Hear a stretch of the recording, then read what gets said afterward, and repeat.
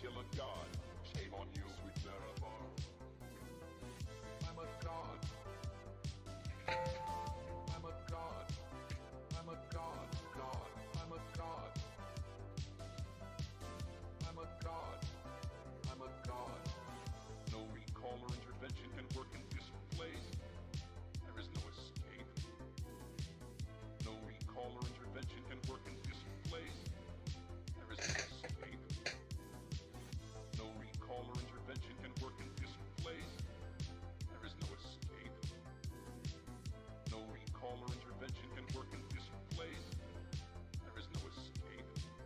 Oh, I'm a god. How can you kill a god? What a grand and intoxicating innocence. I'm a god. Audio check. How can you kill a god? Shame on you. Audio.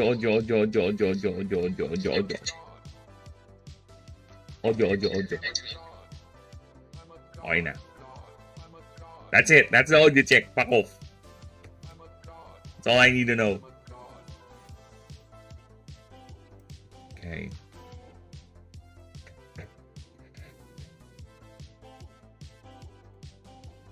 Today,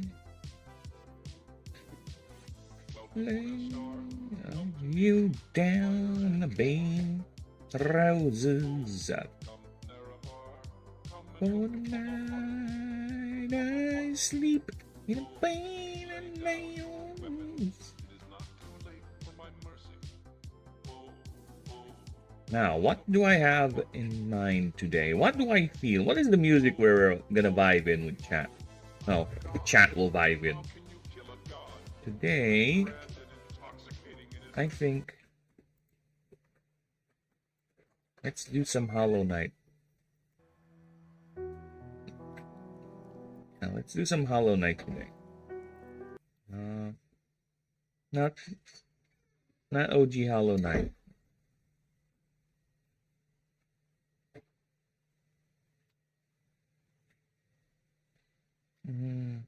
Where's Silk Soul? You know what? Whatever. Let's do Hollow Knight. Just chill Hollow Knight. There you go. Chilly chill Hollow Knight music. It's gonna be our thing. Alright. Let's switch up. There you go. Hello, hello. Hello there, welcome. Hope you all doing good. I'm doing okay. Very okay. I am in the mood for art. I'm in the mood to draw several creatures, but I can't. Because I have to focus on doing what must be done for the project, so yeah. What can I do? I don't want to spend my time redrawing creatures, okay? We'll get to that, I guess, eventually. Or, you know, maybe if we get lucky, we'll actually have people who know how to draw. Alright, so where were we? I think we were done with the entire Kameku line yesterday. So that is good. We're done here. Now we're moving to Miralops. Okay, and for everyone else, this is what I was able to accomplish offline. Not much, to be honest, but I was able to get a Phylax done. At least now I was actually, before I started the stream, I was typing his creature profile. But yes, look at that. 2 drawings done of Phylax in action. One is a top view drawing of him shooting his railgun, well, his grab launcher, if you will. And the other one is him attacking. I was planning to create some sort of a complicated background for this one, where it's actually slicing through and smashing through something, but I think it's gonna muddle the creature too much. So I've decided to relent on that and not do that anymore. I have to put the thing that's cut here, so what? It's gonna be glass, right? Or should I just smash the thing? But then again, it's gonna hide the face, quote unquote. Right? So I relented on doing that and just decided a simple emphasizing background should suffice. right? For this one, it's just stop view shooting. I was planning to add more, but I think it's fine that I just did one, or I've done this, put one instead of a lot, and then just to show the idea of because my original plan is to what's wrong with me? To draw more than one, and the others are charging forth, right? But I think it's fine. It at least shows the grab launcher in action.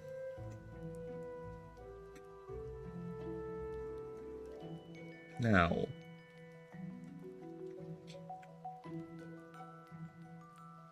there you go.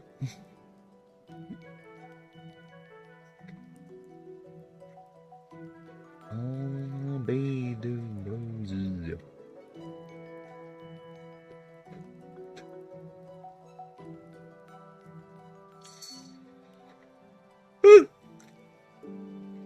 God damn it.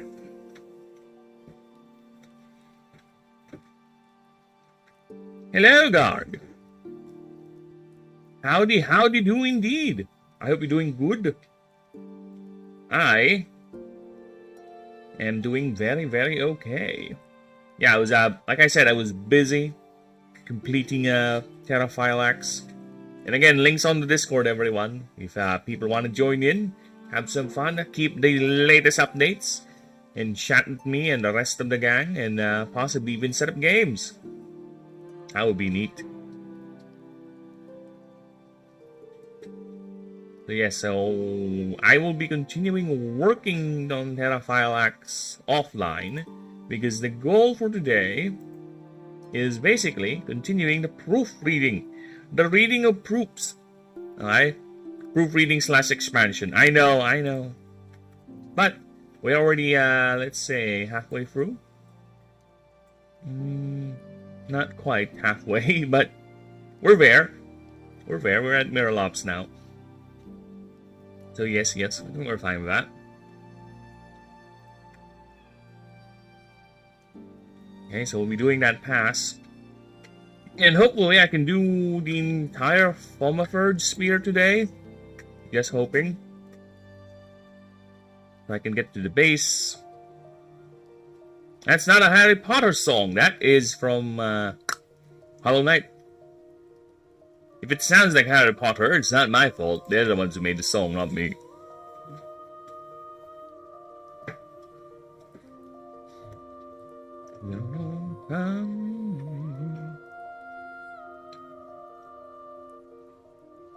Actually, I am looking for a Silk Song compilation. Let me just see if I can find one.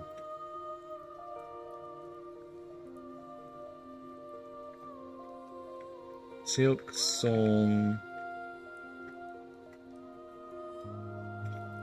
ambience. 4 hours. 1 hour. Come on. 3 more. Can there be more?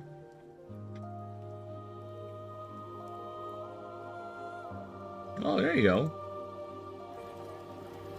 We got Silk Song. Okay. That's nice. And Draw Gang?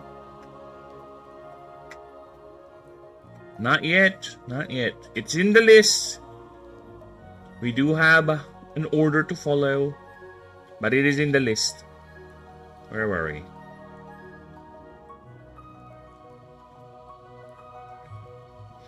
Unless you make it worthwhile, so to speak. Where were we? Where were we? Yeah. I am going to here. Then I'm gonna add you.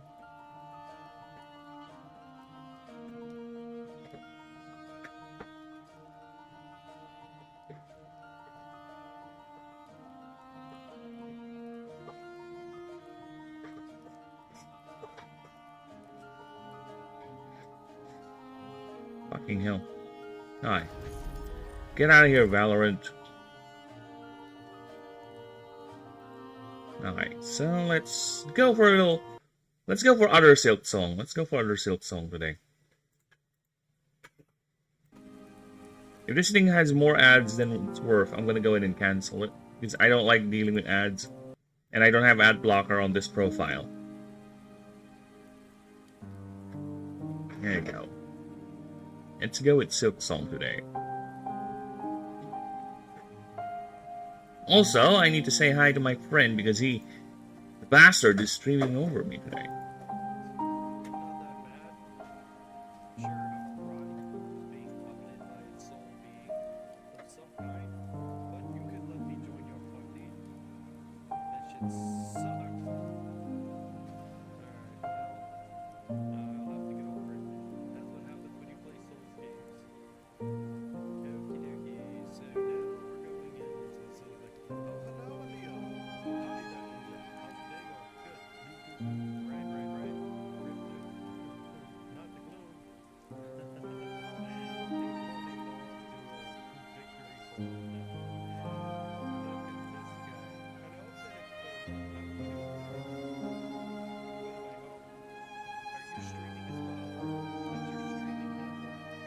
Let's see if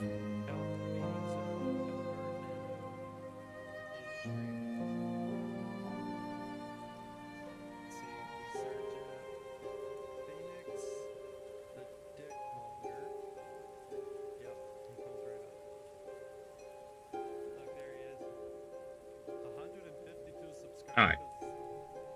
Yes, Hyperbolic Ninja, my good friend of mine, is streaming as well. So if you want to see some good old Mortal Shell gameplay, go ahead. Hyperbolic Ninja, right there. Mike.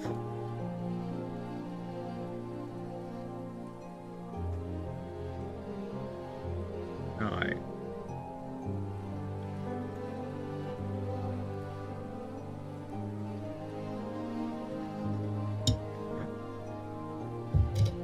Huh? Did you add other power that he had? What power? I already had the initial concept. Okay? We'll be working in detail with him once I get to him. Otherwise, my brain is gonna be all over the place. So we are focusing hard on the things in front of us. And right now, we are working with the file axes. That's what we're working at for the starters. So yeah, I'll be working on these first, then the rest of the list we'll be going through that. Then once we get to the actual thing, then I will be thinking about it most in depth. And trust me, it will be in depth. It will be on par with the rest of my other creations. I love them all equally, but I just love more than most. Because I gotta be honest, there are designs that I am very, very biased. Okay? There are designs that make me, oh shit, this is too cool. There will be like that. But I try to make them as varied as possible. Right? Because if I make every design something I like, it's gonna cause some problems. Okay? Everything will look the same.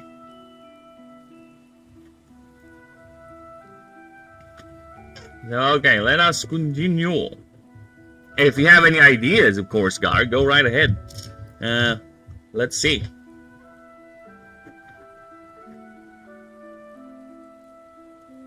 Inorganic attachments called solar mirrors. These collect solar and arcane energy in the atmosphere. From the atmosphere, I think is better.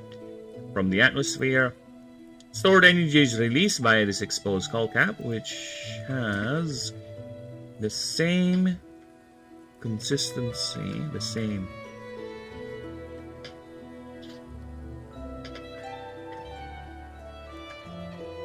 mirrored alloys, consistency properties, there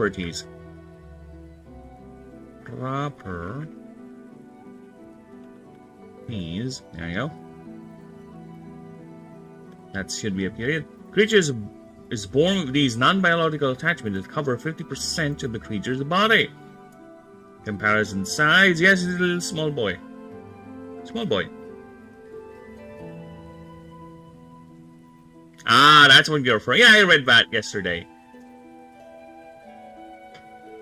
We will think about that. Because I'm not planning it to be a ice type. Or rather a water type, but I might get away with that. Like I said, I'm not putting too much fault other than the initial design, but if there's anything else, why not? Give me ideas, give me ideas. I will do my best to put them in.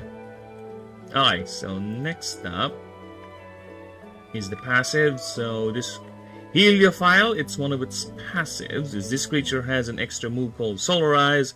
1 mana, verdant 3, heal. Yep, that's the wording for it.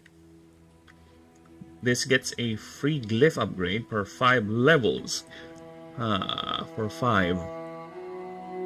Yeah, I guess.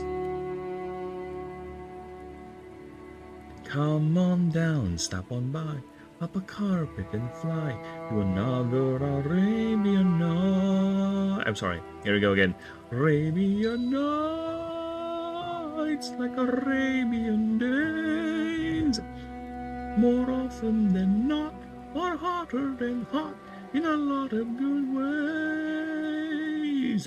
Arabian nights like Arabian moons. Up and hard, I'm falling for hard out there in the dune. I can't help it. It's not one of the songs that I really like. It's easy to sing, at least for me. I don't know if I'm singing it good. I think I am not singing it good, but you know what? Fuck it, I don't care. This creature gets plus 5 speed for 3 rounds every time the move Solarize is used by any creature. Okay, I think we're fine with that. Whenever this creature gains mana, it boosts its next move by 10% buffs and healing or healing.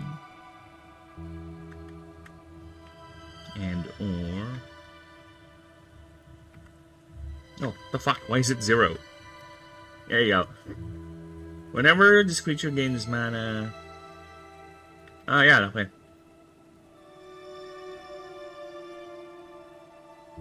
Yeah. This creature gains plus 2 energy per 5 used. Okay. That's gonna be fascinating to track.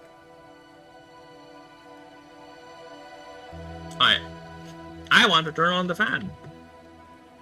I'll be right back.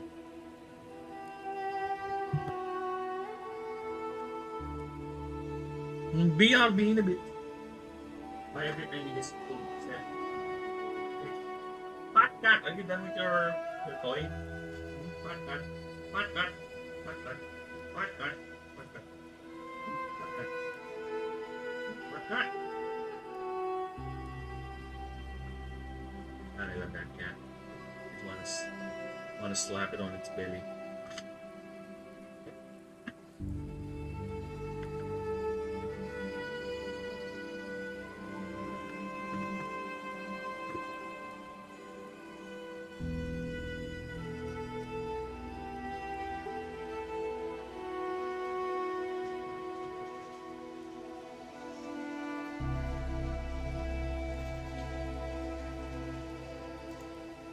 Alright.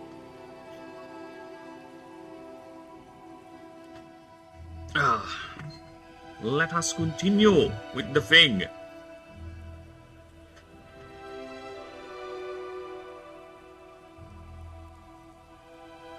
Yeah, I was not able to do a move proofreading pass earlier, offline. I'll see about continuing it whenever. I'm only one man with one brain and 2 hands. Unfortunately, I don't work that fast. Don't you meow me. You meowing.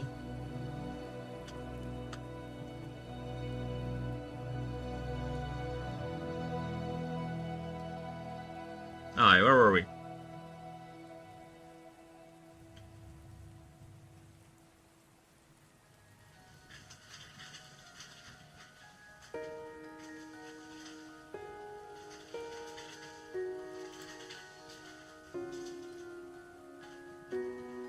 I kind of don't like the head, to be honest, the more I look at it. This one looks fine. This one looks weird. I don't know. I might change that. I might change this.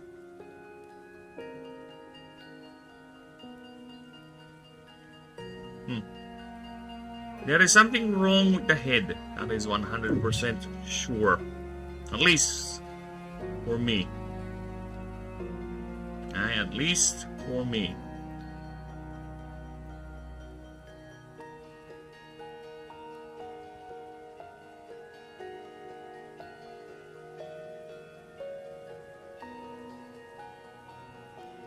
Alright, where were we? The human-founded nation of Castellan has the highest concentration of minibosses anywhere. Oh, shit. Before we continue, let's do this. Just in case I need to expand anything. Alright.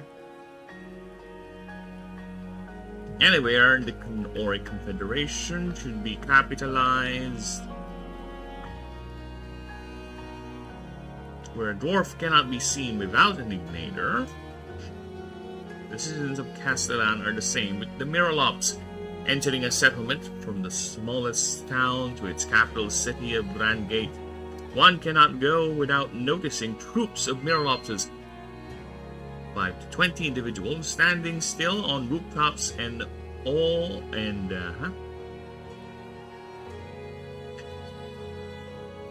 the open spaces. Rooftops and the many open spaces.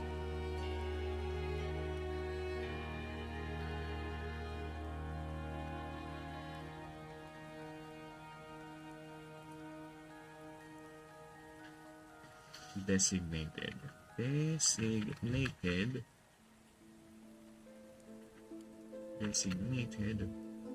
for them with even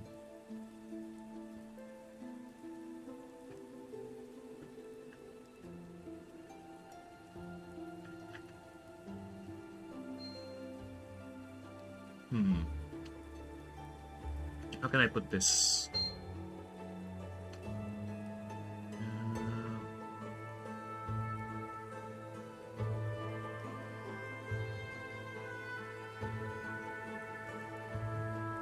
Open parks.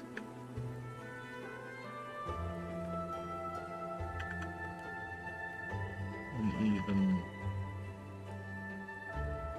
designated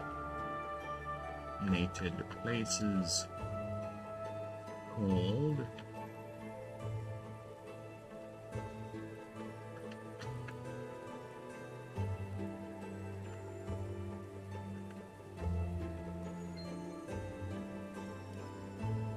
parks. There you go.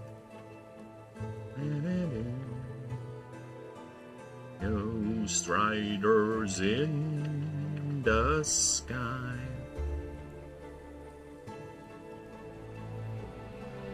I don't want to go to YouTube Shorts again because of one cookie filter. My nightmare. What? What happened?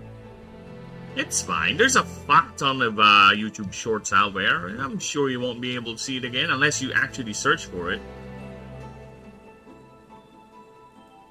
Love parks there. Government.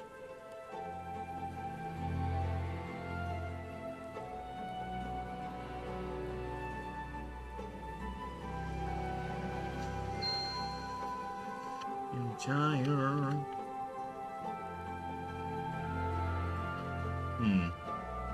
Horses snorting fire.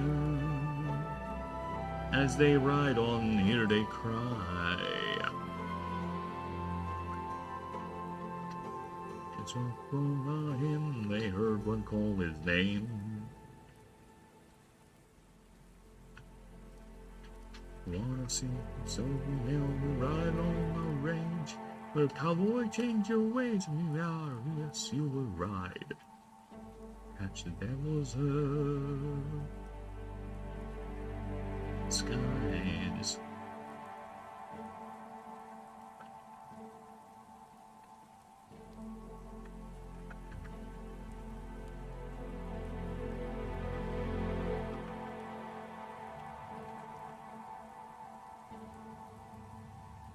trade in.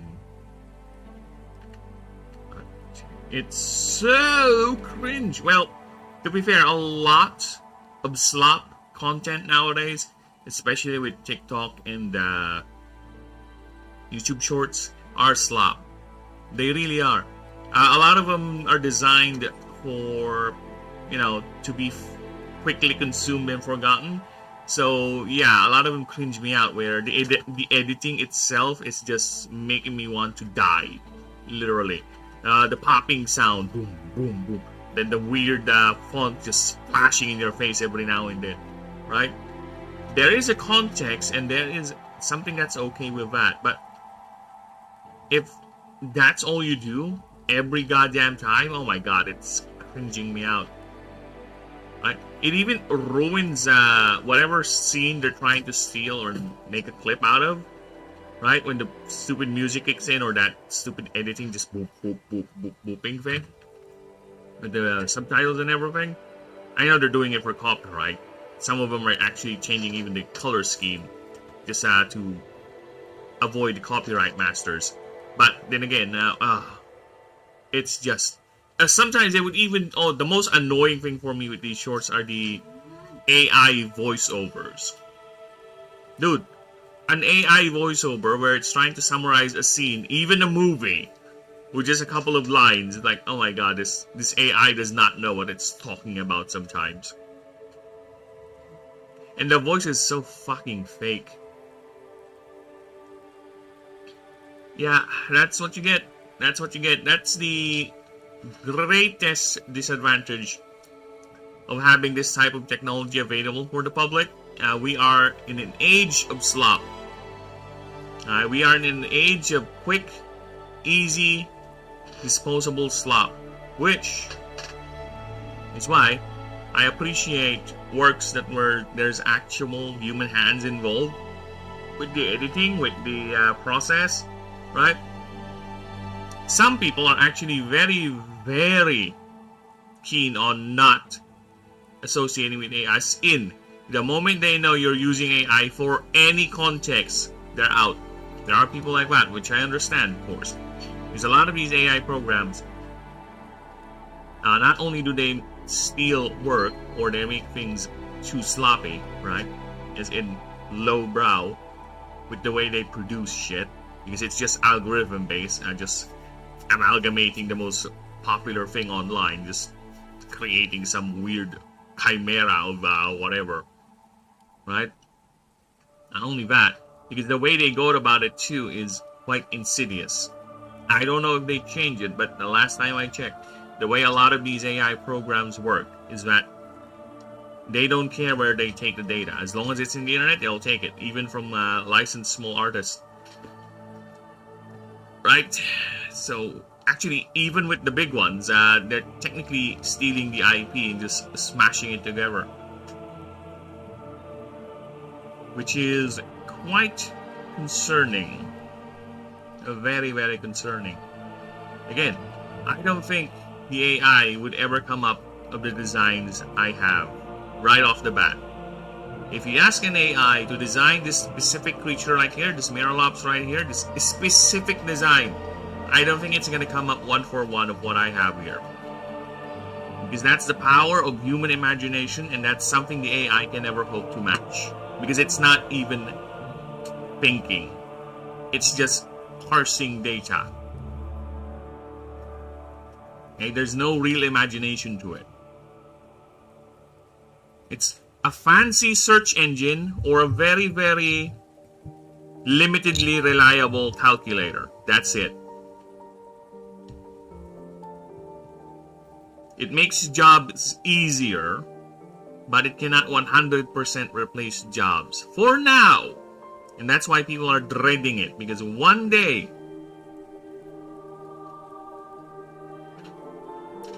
it will actually be a threat to everyone. Not just the creators, no.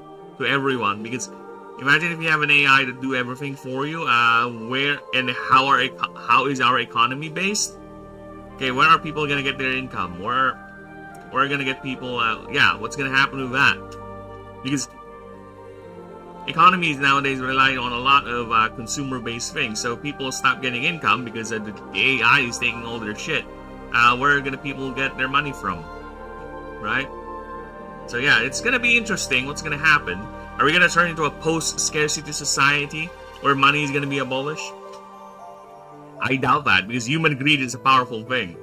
That's why certain political ideologies can never work, because of the power of human greed and ambition is far too great. Arrayed in terraces. Remember what is this stream? First time in your stream? What? I don't remember the first time I ever streamed. I don't even was it a Pokemon game? I think it was a Pokemon game, the first ever game I streamed, and it was not on YouTube, no. I think I streamed on Twitch. That's the first time ever. Was indeed on Twitch.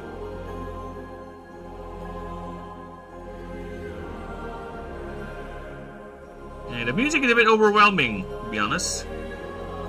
Let's go reduce Hollow Knight a bit. You are overwhelming my voice, Silk Song. I know you sound nice, but can you tone it down a bit? You're supposed to be background music.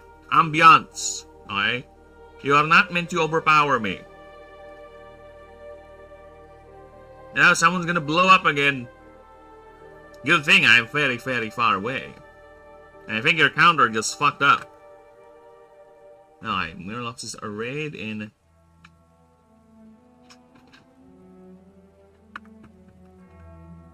overlapping terraces.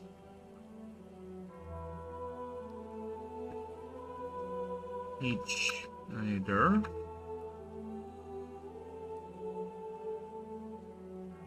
belonging to a specific family or community, and hey, that's cheating. You should be 3-2-1. And community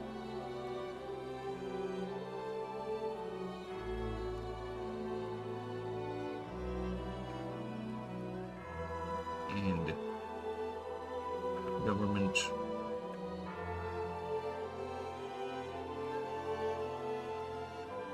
and even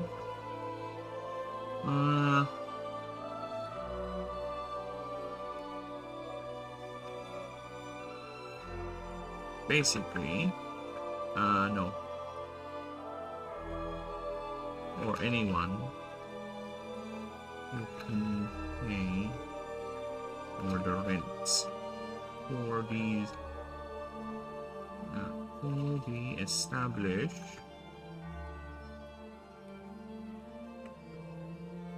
establishments rates, be it by power or plain currencies.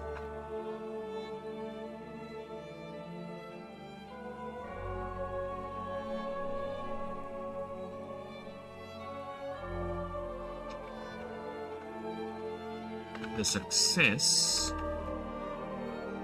of this infrastructure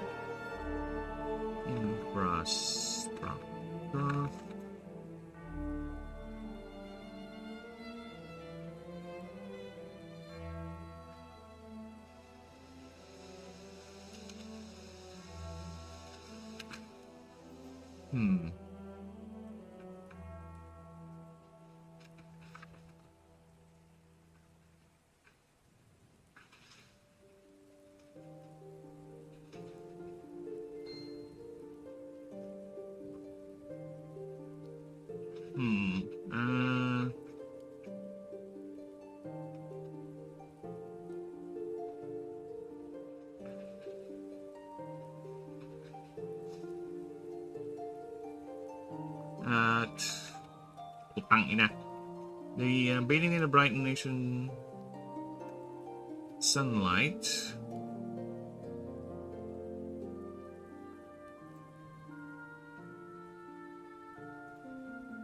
Bathing in the bright sunlight,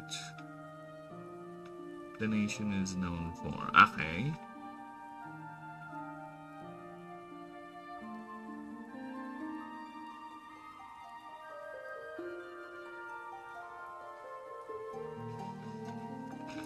As Mirrorlock says, as the creature itself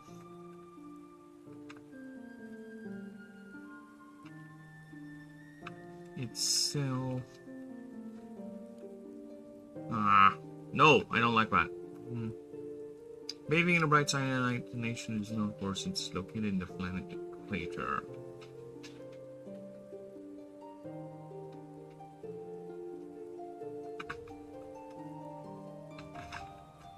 These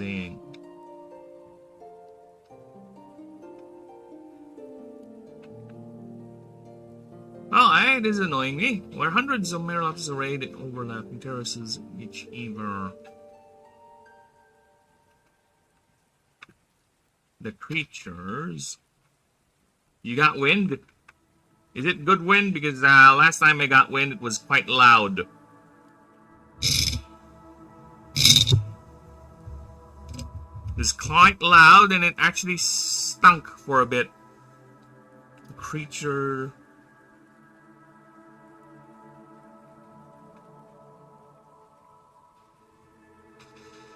spends all its time bathing in the bright sunlight the nation is known for.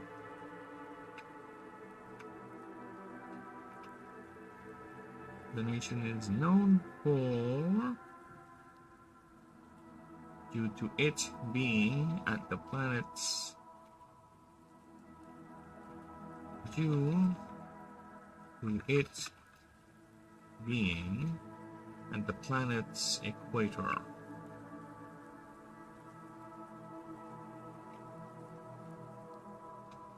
And the even funded nation of Castellan concentration of the dwarf scene. Smallest town or aid or anyone, the creature.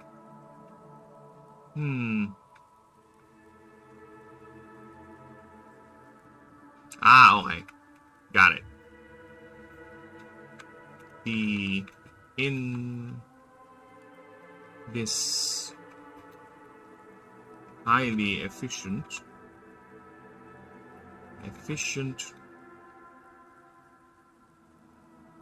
dude, kids commenting on videos isn't gonna be like that, sure, but a lot of them just gonna spam emotes, to be honest. A lot of them is gonna spam emotes or what do you call that? Do weird requests or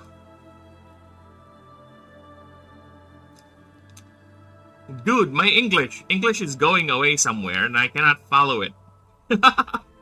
My English is going somewhere. Alright? It's going somewhere that I cannot follow it. Where are you, my English? My English is gone.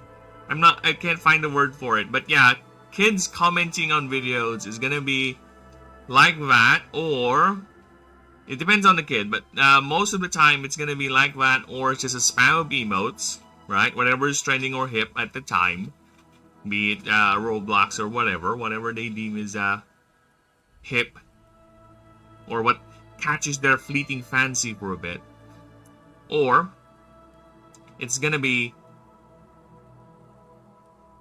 a weird request. Yeah, I think I already said that. Well, whatever. Fuck off. My foot. Fuck off. To be honest, YouTube should have a dedicated network for kids. I think I'm okay with YouTube vetting kids like underage out of the platform, or at least a specific niche in the platform where it's YouTube Kids. Because there's a lot of content out there that I would say is not kid friendly. Okay. A lot of content out there It's not kid friendly. And nowadays, a lot of parents actually let YouTube or any other social media do the parenting for them. And I kind of don't like that. I do not agree with that particular practice. I don't ever rely on strangers in social media creating slot. Also, oh god, it's just turning your kid into a short attention span, non-thinking entity by having YouTube or whatever social media do the parenting for you, okay? Because all they'll have is just slop every day, designed to catch your attention and just move on to the next one, okay? So I highly do not recommend that. And I'm okay with YouTube actually creating a kids-only section. Of course, it's kind of hard to do that. What are you going to do? Have everyone submit an ID, which I am actually against with, right? But at least show that effort, right? Because some boomer parents would actually go ahead and register their kid there, alright?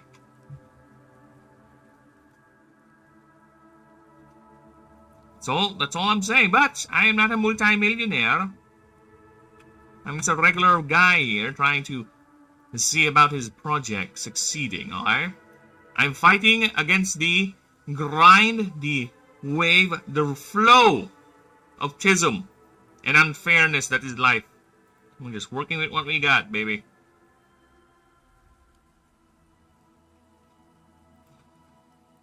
I have to play Rob in the middle of a stream. Why not? Again, that's how I usually watch streams, you know. When I'm doing this offline, I would be actually playing a video right now. Playing a video right now, podcast about, you know, and just go ahead. Oh, fucking hell. Why is there an ad? Fuck off.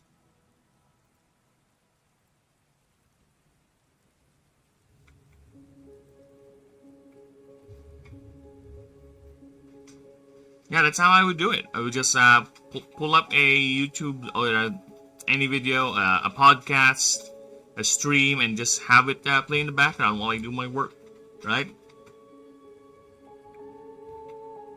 Well, I find it a great honor to be a second monitor content because for some reason you find listening to my voice decent enough or okay enough for you to work in the background while I ramble on about some stupid shit and forget about how words work.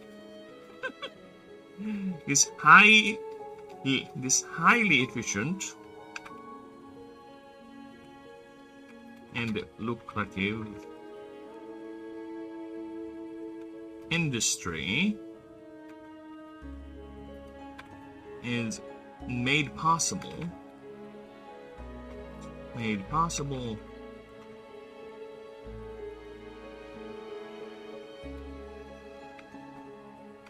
by the fact the creature spends all its time bathing in the bright sunlight the nation is known for, due to it being at the planet's equator. Their solar lenses collect solar radiation, metabolize it into usable energy, while extraction cables such as tails siphon the excess energy into the city's power grid. A single troop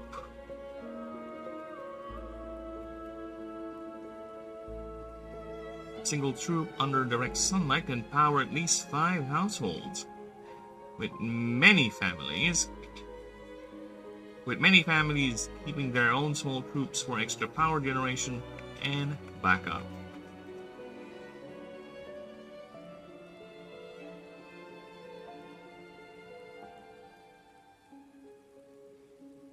Okay, I got beaten up by police. What happened? You got beaten up by a police. That's what happened.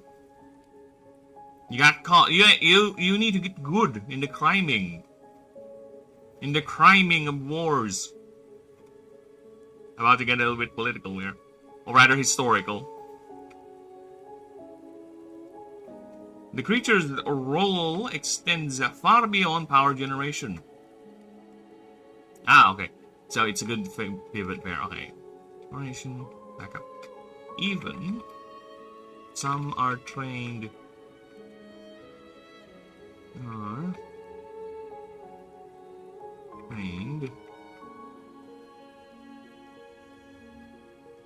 be security. Act as security.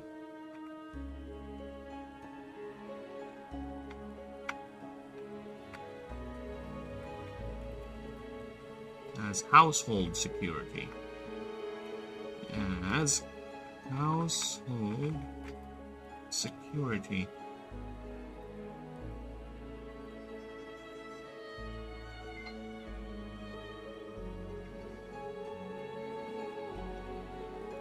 As the creature's role extends far beyond power generation. It is highly favored by security forces and law enforcement for its ability to generate light when needed and project powerful energy blast for more dire circumstances. Additionally, due to their low maintenance cost, in addition, Elizabeth Meza, hello, welcome back. How you do? We're just proofreading, making sure the creature profiles are good. And just so you know, everyone here in chat, yes, I recognize your name. Hello, welcome back. And just so you know, the Discord is up and running. Alright, so if you want to join in, get some updates regarding the project and everything with official stuff here and there. If you want to check out the rules, right, they're all here. I have shared links for everyone. I do post things every now and then. We do have conversations every now and then here in the chat. But yes, the Discord is up. The links are in the description if you want to join in. And if you really are interested in the game, I will do eventually test games. And I would be happy to DM people if you really want to try it out. And I will schedule those, of course, stream time. And I'll be happy to DM you people. So yeah, check it out. Links are on the description down below. And also, while you're at it, do that like and sub. Oh my god, that's so cringe. Sorry, I'm really bad at self-promotion. I find it quite cringe. But, considering this is the thing I'm doing, right, I might as well learn how to do it. I might as well learn how to do self-promotions. And yes, either way, welcome again. And hope you have a good day, because I am having a very okay day. And I'm going to continue to grind the projects. Additionally, due to their low maintenance costs. Oh, yeah. Powerful energy blast for more dire circumstances. In addition, this should be in addition. In addition to there,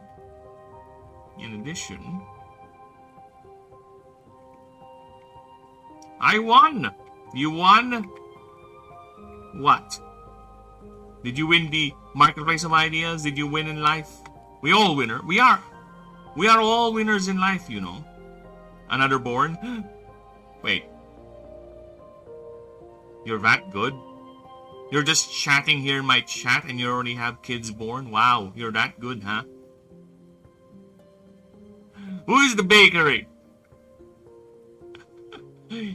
What is an accident? Is it?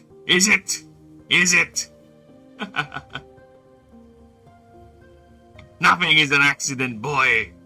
You wanted that. These properties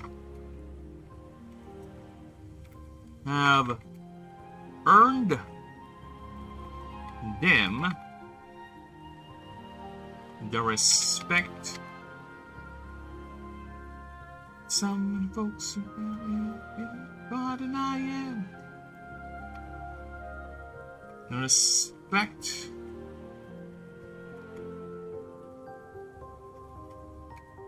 of these offices, institutions. There you go, institutions.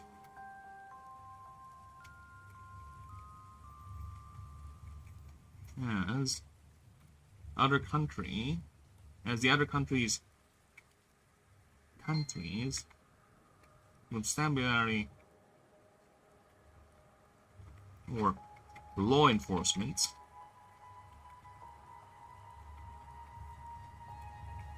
are slowly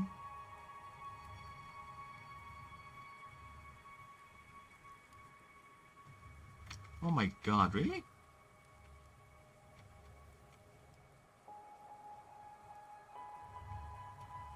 With the respect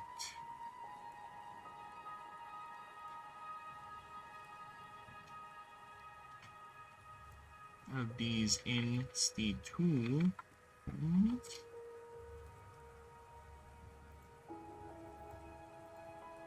Really, you don't know what this is? It's just institution. There you go. Come with me now. As the local, as the country, the other countries. I'm gonna show you now. As the countries constabulary has taken the creature's line.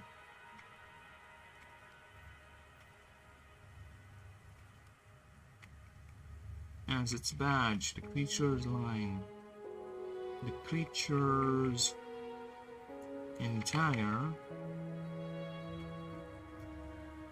line as its badge and mascots. You've told leaving that thing something that's hard. Something that's sweet. So last night, funny, you would even take a bite. Okay.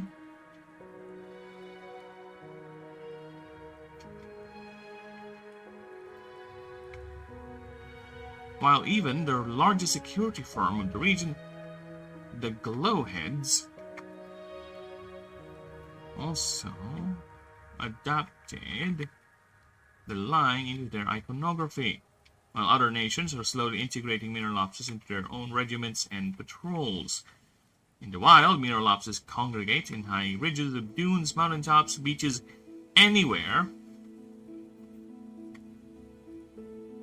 particularly anywhere where they can get the most exposure. These troops are tightly knit family unit, each watching out for predators and changes in cloud cover. The creature is known to shift to a diet of nuts, roots, and plant matter if sunlight is insufficient. Alright, so with that, I think I can do this. I will do this. Right? Reduce that. Should I take this bit? Should I take this bit? Probably not. Alright. It depends on how much we're going to add on this bit. So let's see.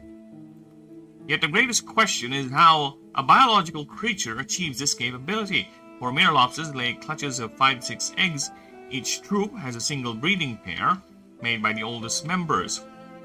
The hatchling develops inside its eggs and require a constant mana influx for augmentations to develop.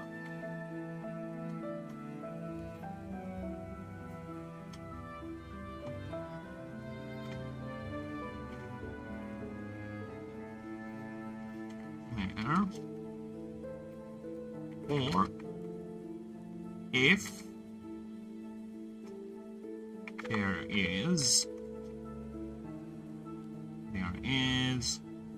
for the land is held and the moon only I will see.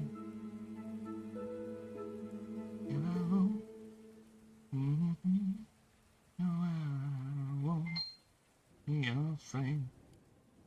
No, it's just sad. Stand by me. Then darling, stand by me. No, stand. Though it has been found. Oh, where were we?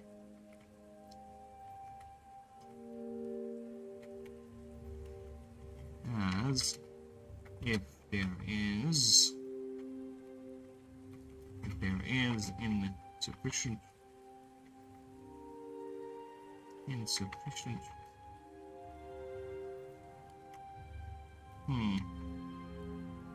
As this will dictate how long the eggs will hatch. The eggs will hatch. With some cases of hatchlings not even. Oh my god, emerging at the same time, or developing at the same rate.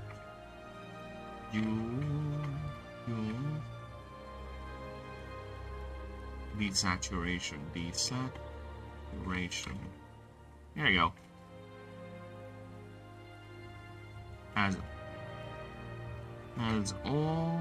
As each young are born with the initial armor plates. However, and now, stand by me. However, the plates are still soft. And malleable enough to grow and solidify after 3 months once the creature reaches its full size of 2 feet. Then after another month, its solar lenses form.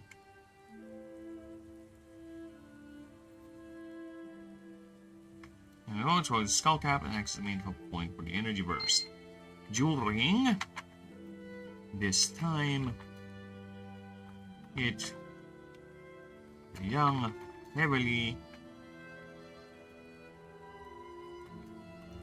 is fully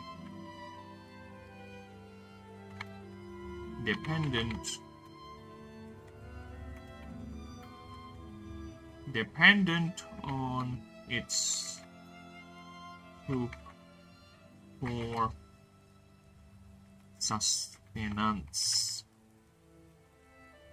The hell? Way to hell.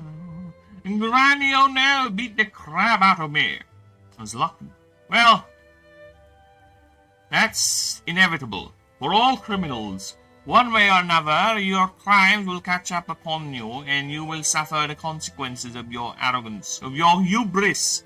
And there you go. Enjoy prison! Biologists have documented that not only the creature's skull channels and contains energy, but the entire skeletal system is capable of such. However, it is the steel plating, however,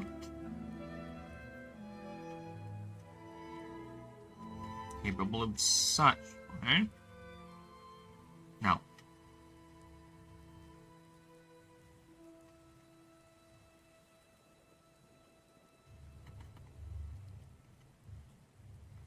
many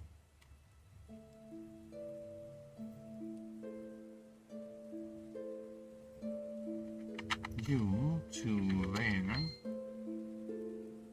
constant need for exposure,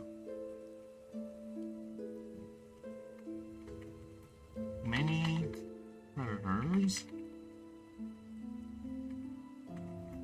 have taken advantage of this as clashes with troops and attackers are quite common, as in any event, the steel plating being damaged, or worse, the lens, the creature must rely on its family to sustain it. while it channels mana to repair the damage.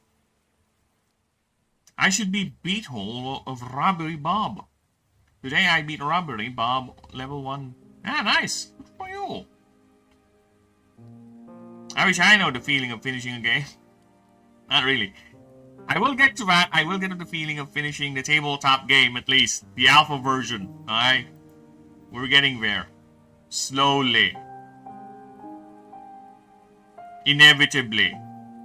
Okay? Inevitably, we're getting there. And we just check the stream. We are 1 hour in. How we do? Thank you, everyone. Hello.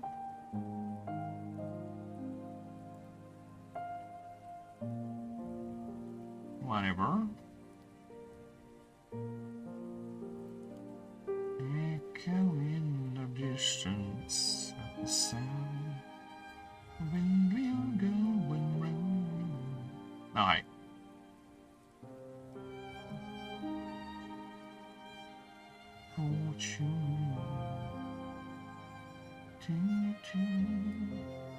That's why you get caught, guard. You don't tell the truth. Liars go to prison, you know that. In sunbathed regions like Aranak Dunes, in other... They are quite common. Fuck off in... Ay, ay, ay. I forgot to do that, damn it. Shit. Alright, let me just put in a extra space here so we can avoid fucking up Skyracosaur. Now I have a problem. As you can see, we're running out of space. I need space, baby. Alright. In quite common sun-baked regions like the Aranak Dunes and the heights of the Rim Mountains. Troops can even grow up to 100 individuals, only dispersing when some develop the urge to start their own troops, along with some other members. Okay. Yeah, though it has been found that nowhere. What? What? Do I hear a grrr sound? Yes, I do grrr every now and then. Grrr. Or is there something else in the audio? I don't know. But, I don't know. I do grrr. Grrr! Get over here. See? Though it has been found that nowhere... what?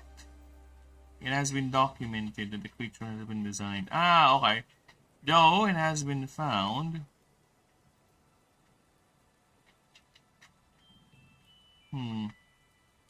I think I need to...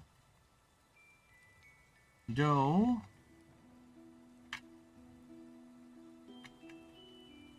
there is no clear evidence the creature was designed by the ancient Astari, with the most ancient Southern clans claiming the creature exists long before the founding of the Astran Empire, roughly 10,000 years ago, and supported by the fossil record. There you go. Alright, now it doesn't sound weird.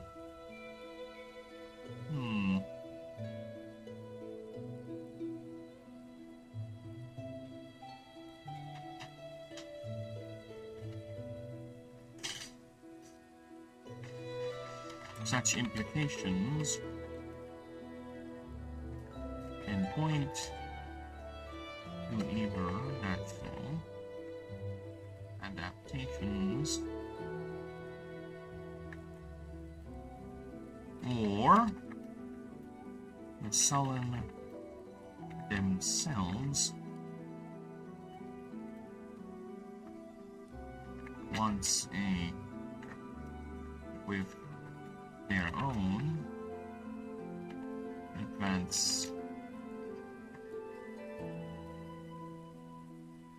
with their own shattered and forgotten histories. Forgotten histories could be the progenitor.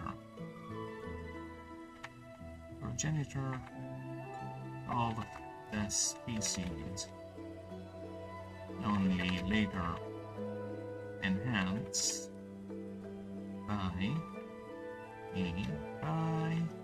the ancients. Yet little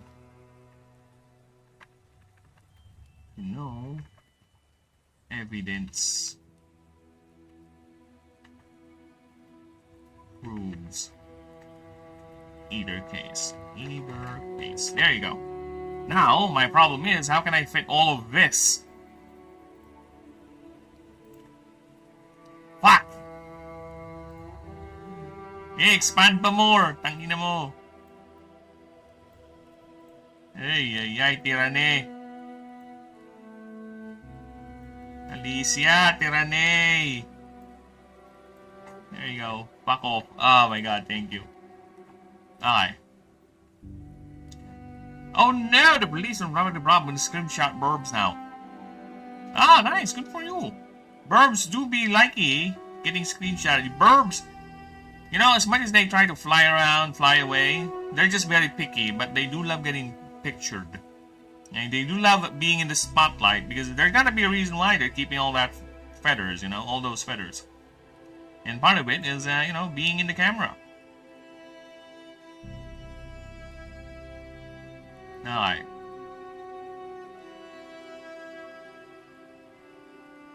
I am blaming the police, ring around the rosy. Ah. Well, they're gonna get ya. I can see the determination in that policeman's eyes. He will get you, one way or another. Someday, maybe not today, maybe not right now, but he will get you. Alright. Skyracosaur. 2 solar lenses on its head and its hind quarters provide the energy the creature uses for flight. 4 legs have now grown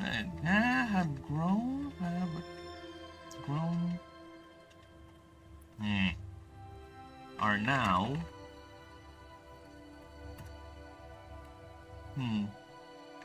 have grown a solid steel wing, each with a wingspan of 3 feet, while hind legs have smaller wings for stability and maneuverability. Additionally, legs function as directional thrusters or VTOL and directional control mid-flight. Skull cap no longer exposed and has transformed to a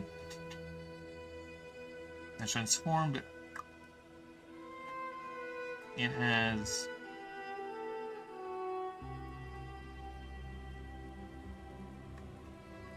has transformed the tip of its tail serve as its new focal point for power. There you go.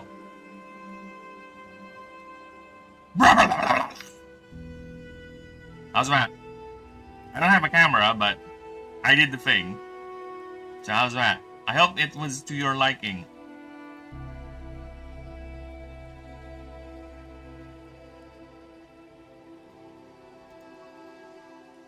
Alright, where were we?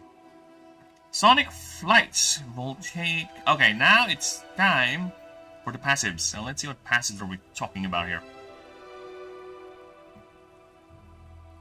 Alright. Quad vectors. At the start of combat round, before speed is calculated, you may pay 1 mana to choose one. Choose one. What one? How many ones are we talking about here? Just one?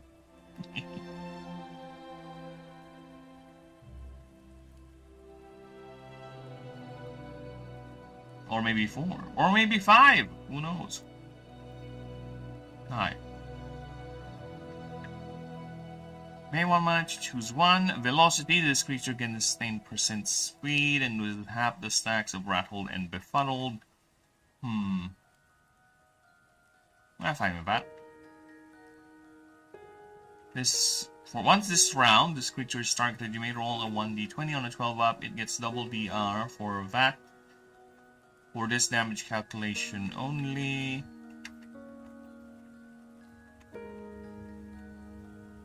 This creature can next move deals 20% more damage. Okay.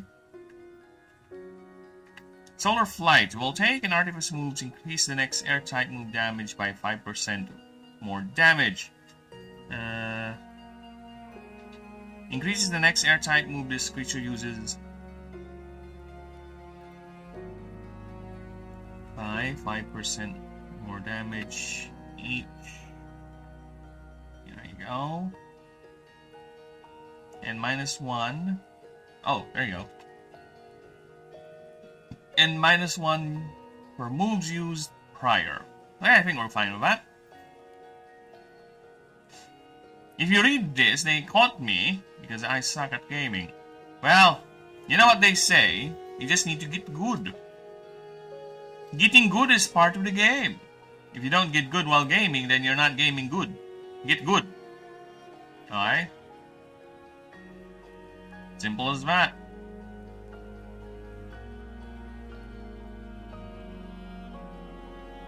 Artifice velocity is gain +3 speed per 5. Yeah, it's fine with that. Stats, again, no worries there. Oh, what is this? What is that? What is that? Why is the ascension line all fucky-wucky? Is it my fault? Did I do something? Most likely, because I'm the only one fiddling with this dock anyway. Alright, so blank page just to protect Proceratron.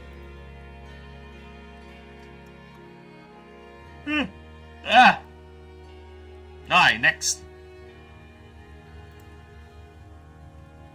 No, but I beat 3 chapters. Well, how many chapters are there? Are you halfway through?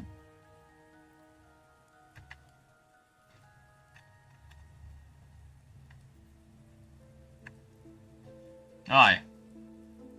Let's take a look at Skyracosaur's profile. And before we get there, I'm gonna go ahead and grab a drink. Alright? Bear with me a few moments. I'm gonna grab a drink. I'm gonna do the glug glug, then I'll be back. In the meantime, let me just set this up.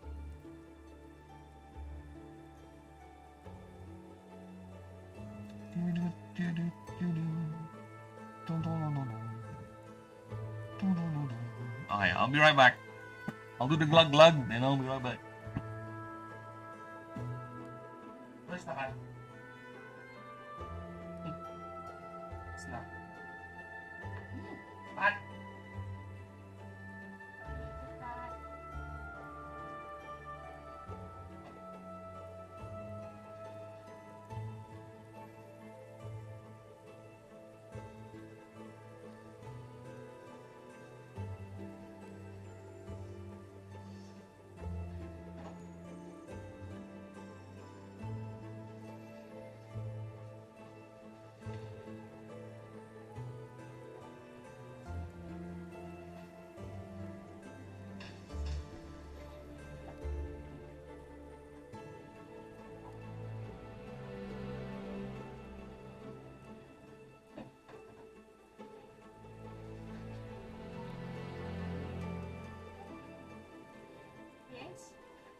Why is it looking at you? Because you're singing.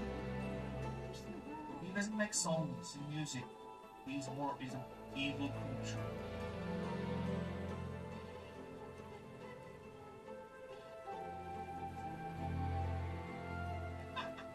Fat cat!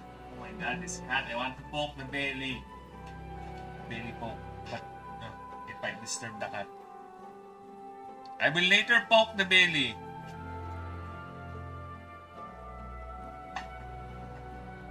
The belly will be poked later. For now, I have business to do.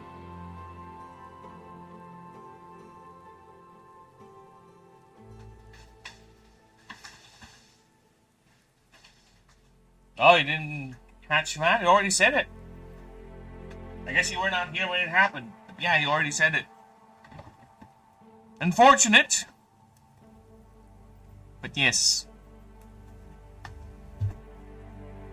I think yesterday was the last time I saw it pop up.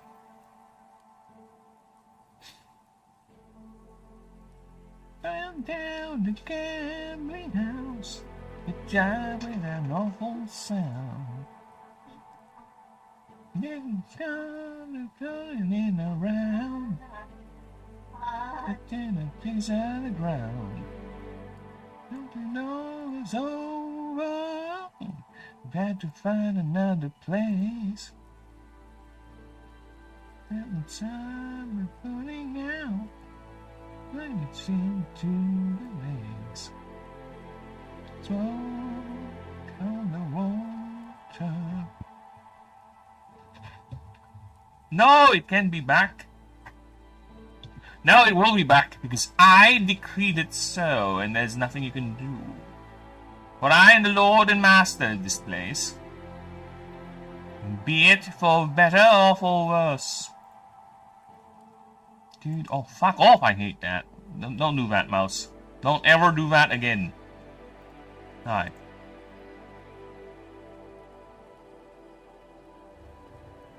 Let's see what we got here. Oi! You stop tinging, kitty. Why is the kitty tinging? Kit, I'll poke you. I'll poke you from this side. Ow! Ow! Stop biting your mom's finger. It's Clawing. oh, Kit! Oh, oh. No. Let go. Let go. There you go. I have successfully let the cat go. What? No, kitty thing. So many kitty things. Yes, when will you learn? Dude, my cat, Kit, has a detention. He gets grounded every time he would be too overly cute, quote unquote. Yeah, he gets grounded. He has a little cage. Or, not really a little cage. He has a 3-story cage. Cat cage. Here. Inside the house. That's where we put him in whenever he's going on timeout. Kit! Stop dinging your mom! Kit. Stop dinging your mom! The tail is so agitated. He's giving you the killer look, isn't he? Kit, you fat cat! Stop it! Stop it!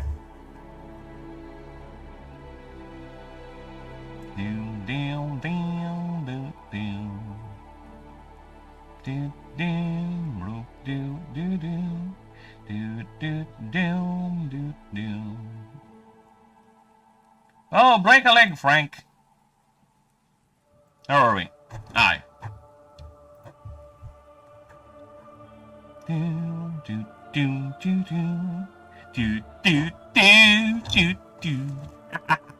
can sing if I want to. Make me.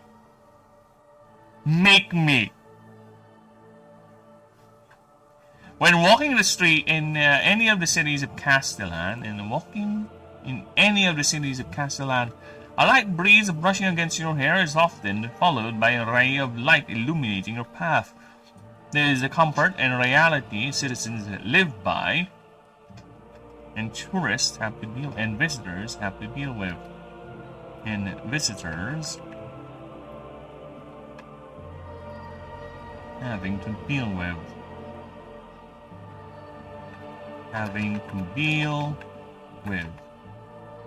For a Skyracosaur patrol is a very common sight, especially in the seedier areas. Like that of... Alright. Where's the... okay, I need some inspiration here.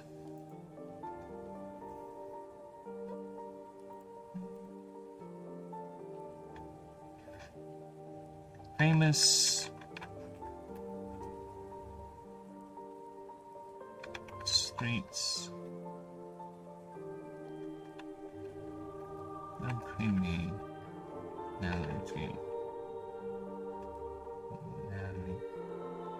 happen in the world.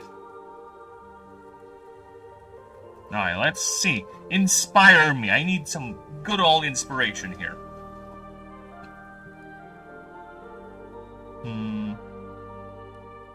Oh. Oh! 35 seconds? Yeah, it's not enough.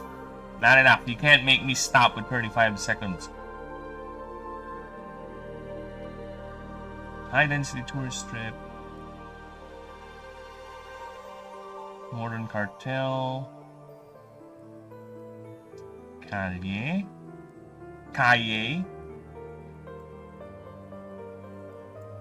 Red light strips. A lot of these are US streets, damn, really?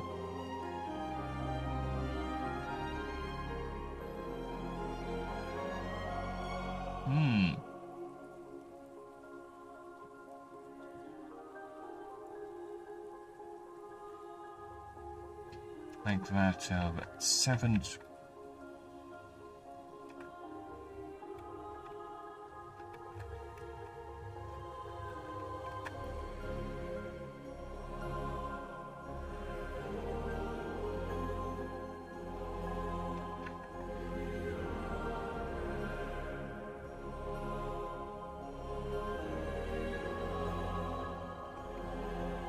The main leisure hub of Grand Gate of Castellan of the capital Grand Gate, or most commonly known as Mobland, or many rumored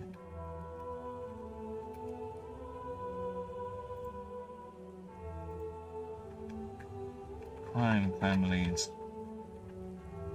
owning legitimized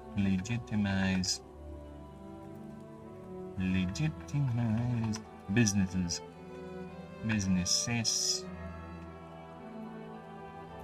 in that area. There you go. Aha! The fog is coming! Actually, we do have fog here. Believe it or not, guard. We do have fog, and look at that! You turned from blue to red. I don't know why, but you turned from blue to red. Yes, but we do have a lot of we do have fog here every now and then. Depends on the weather, right? Yes, I have experienced fog, and I'm actually quite a fan of it. As long as I'm not traveling. If I'm just outside walking and there's a bit of fog, you know what? I like the atmosphere. I like the feeling of waving through the unknown with barely enough visibility. A little bit of haze in front of me. Also, sometimes cool water droplets forming in your skin as you walk through the fog, through the mist. So yeah, I am a weird boy. I enjoy the weirdness.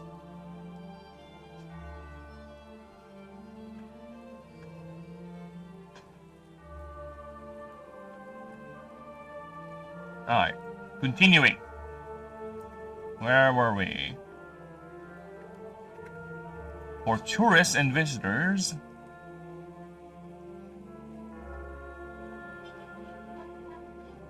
Oh, I should take this. For tourists and visitors.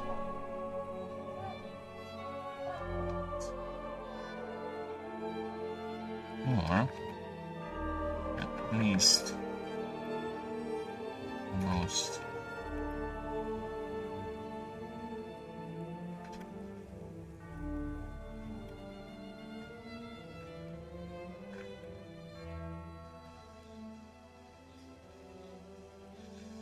or indeed most of these also contain the more interesting aspects of urban life, the bars, the red light districts, the commercial centers.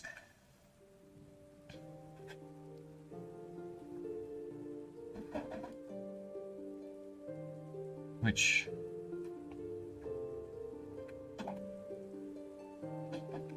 this need for coverage and surveillance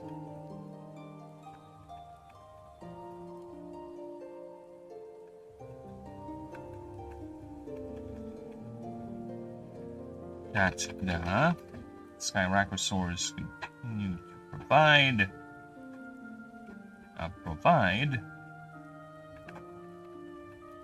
continue the line's primary role in law and security enforcement. Okay. Where Miralops aid the ground, the Skyracker source function as patrol craft and quick response units, each one linked to an officer with Animancer training, using the mana links to see and direct the creatures in vast distances, averaging a quarter mile or even larger depending on the individual's mastery of the skill. Some are even trained by the Animancer to flash light signals to coordinate with officers on the ground.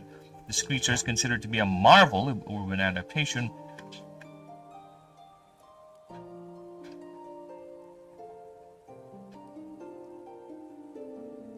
Coordinate on the ground.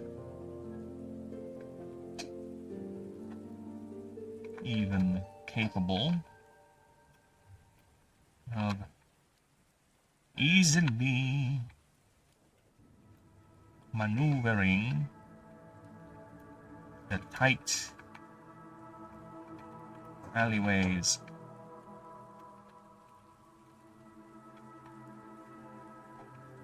and corners of a bustling cityscape. Cityscape. There you go. This creature is considered a marvel.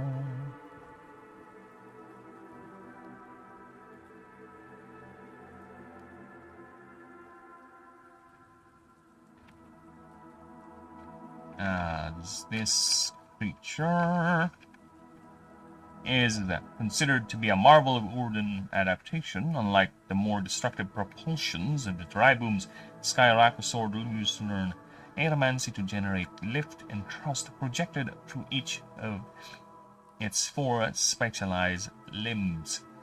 These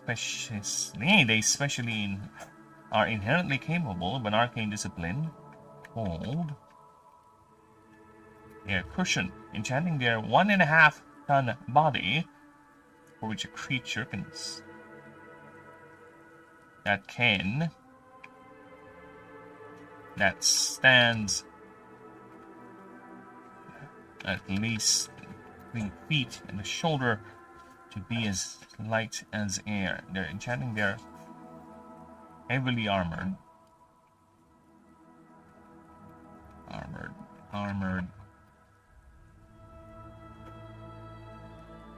1-ton body to be as light as air. Ooh, sunflower.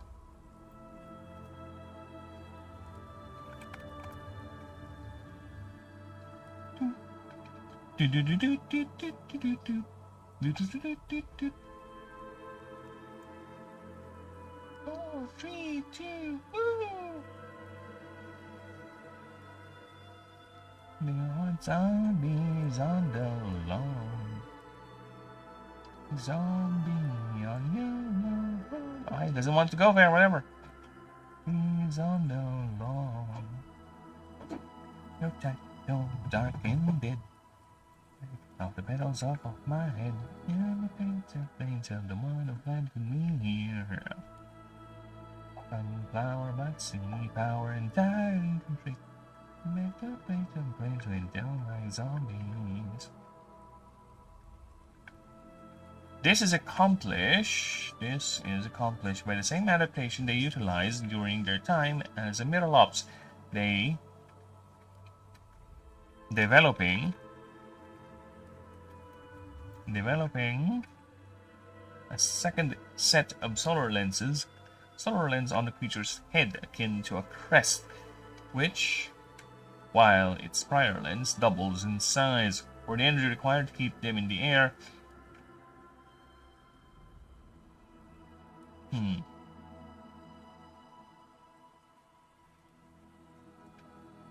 is substantially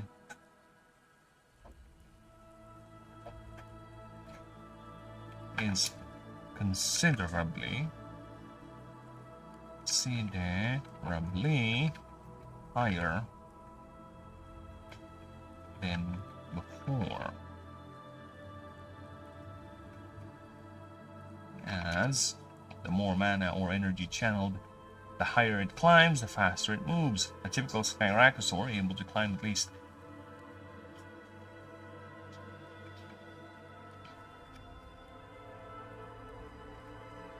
let's reduce that to 19,000. That's a bit too high, actually. Yeah, I think we're fine.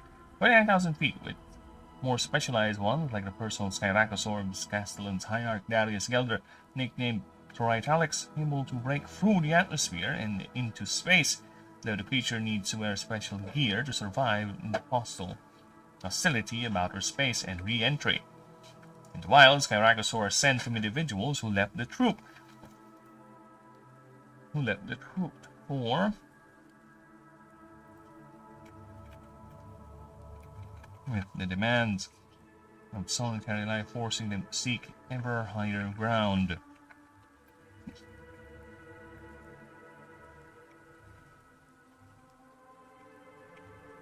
In the most literal sense.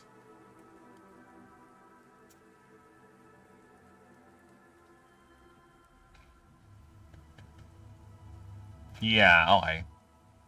I need to move you over here.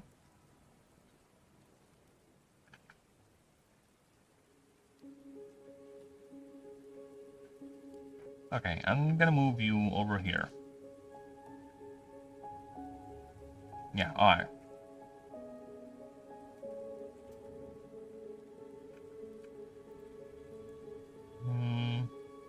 I'm gonna move this entire bit over here. Okay.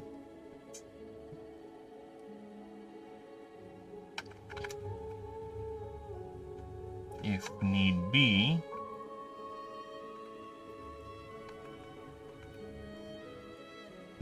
As in literally, be. You taking nappies?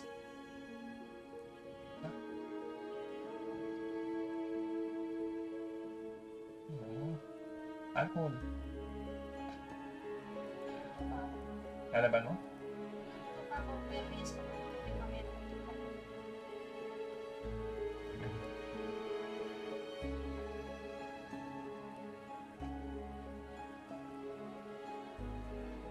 If need be, they also act as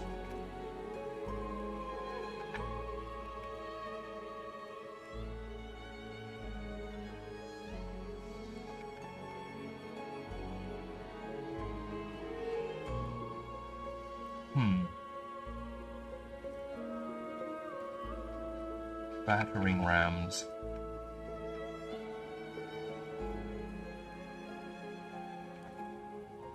Granting entry and pathways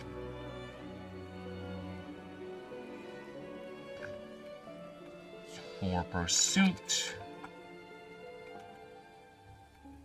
and or recovery or rescue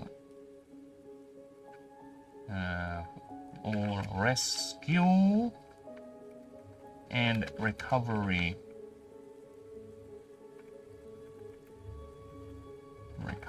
needs.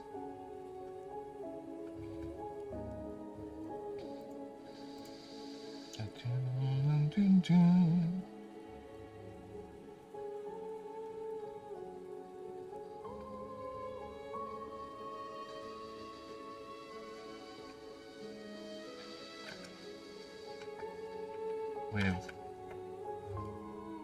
many criminal. The creature having a fight without reputation against criminal activities as the site of a squad pushing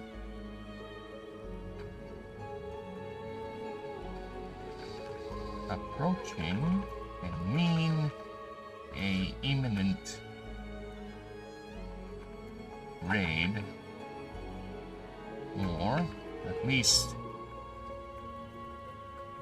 a show of force.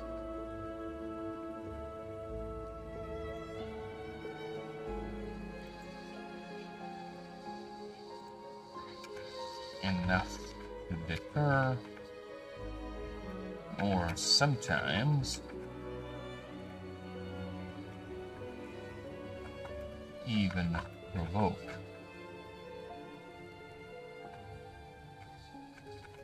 A response.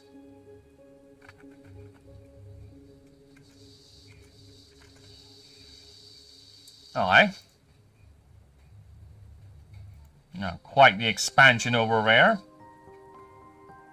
And let's continue. Skyracosaurs learn to use aeromancy to generate lift, thrust, yada yada yada. We read that already. Knowledge based adaptation developed by the second set of solar lenses on the creature's head, akin to a crest. Although its prior lens doubles in size. For energy required for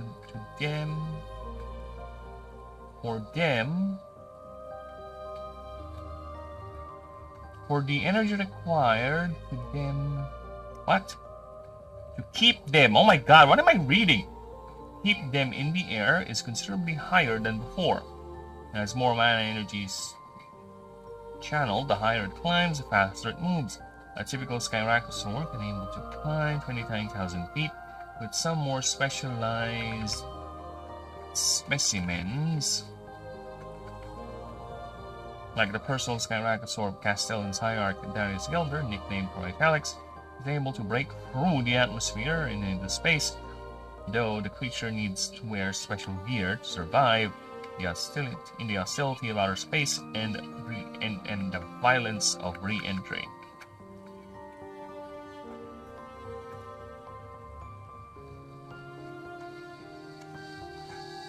In the wild,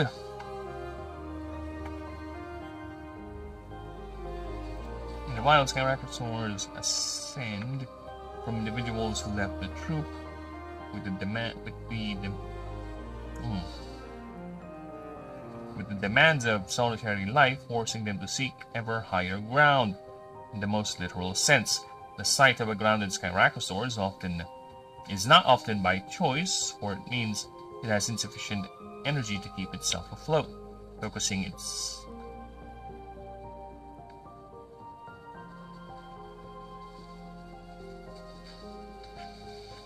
instead to sustain itself and attempting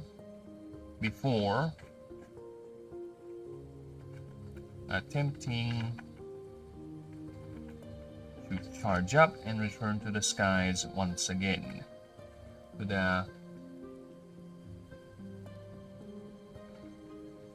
While biologists speculate this ascension form is clear evidence of ancient astounding manipulations, as fossils of the creatures only go as far back as 8,000 years. That's 8,000 years ago.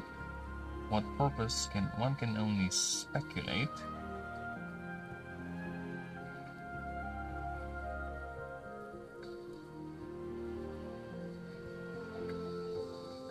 Yo, hello Denisium. Hello, brother. How you do, man? We are slowly chipping, but I think you saw me post the, I don't know if you saw, but I already posted the Terraphylax art. Right?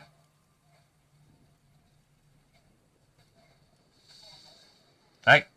Because I am slowly chipping. But I think I also added in a new rule set because apparently I forgot about the morale system. So I posted a new rule set over here for heal spots and the morale system. So yeah, I forgot about it. Goddamn, but it's there. And there might be a couple of rule sets things that I have forgotten too, but yeah, either way, I'll go ahead and update them as much as I can if I remember them. But either way, how you do?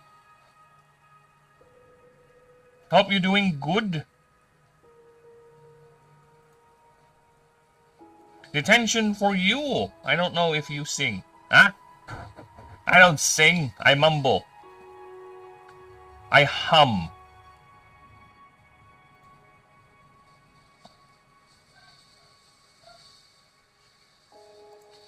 What was the original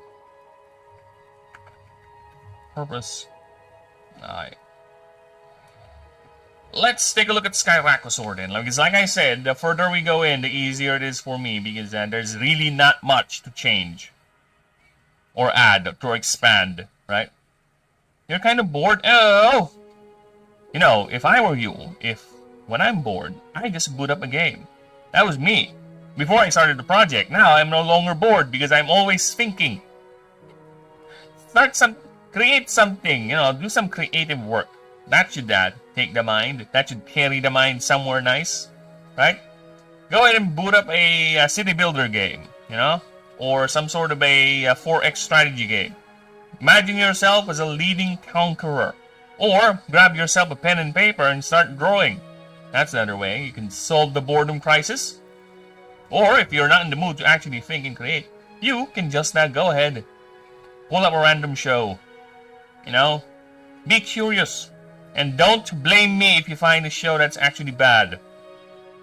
You're the one who's bored, not me. Alright, where were we? There you go. Rob the Bob. When walking any of the cities of Castellan, a light breeze brushing against your hair is often followed by a rare... Lab... Init? Can you... Here's the internal conundrum, lab. If I don't sit properly, I'll be sweating like a pig. Because I'm against the fan, right? If I'm sweating improperly, I'm feeling okay in terms of temperature. Kaya lang, my neck is fucking hurting a lot. That's the eternal conundrum of me.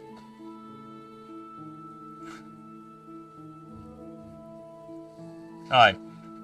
For tourists... Oh, where were we? Illuminating your path is the comfort and reality citizens live by and visitors having to deal with. For the Skyracosaur, but for a Skyrac... Okay, I need to chill out with the reading so I can get this cleared. Okay?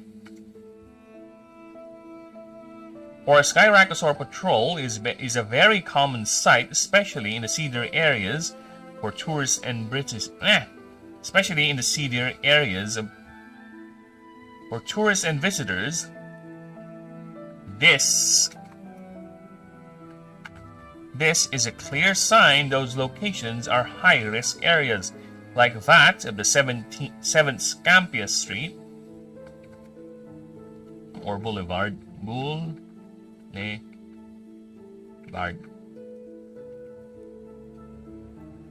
Yep, there's a U there somewhere. I just don't know where. The main pleasures hub of the capital city of the capital Grand Gate, or most commonly known, oh my god, really, or most commonly known as Mobland. For many rumored crime families own legitimized businesses in that area. For indeed, most of these also contain the most interesting aspects of urban life: the bars, red light districts, and commercial centers. This need for coverage and surveillance that the Skyracosaur provide continue the line's primary role in law and security enforcement, where Mirloff's aid on the ground, the Skyracosaur functions as a patrol craft and quick response units. Each one linked to an officer with Animancer training, using the mana links to see and direct the creature in vast distances, averaging a quarter mile, and even larger depending on the individual's mastery.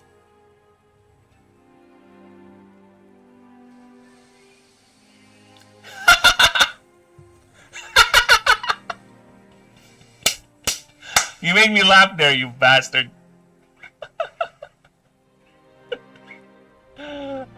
I must be honest, I actually skipped all the lessons of comma ending. Dude, I may have listened to my teacher back in the day when it comes to punctuation marks, but to be honest with you, I don't even remember. Maybe it's just me reading it really fast because for some reason my brain insists that I should read fast, right?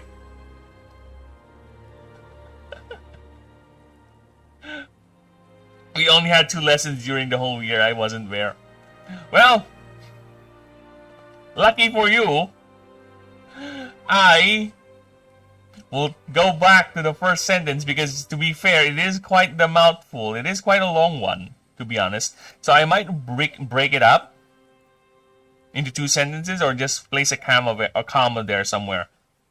When walking any of the cities... When walking in, there should be an in there. In any of the cities of Castellan, light breeze against your hair is often... Maybe, yeah. There you go. Is often followed by a ray of light illuminating your path.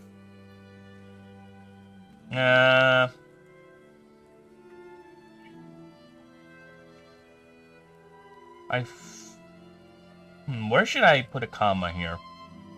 It's too long. There should be a break. I think I'm gonna put the comma over here because that should be a good break. Yeah, exactly. We thought of the same thing. Yeah, I'm gonna put the comma there. Yeah, that should be a break. Now, okay. Now, can you please stop reading so fast? I read like I'm reading it not out loud. And here's the thing, I should train myself to stop reading this fast. And after Castellan, there you go. I'll confer on your judgment for that. Alright, let's get back. For many rumored crime families own legitimized businesses in that area. Because it's asking for an explanation during the whole sentence. Just clarifying the sentence that is inserted. Gotcha.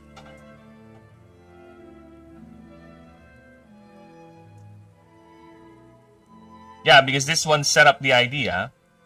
Then that one explained the idea right there. For indeed, most of these also contain the more interesting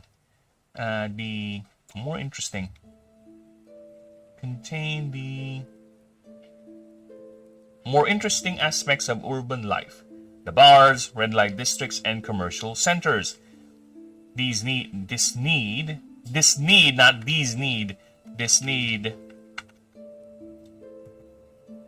I'm just pushing off Russian rules, which are okay for me. Which is not too bad because it's my native. X and there are a lot of commas. If you want to write something there.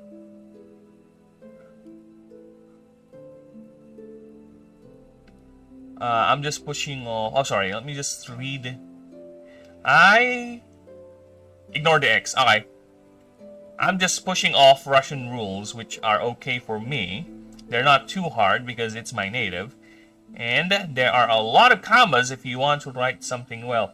That's the thing, right? I think, to be honest with you, I am kind of agreeing on that because as I had a lot of experience now writing.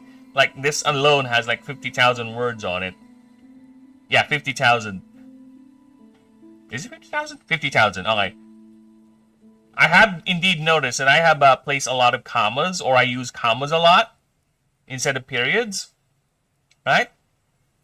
Because I think it's either it's just like that, or it's how it is, or it's just my tendency to write long-winded sentences. Because to be honest with you, before I started trying to force my brain to put punctuation marks, I don't. It's just one long, continuous flow of words. Yeah, you should see some of my some of my earlier works. The ones I will never publish. They're just one long string, no fucking punctuation marks whatsoever. Because it's just a shrimp. My foot is bleeding. What? Oh, don't worry. Oh, I won't worry then. I will not worry about your shrimp bleeding foot. Otherwise, you sound like a child with simple sentences. Hey!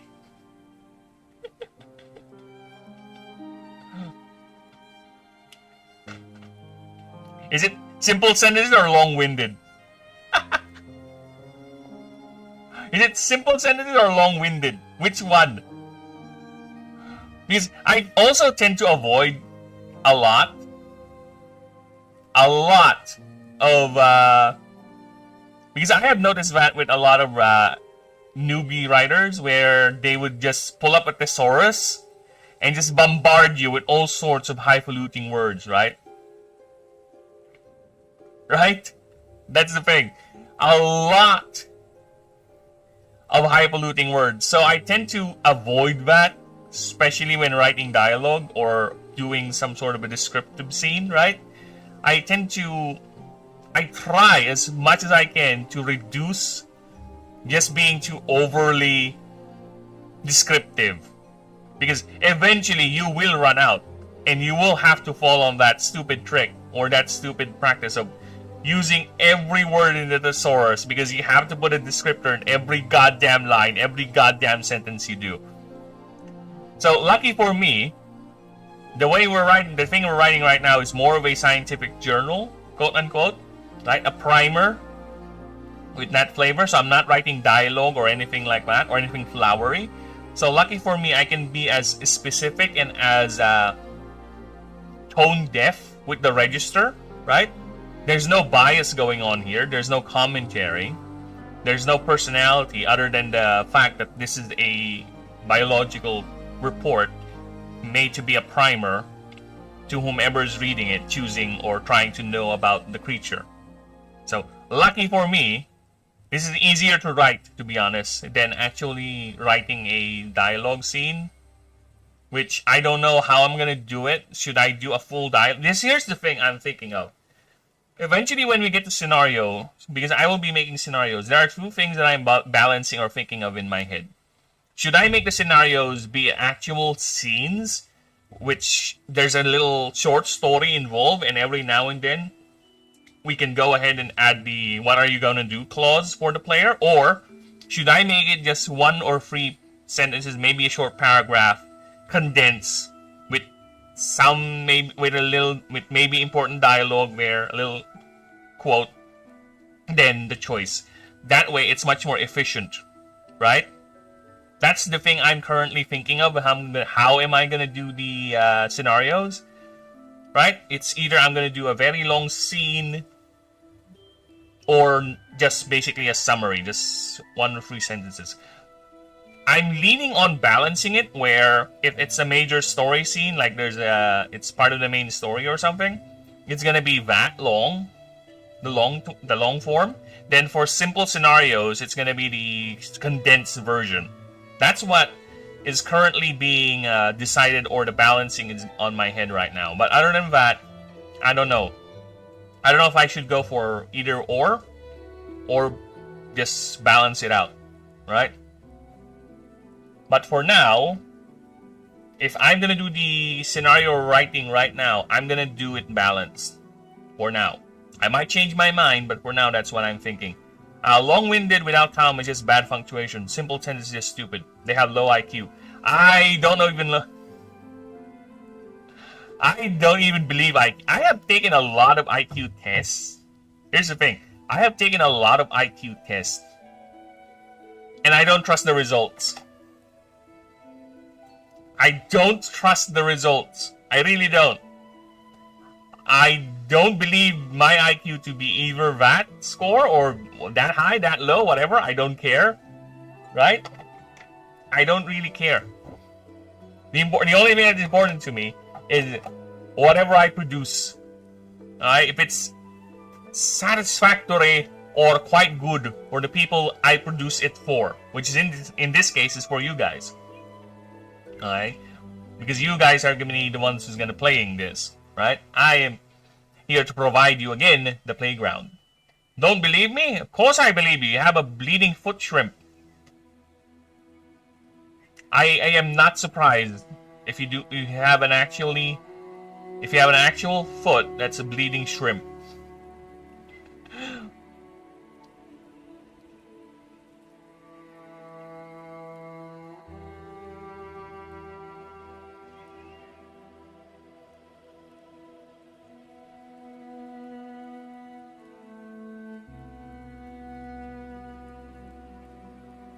Is it incomplete? Because it's just a little flavor sentence, right? It's just a flavoring sentence. Actually, it continues from here too, right? I don't need to tell a story. It's just there to set up the world. You know what I'm saying? But what do you mean? What is your idea when you say it's incomplete, right? God, why is it so hot today? I hate the fucking weather. You can put a comma. Oh, you mean like here?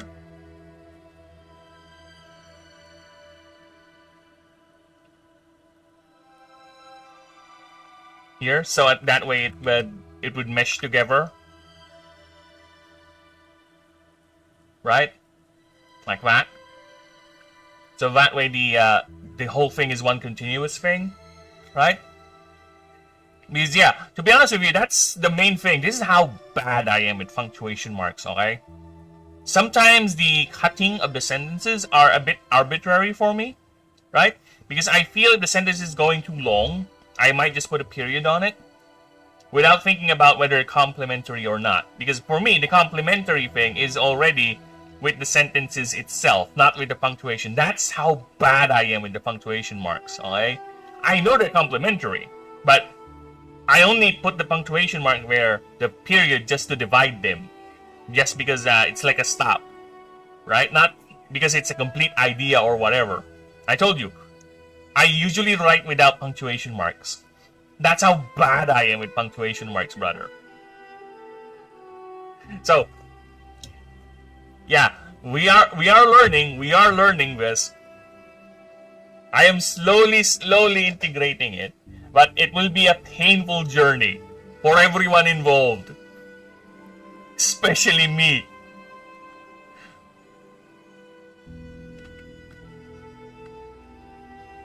So yeah, I think that sounds better then. For tourists and visitors, this is a clear sign those locations are high-risk areas, like that of 7th Scampias Boulevard, the main pleasure hub of the capital Grand Gate, or most commonly known as Mobland. Oh yeah, now we go. Now it flows better.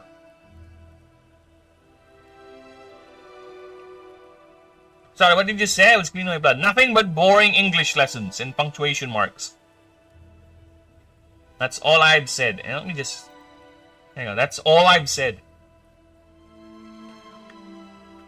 Oh shit, where's my... there you go. All that. For many... is the window open, love?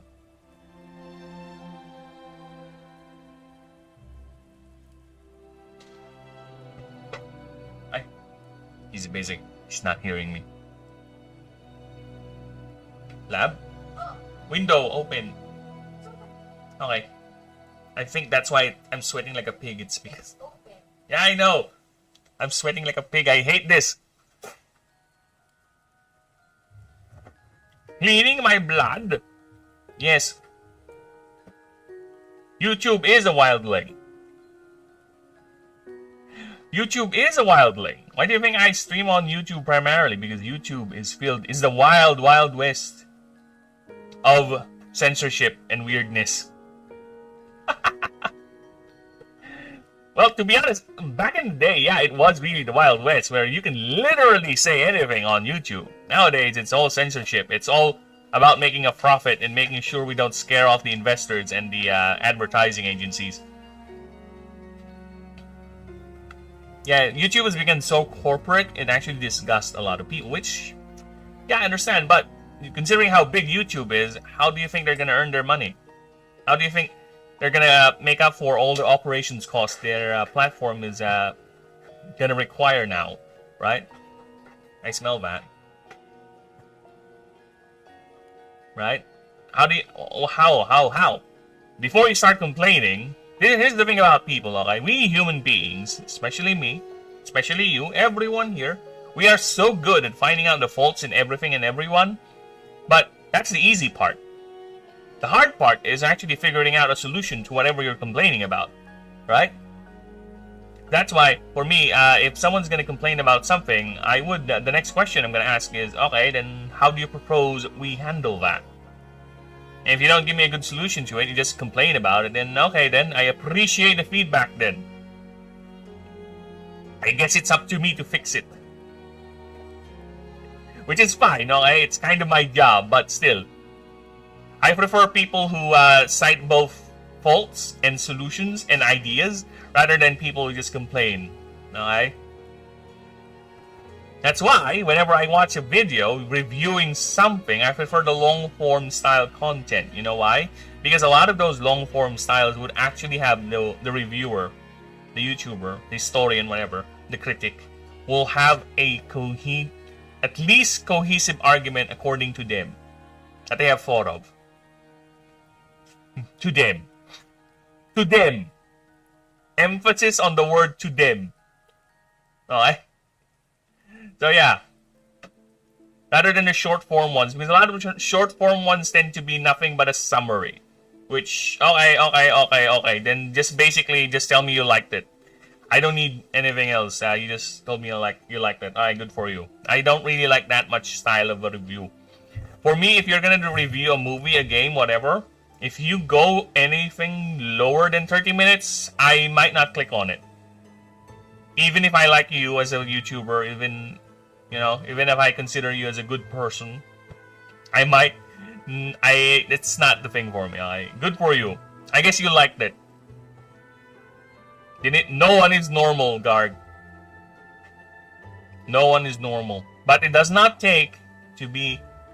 If you are a wildling person as well, okay? If you are a wildling person as well, to cite something that is wild, it does not mean that you are normal as well, okay? A crazy person can call someone crazy. Actually, if a crazy person calls you crazy, you're even crazier. To be honest, so no one is normal. We're all abnormals. Why do you think we're all here hanging out? I think we're all doing this weird thing. Alright, where were we?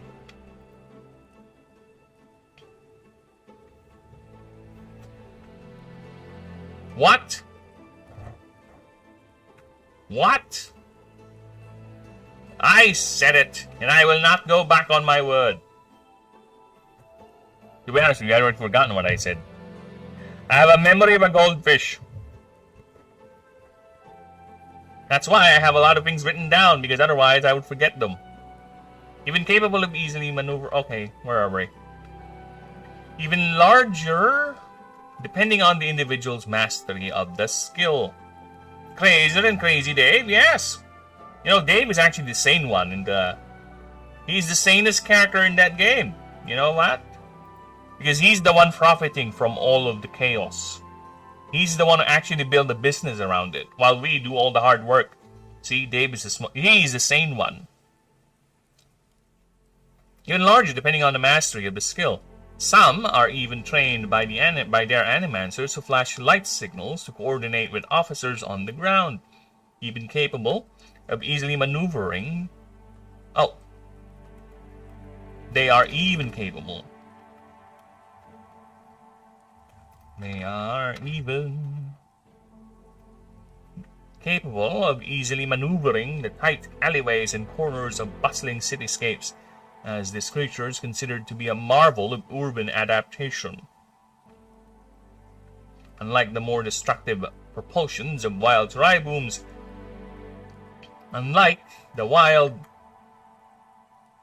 let's take the comma thing to heart. There you go. Let's form that idea up. Alright? Yet, if need be, they also act as flying battering rams, granting and granting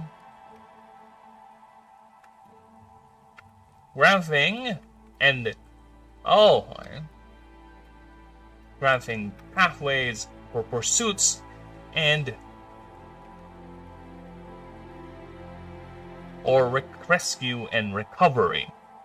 The creature has quite a reputation against criminal activities, as the sight of a squadron approaching can mean an imminent raid, or at least a show of force enough to deter, or sometimes even to provoke a response. Skyracosaurs learned to use aeromancy to generate lift and thrust projected through each of its 4 specialized limbs. Okay? They especially are inherently capable of the arcane discipline called air cushion, enchanting their heavily armored 1.5-ton body that stands at least 3 feet at the shoulder to be as light as air. This is accomplished by the same adaptation they utilized during their time as Amiralops, developing a second set of solar lens on the creature's head akin to a crest. While its prior lens doubles its size, for the energy required to keep them in the air is considerably higher than before, as the more mana or energy channeled, the higher it climbs and the faster it moves. A typical Skyracosaur is able to climb at least 29,000 feet, with some more specialized specimens, like the personal Skyracosaur of Castellan's hierarch Garius Gelder, nicknamed Torichalix, is able to break through the atmosphere and into space. Though the creature needs to wear special gear to survive in the hostility of outer space and the violence of re-entry. In the wild, Skyracosaurs ascend from individuals who left the troop, with the demands of solitary lives forcing them to seek ever higher ground in the most literal sense. Specimens. Alright, what's that?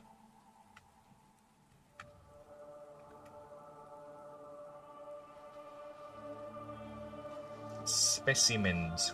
Really? Should be capitalized? Why should be capitalized? Enlighten me on that. In the wild.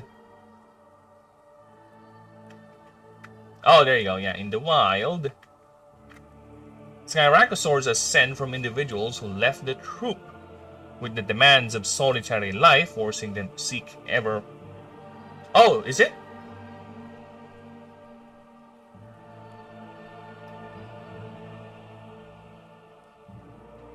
It is small lettered.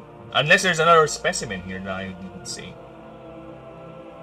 Or specialized specimens like the personal Skyracosaur, Castellan's hierarch builder, nickname, able to break through the atmosphere, blah blah blah blah blah.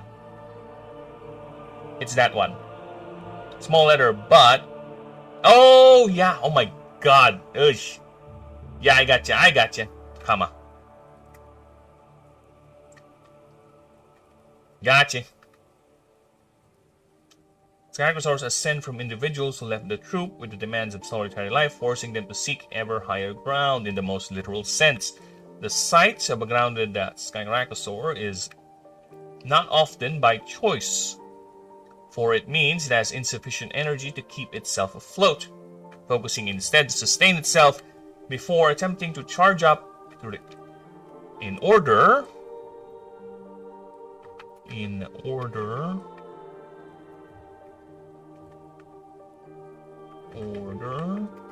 return to the skies once again. Alright. While biologists speculate this ascension form is clear evidence of its ancient Astari genetic manipulations, as fossils of the creature only go as far back as 8,000 years and only go as far back as 8,000 years ago. For what was the original purpose, one can only speculate, since most records and files are lost or destroyed during the tumultuous closing years of the Auric dynasty 1,600 years ago. Okay. See, like I said, nothing much to add, other than I need to capitalize Auric dynasty. There you go. Also, I heard that my little brother got experience thrown off this yellow-brown half-looking creature. Well, it's his fault for trying to stand in the way of a Skyracosaur busy during its patrols. No, not my problem. There you go. Yes, another one down. We are progressing fast, baby. Okay, next up is Froceratron, the Fleet Master Sky Chief. Like a period there. Creature now fully armored and has developed an internal factory to produce up to 6 Lancer drones for utility and combat uses. Uses or functions? It's longer, and I think it rolls off the tongue more functions. There you go. Mirror lenses are now larger and highly efficient, though more fragile than Skyracosaur's more durable design. However, both frill lenses and frill and hind lenses can be folded into the creature's chassis. Yeah, it's now called chassis. Tail remains the focal point of power, while its legs channel anti-grav for flight. There you go. So yeah, look at that. This is another design that I really am biased. Again, I said this before, Triceratops is my favorite dinosaur, but the design itself makes you want to go floopy boompy with the biasing, alright? It is quite the good design, that one. Can you hear me?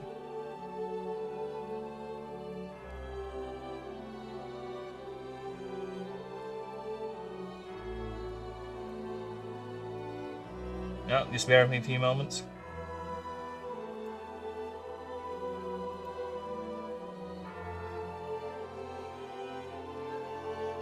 Alright, just checking. Alright, now it's time for the passives. We're gonna do a passive check. Okay, so it has 3, of course. First up is the Imbricated Bastion. Once during this creature's turns, you may have this creature increase its DR by 50%. You may undo this anytime during its next turns. However, at the start of its turns, while this effect is active, it gets -3 energy. This debuff is lost once the effect is reversed. While this creature has 50 DR or more, attackers take damage equal to the excess beyond 50. Max 200. No, I think we're fine. We're fine with 100. That's a bit too much. It's a pre-passive move that it just stands there and takes hits and just hits back. So yeah.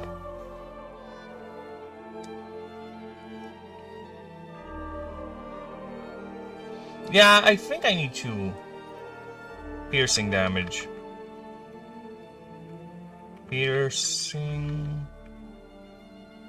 And let's do max 200 actually. Why? because it's gonna drain its energy anyway, so it has no chance of fighting back other than that.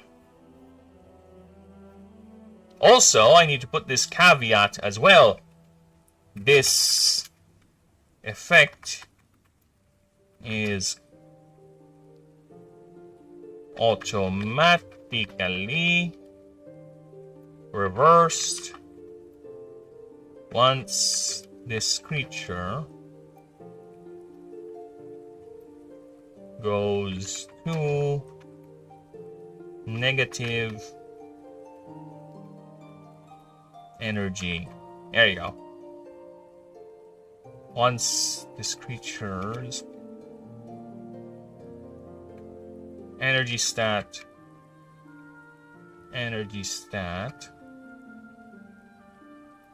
drops below 0. There you go. Alright. So it has a max of 200 damage per interaction, but it has a limit now. So if the creature somehow drops to 0 energy, it's gonna fucking starve. So it has to open up its frill and recharge once again. So we're fine with that. Oh my god. Paretosquamosal matrix. It's basically the paleontology term for the frill. Alright? That's what it's called. If you're looking at a Triceratops, the crest, the head crest, the frill, that's it. That's what it's called. At the start of this creature's turns, you may pay 5 mana. It gains 49 temp HP plus 1 additional per level.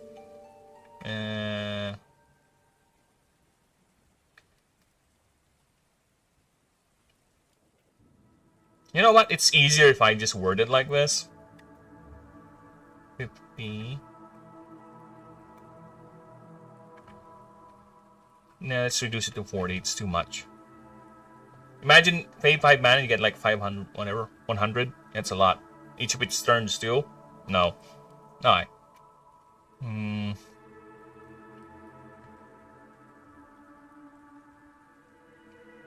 So 40 plus X and HP.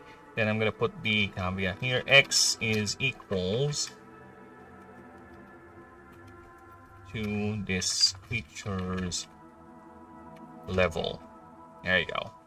Now that's better. Additionally, while this creature has 10 HP, it only receives half status stacks. Alright?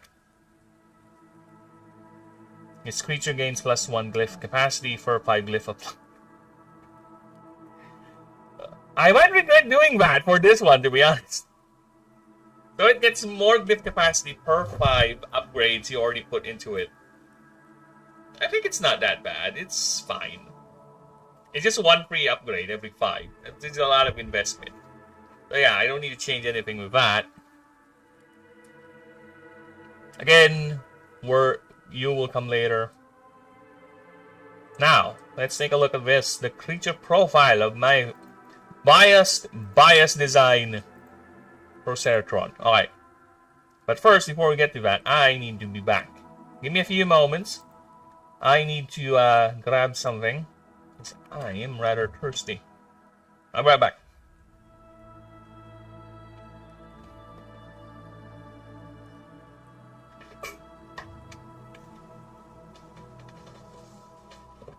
Yeah. What?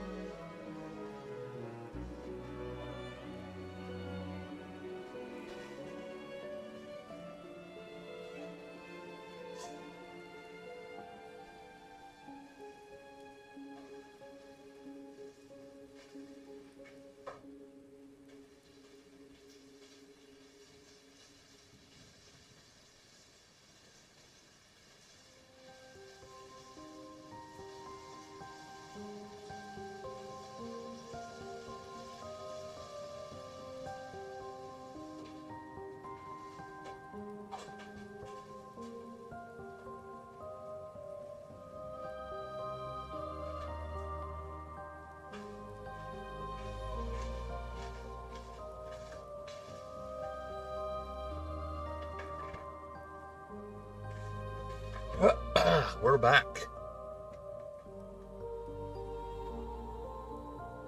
How we do, everyone?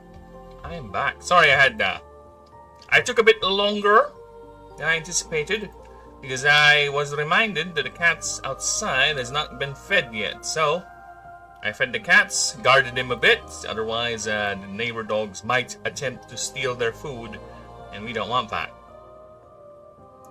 So there you go. Now I'm back. Just checking the streams. How are the streams? Are we good? Are we alive? Are we still streaming? Are they still streams? Apparently they're one. They're still streams. Aye. They're still okay.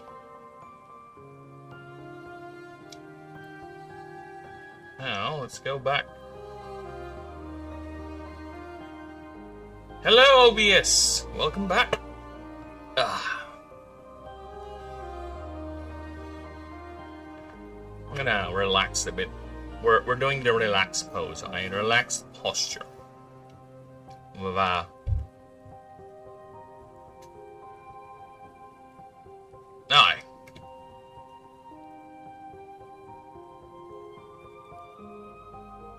Nine. Just in case I need to expand.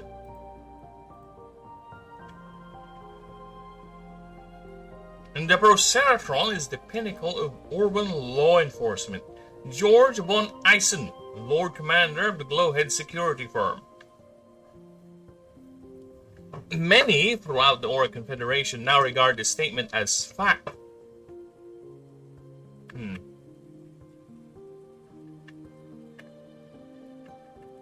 Statement as fact, as the creature has repeatedly proven itself not only in Castellan's capital city of Grand Gate, but also during the Sindarian coup of 980. Oh, there should be a 0 here. 0980, where Confederation forces deployed Proceratrons to suppress the rebels and criminal gangs. And criminal gangs threatening to engulf the nation in chaos.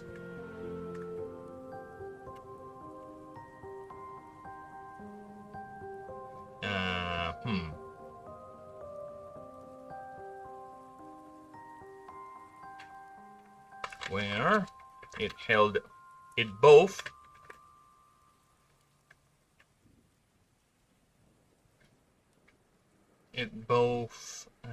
acted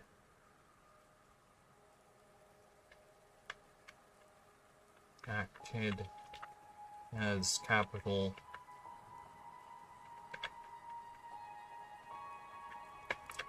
ships.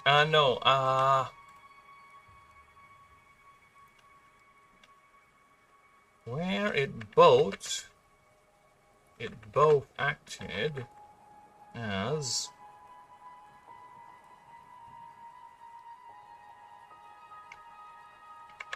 the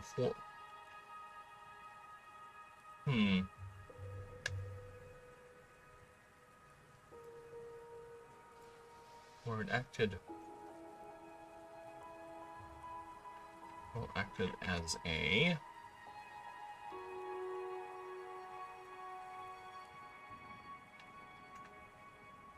what's the word? I'm looking for a word that basically means it's a centerpiece. Let's see here. Words for the main, not capital ship. No, it's not a capital ship. Nothing like that. Main support for a fleet. The main support ship for a fleet that's not a capital ship. What's the word I'm looking for?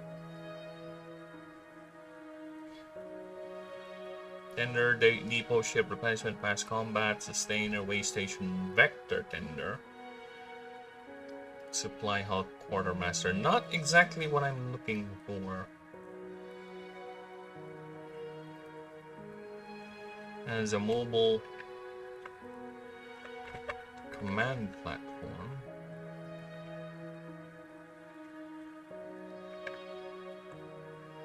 Oh, mobile defensive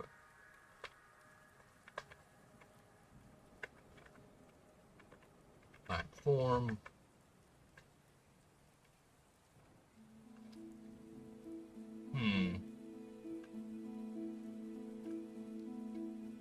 Mobile fleet.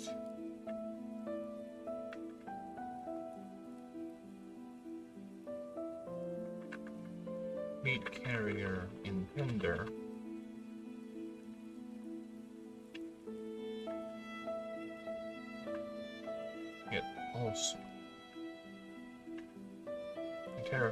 It also held the line in many choke points.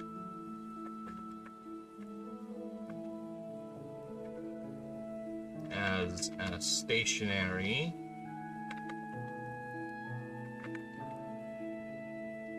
defense platform.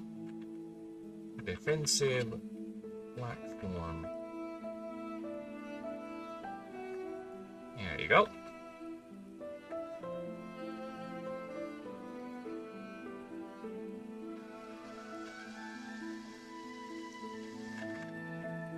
Even when faced with overwhelming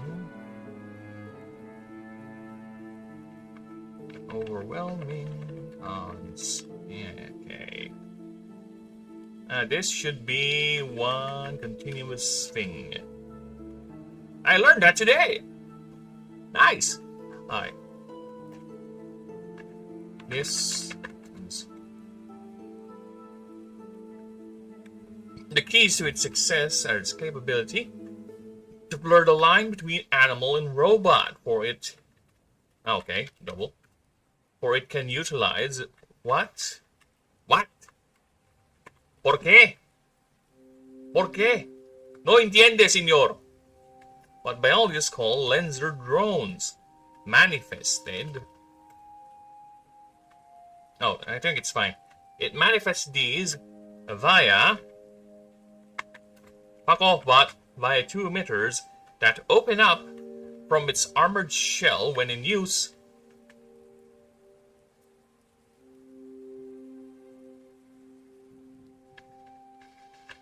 Rapidly converting mana and energy.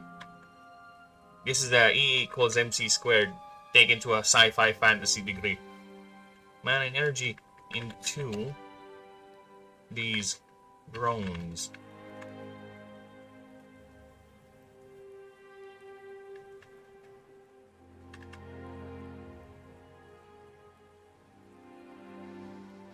It can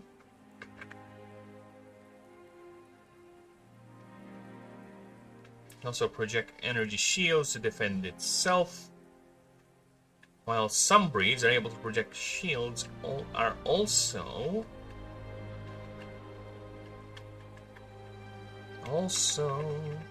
able to project shields to protect others.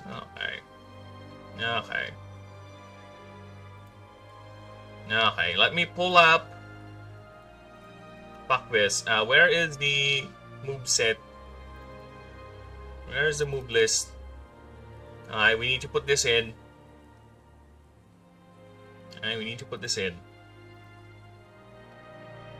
Okay.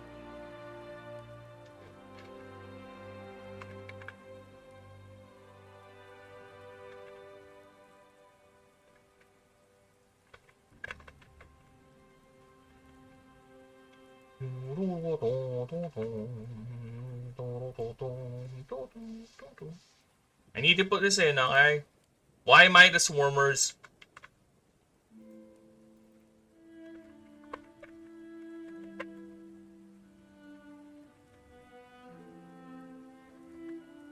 Why the swarmers? I don't know. Don't ask me. 8 defense wide earth. No damage. All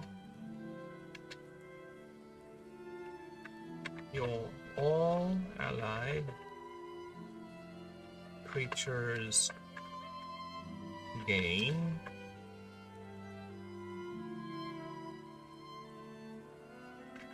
$50.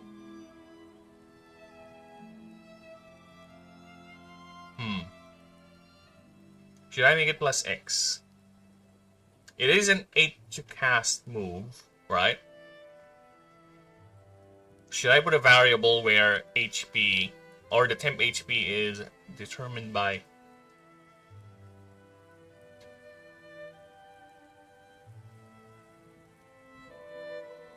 It's 8 to cast, it's wide, so it covers a huge net. Right? It's a huge enough net. Or, how about this? It's a value that you spread out.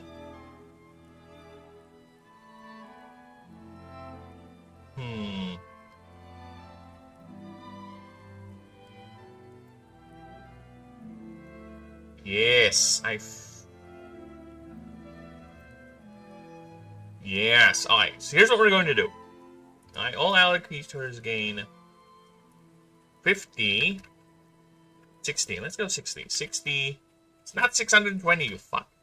Temp HP. No X's, nothing whatsoever, right? 30 big enough as it is for, right, for a 8 cost move that's wide that hits everyone. Alright.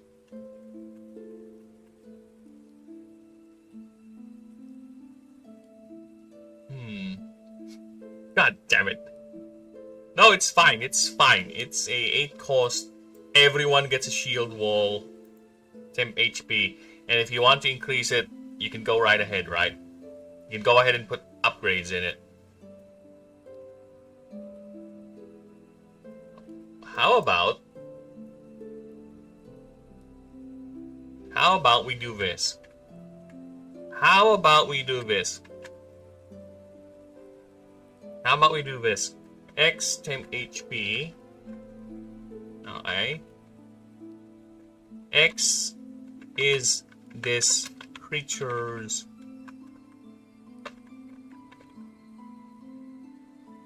current DR.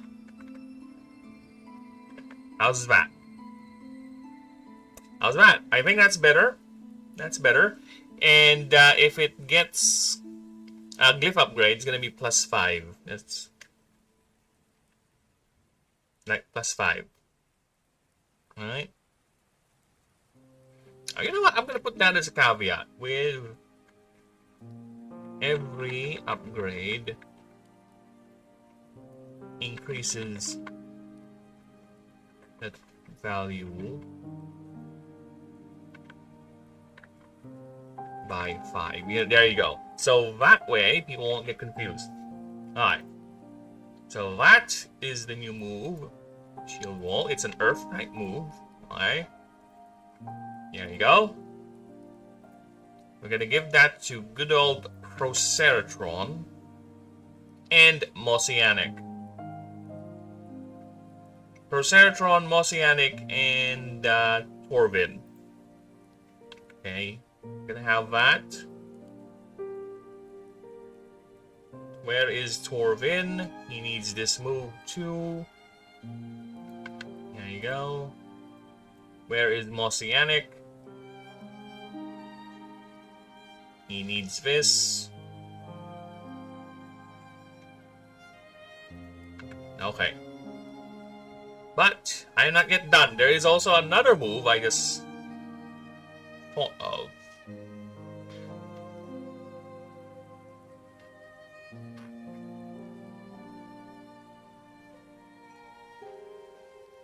Yeah.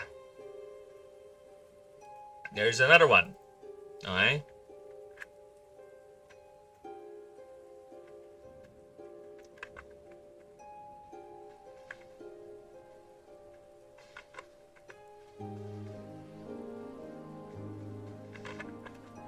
protection beam. Alright. This is an interesting one, alright? This is an interesting one. It's a 7 to cast attack modal artifice type move. This is an interesting little move. It is a non-unique move, of course. Anyone can have it. It deals... How much mana cost we gave it? 7? So it will deal 60. Right? And here's the fun.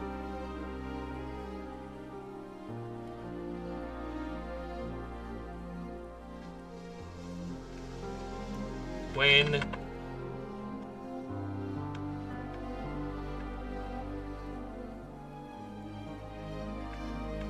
this move can either be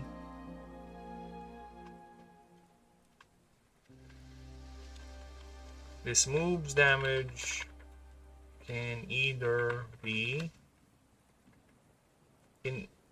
can or maybe used to provide the exact amount as the provide temp HP based on its damage to the target instead. Ah, there you go. There you go. It's a flash. I'll give it a flash too. Why not? It's a flash, modal move, an artifice move. Alright. 7 mana cost for 60 damage. That is a lot. Very expensive. And it can also double up as a defense move. There you go. So right off the bat, come up with 2 moves. Let's go! More move sets! Alright, now let's go back. Oh shit, why is it in Mosaic? No, not Mosaic. This is gonna go to Proceratron. And Mirrorlops. Mirrorlops, you can have this one too. Mirrorlops. Yeah, you should have this one too. It's more of a Mirrorlops move.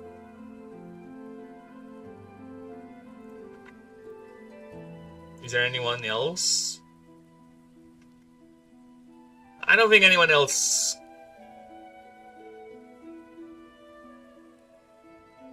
Actually, the more I think about it, I think Alderon can. No, fuck.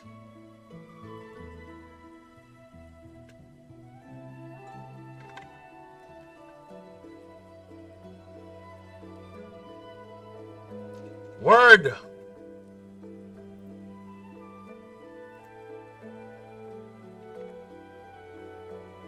Alright. Alderon, I think, should have this. Really? Oh, fuck. That's why. Protection beam. Yeah, Alderon should have that. I don't see why not.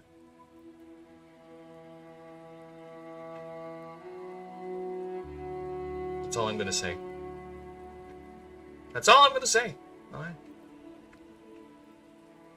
Now, how do we remove columns again? Delete.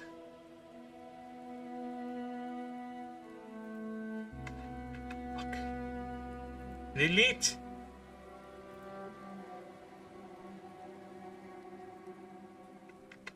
Fuck. So anything I do, it's gonna fuck up the, oh my god. Why? There you go. Fuck off. Alright. Saving that. Now let's go back to good old Proceratron.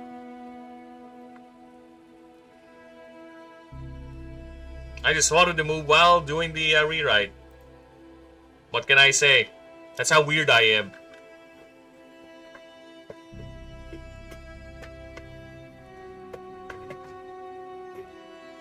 I also held the line.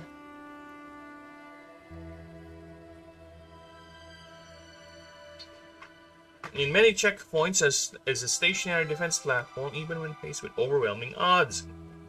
Sorry about that. The keys to its success are its capability to blur the line between animal and robot, or it can utilize what biologists call lenser drones. That it manifests from via, what the fuck? Via two emitters that open up from its armored shell when in use.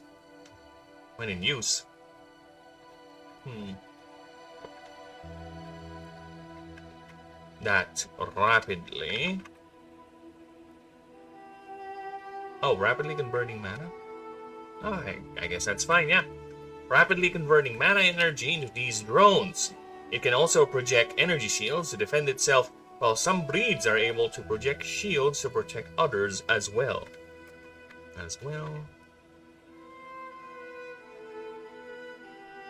Though many creatures can accomplish this, the Proceratron appears to be able to do this at the same speed that rivals battleship-grade shielding computers. It can coordinate and control up to 6 of these drones. Oh, that's a bit weird.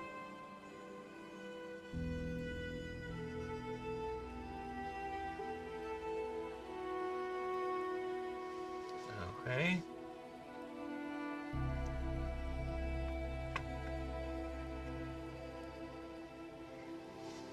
Accomplishing multitasking.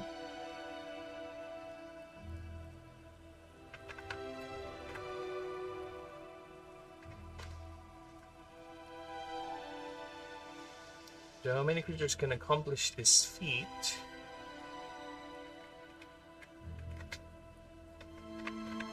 The Proceratron appears to be able to do it. Does so with ease. And I think does so with great ease. Does so at the speed that rivals battleship grade computers.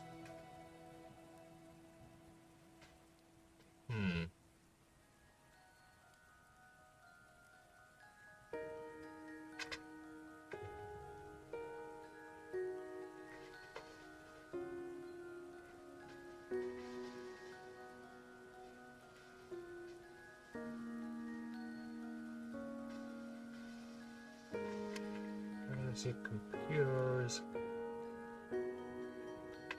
Saving many. There you go. Saving many from incoming fire.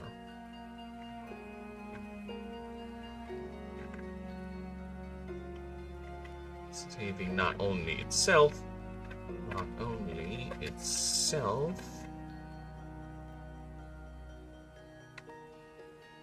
but many others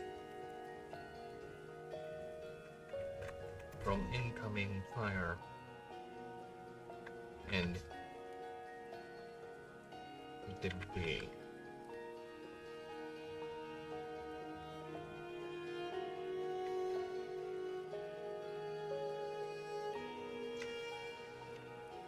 Other breeds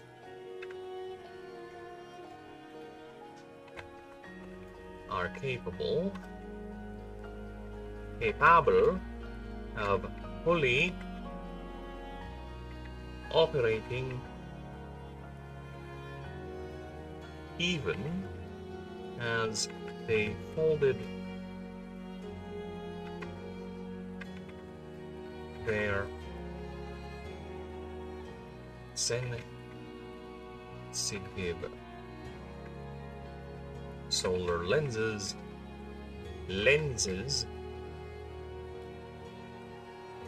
by acting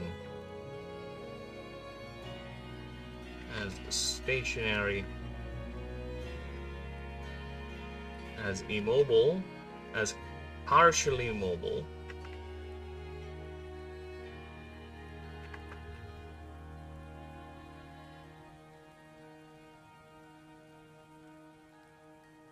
That's not how you do partially. Partially mobile turret bases.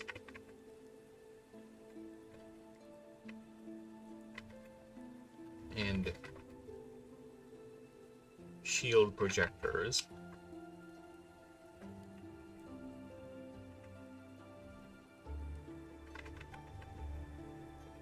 Projectors.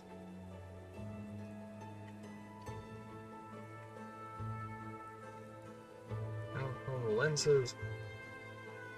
Maximizing their already.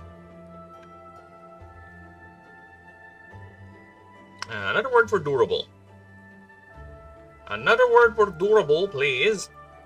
Other words for durable.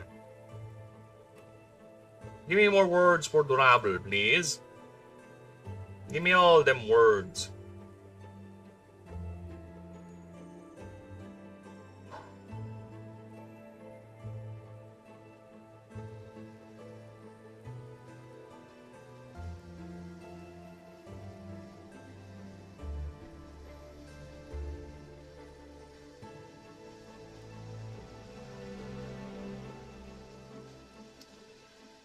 Where is the durabling?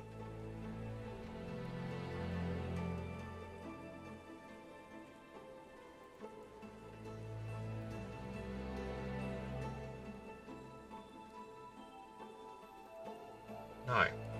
Rugged, robust. No. Hardy, resilient. Resilient is a good word. Impervious. I would go for impervious. Nearly impervious. It's nearly impervious.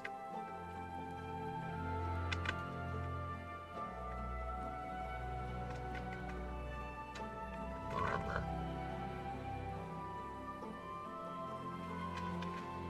But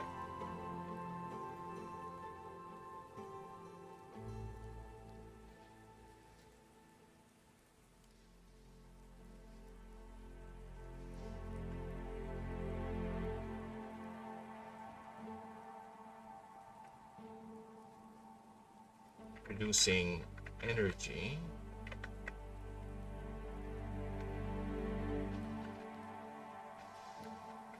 Saving up their mana reserves, their energy reserves rather, energy reserves by acting as stationary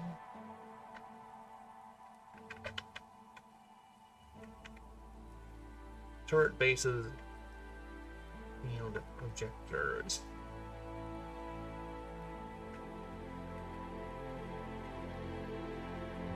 And offensive shield projectors.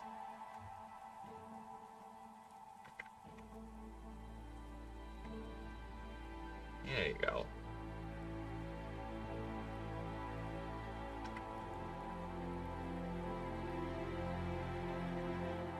Using those projected shields.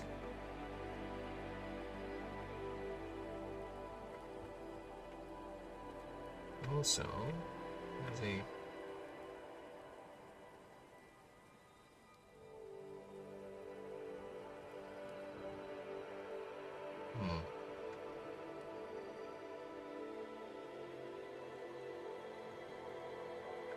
kinetic bullet. No.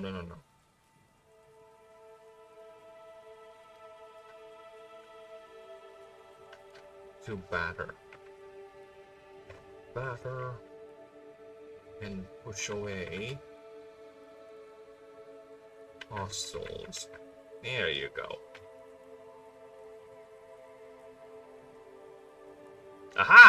Nice.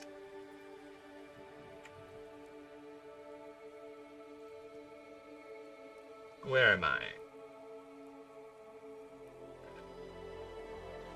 Batter.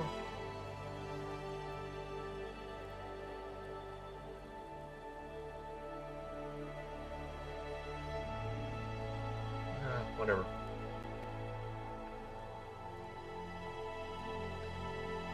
You know what? It's fine if we do this. I think you're using too much passive language overall. Yes, because there's barely much assertion in this, if I think I know what you mean. This is... A lot of these languages are... A lot of the... Especially when it comes to knowing specific things about a creature. Oh, what do you mean where? Give me... Yeah, that's the thing. I've been using a lot of that. Like, I have been noticing indeed. I need good substitutes. Right? I need good substitutes for where.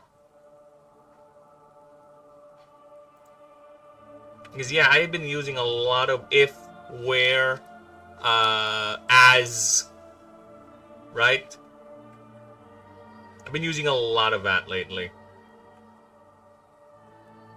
Yeah, give me a substitute for it. Let me just... I think acting is no, just delete it. It boat.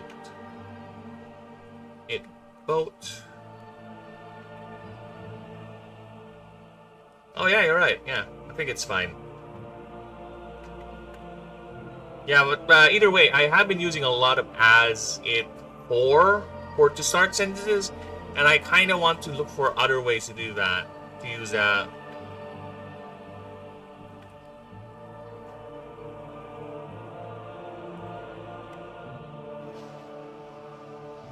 Where am I?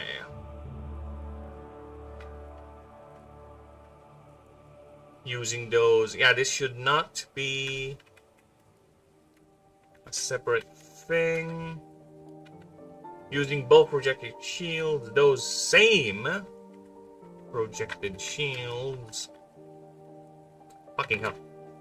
To batter and push away hostiles. It can also, while also coordinating. Coordinating is controlling itself, right? I think it's kind of redundant when you coordinate and control. I guess coordinating can be done passively. You're just telling where to go. And controlling is you directly controlling it or manipulating it. So yeah, I guess they can be different. While also coordinating and controlling up to 6 of these drones simultaneously.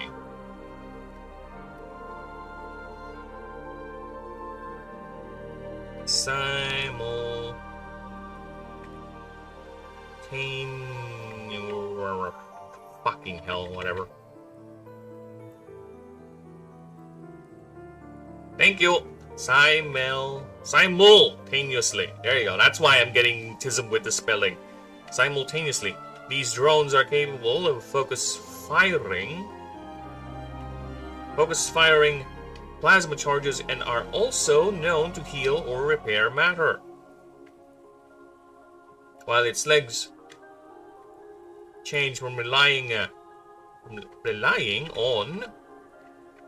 aeromantic propulsion to using anti-grav, which matches, if not supersede, the engines used by many of the world's space-worthy ships in terms of overall efficiency.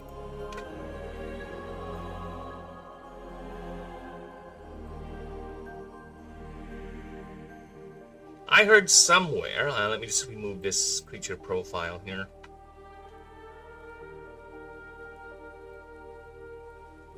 Oh, fuck off. There you go. I heard somewhere in the class or setup something like that in acting. If you don't want If you don't want to start explaining to the viewer information the characters know by saying, as you know, the king has fallen, it's in bad taste, we obviously have to be... Get out of here, bot! Aye. Heard somewhere in the class on setup or something like that in acting where you don't want to start explaining to the viewer the characters know by saying, as you know, the king is... Yeah, that is annoying, especially when it comes to dialogue. It's like the character already knows, but since you need to drop that line, that bit of world building, you would say that, right? There are clever ways to do that when it comes to dialogue writing, right? You can have it be said in a way where you don't do the as you know thing, right? Have actually another character who don't know what's happening, right? Or have a character react to the king falling or to that idea of the king being felled or dead in a way where it drives the idea that that is indeed what you're trying to say. Like probably some sort of a little comment here and there, like the king was a good man, then that should already imply the king is dead. If don't trust your audience, your reader, to be smart enough to get those subtle hints. That's a lot of things where a lot of bad writing falls because they assume too much their readers are dumb. Assume the fact that someone is already reading your shit, that means that person has the intelligence enough to invest into understanding subtle things like that. Okay? And I hate that too, because sometimes the as you know, when done poorly, would actually interrupt the flow of what's going on of the conversation. Right? You could do an as you know in a sarcastic way. That's another way you can do it. If the character is getting annoyed by this character who should know what's going on and needs to remind that character that what's going on, you're gonna have them say, as you know, something like that, right? He's annoyed. He's just reminding you again that that thing is what it should be. There's a lot of ways you can do it without being too dumb, right? You just need to be smart about it. Like I said, I'm an idea guy. I am go for any idea. It's more on the execution, right? I'm more on, yeah, it sounds bad, true, but I want to see how you do it. Then we'll judge it for real, right? Because anything and everything can sound good or bad when you have the initial thought of it, right? And yes, there are horrible things, but again, there are also horrible things that, when done correctly, they are actually good, right? I wish I can give you examples of that, but nothing comes into mind currently, right?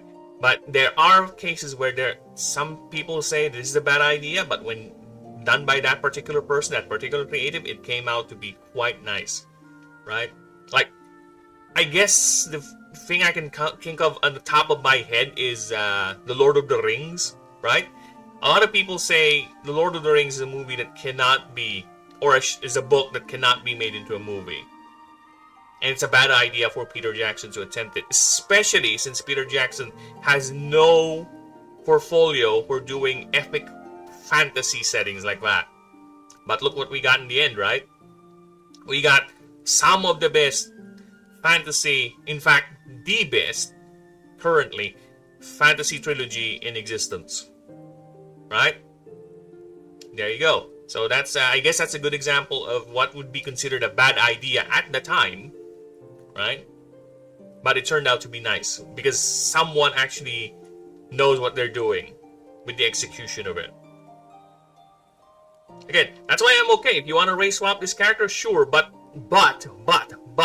prepare for the backlash, right? If you want to write this character this way, not the traditional way it's been, people know about this character, go right ahead. But. There's a massive but always when you fiddle with an IP already. Like again, James Gunn, the way he handled DC is a horrible idea to set up a universe, true. But if his movies were good, I think people will be talking about how good the movies are. Not just because it's a bad idea. The only reason why it's really failing is because the movies are really not that good. Right? The only people who are lifting it up are the people who are paid to lift it up. Sure, there are people who really actively, truly, unequivocally, or unequivocally, or unironically enjoy it. True. That is true. There will always be outliers of that. But the vast majority are people are screaming how good it is, are just people who are paid to do it. Or some way, somehow are incentivized of saying that thing is good. Right? Either by Twitter or whatever. Twitter, X, whatever. Doesn't matter. Same thing. Right? And look at where the movies are now. No one's talking about it. The only people who are talking about are YouTubers making fun of it. But this very same people who scream to the heavens that this movie is amazing, where are they now? Most likely they don't even remember the fucking thing anymore. They moved on already to the next big thing.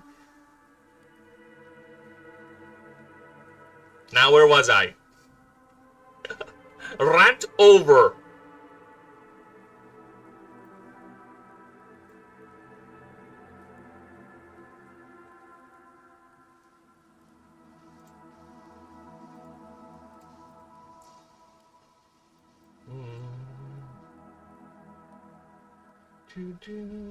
Oh my god, here we go again. Fighting the chisms. Oi, so this is interesting. If I leave it be, it's gonna be fine. But if I, for some reason, decided to reduce the font, it's gonna fuck it up for some reason. It gets wider to the point it's no longer accepting me pulling it up over there unless I do this.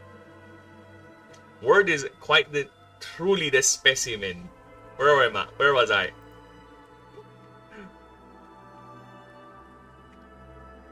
Though it lacks sufficient power to ascend anything higher than 1,200. Oh, wait, feet. There you go. Even highly trained specimens, the creature. Oh. Even 4 highly trained specimens. The creature is able to achieve this by sacrificing. Oh, the creature is able to.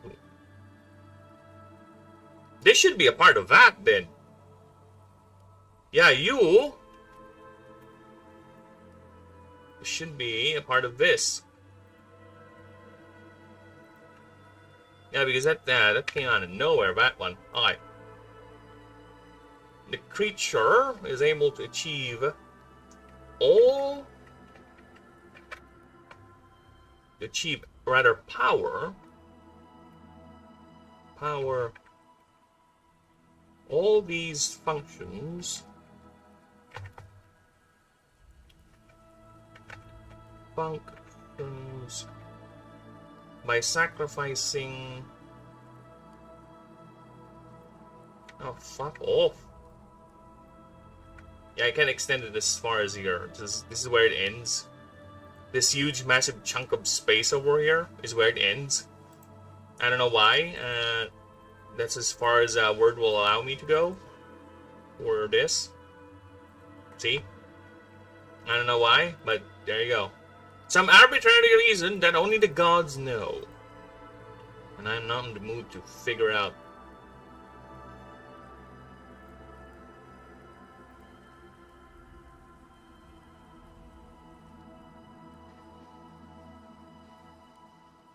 God damn it, why do I have this black? It's fucking up the letters. Sacrificing the durability by sacrificing the durability of its solar lenses for extreme efficiency, which is another reason the biologists claim why the creature is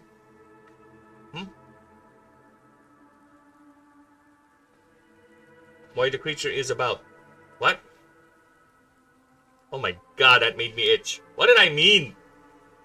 Which is another reason why biologists claim that why the creature is able to, this should be able, not about, is able to fold its lenses by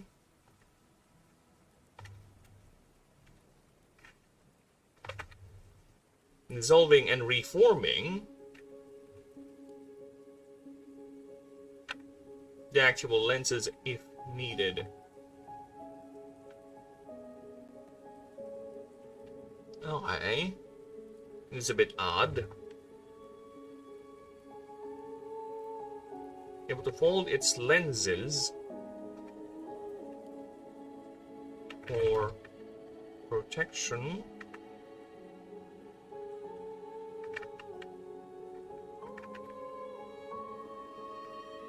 and unfurls and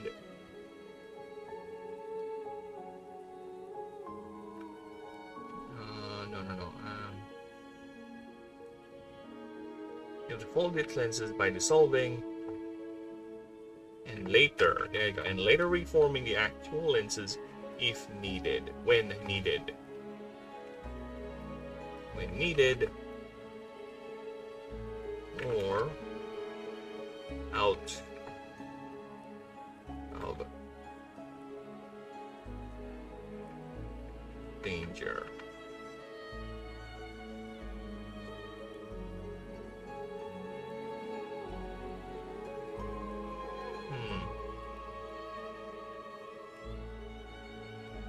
I kind of find that weird. Is there a reason? You gonna go? No problem, Denisium. Happy for you to stop by. I still have roughly 2 hours to go. So hopefully I should be able to do more creature profiles by then. You have a good one. And again, thanks for all the help. You have a good day, brother. See you next time. I'll be here. Don't worry about me. Okay, where am I? Needed. This whole sentence is out of place. It's weird. Oh, which is...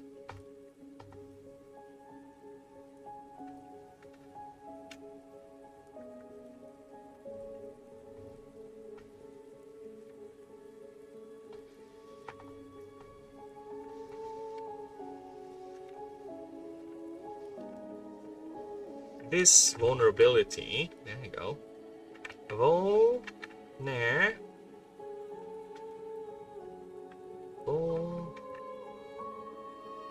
Oh, hello, Steven. And I see you've learned a new alien language. Vulnerability. And how ironic. How ironic. We were talking about this exact same behavior a few hours ago.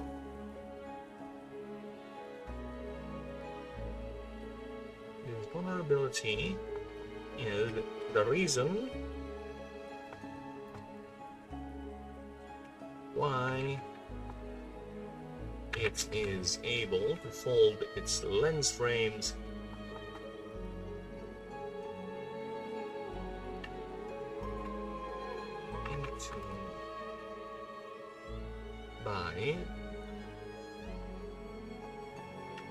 by dissolving and later by dissolving it into its chassis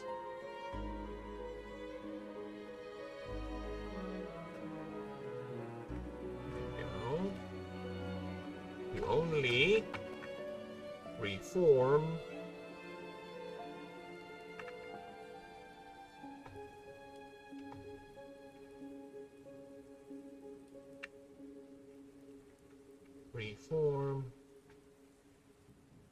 it later.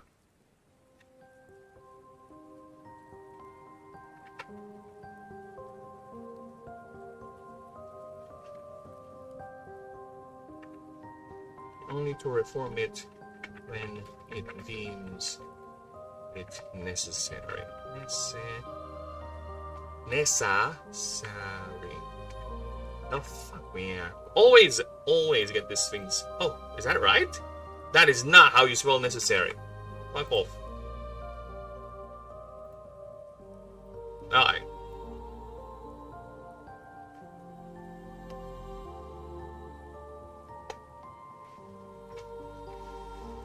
Yet.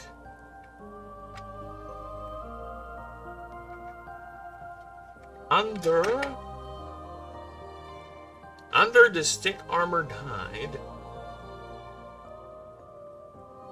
Yeah, I wish I can speak Gumberkirk, Steven, but I don't speak Gumbaglerp. Whatever you're saying, I'm sure I can approve of it.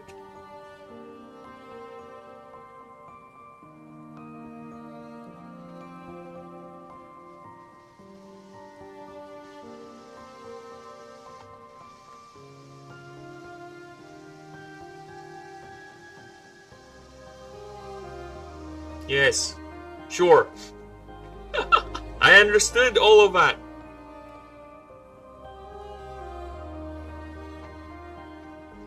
Yet under this thick armor and artificial adaptations, it is still armor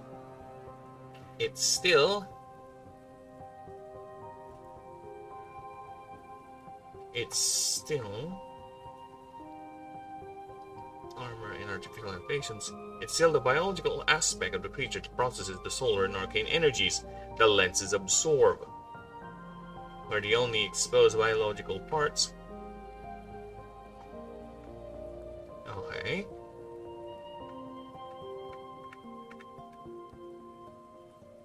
Okay.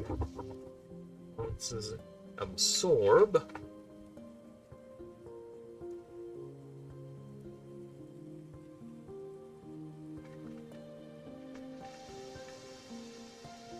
Yet,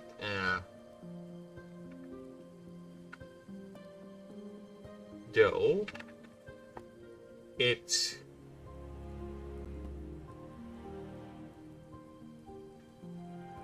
I see what you're doing. Look at that. Look at that. I see that. Bye. I'm leaving. See you tomorrow. Aha! I have deciphered some of your flump language. You have put in some English words there. I'm clever enough to see that. And you take care too, Stephen. Have a nice one.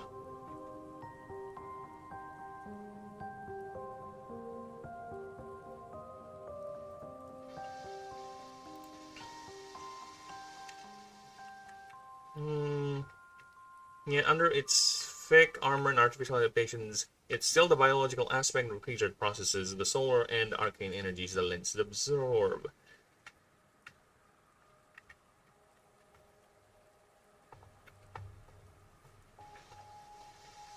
Yet, however, nevertheless,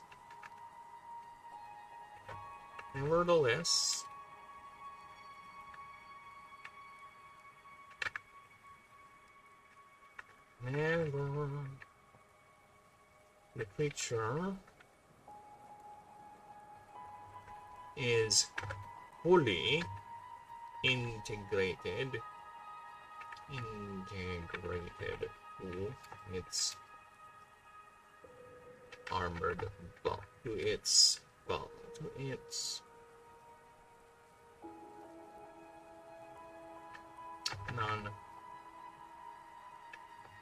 non-biological components and are inseparable. There you go. With the only, or rather, yeah, with it's fine. With the only exposed biological parts are its eyes, the cranial lens frames, made from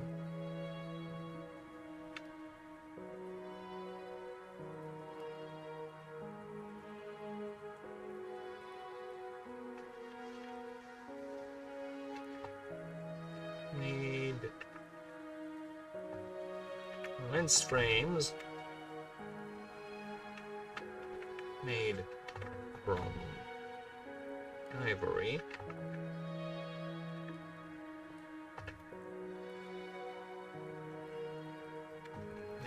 skeleton.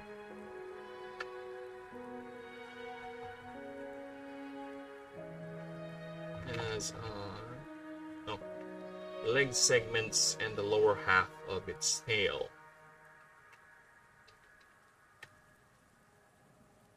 Dadical.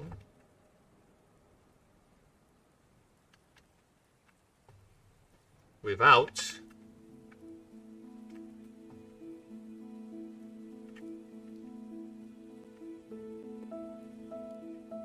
Proceratrons, yeah, that's a good one. Proceratrons have no external mouths, relying totally on energy to survive.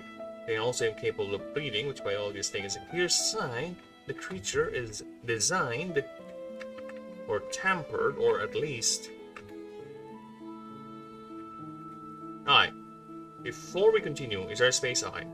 Good. Or at least tampered by the ancients, as this made the creature completely dependent on civilization to feed it in times of crisis.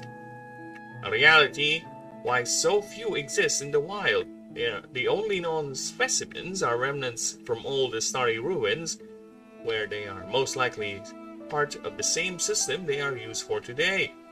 Very wild Skyracosaurs, very few. While Skyracosaurs ascend and only documented during high mana saturations. Yet, it has been documented they are common in mana-rich royals of the Blasted Waste, though whether it's because of the ruins or mana density isn't clear due to the hostility of the waste.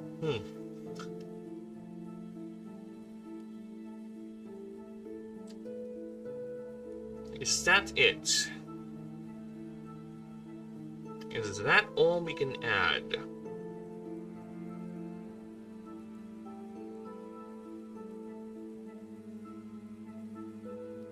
Is that all we can add? I think that is indeed all we can add.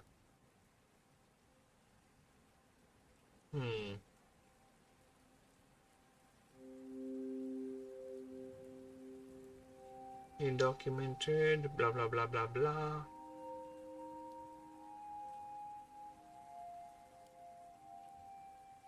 Crisis reality. Why so few exist?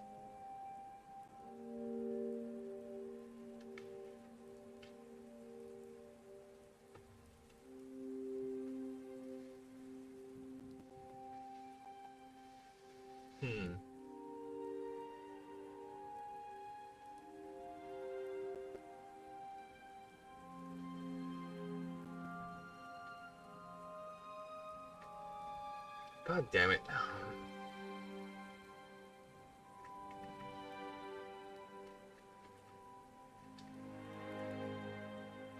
Yeah, I think that is it. I think that is it. Okay. I don't see anything else to add here, so we're good. Let's move now to the Jolteal. Nice, nice progress. Still a few hours to go. 1.5 hours to be more precise. Yeah. Progress indeed, which is very good.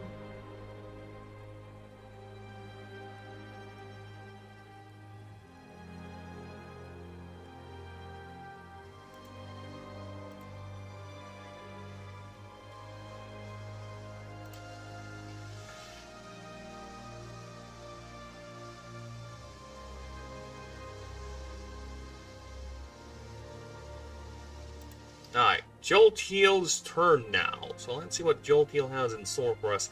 And since we're a bit far, let's go and check the stream. How's the streams doing? Are the streams doing good? Is she safe? Is she alive? Streams are doing good. Very nice. How about you, stream? You okay? You good? Probably. Nah, they're fine. Stream is fine. Stream is doing well.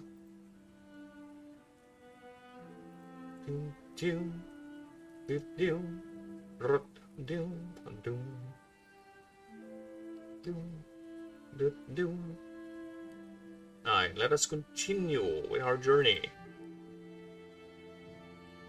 Alright, Jolt Heal. What does... Oh, fuck.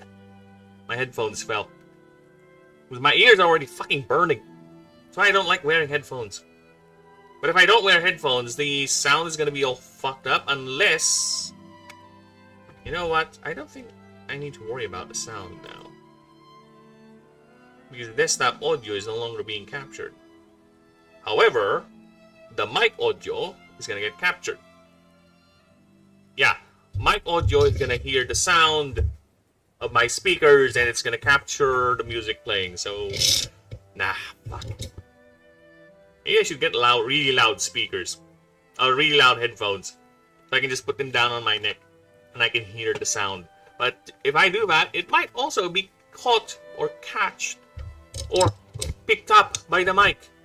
So yes, it's a catch-22, if you will. I either suffer the prolonged heating of my ears, or I go ahead and go on without any sound. Well, by the sound I mean hearing my playlist play. This one right here.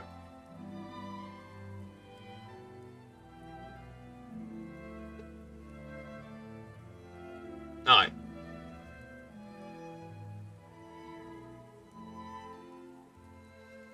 Let's see where we're at.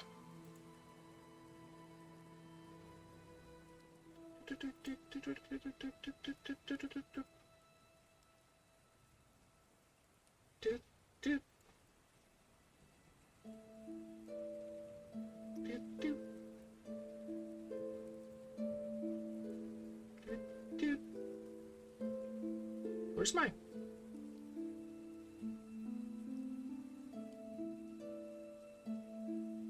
Dude, I'm looking for my OBS. There he is. God damn it.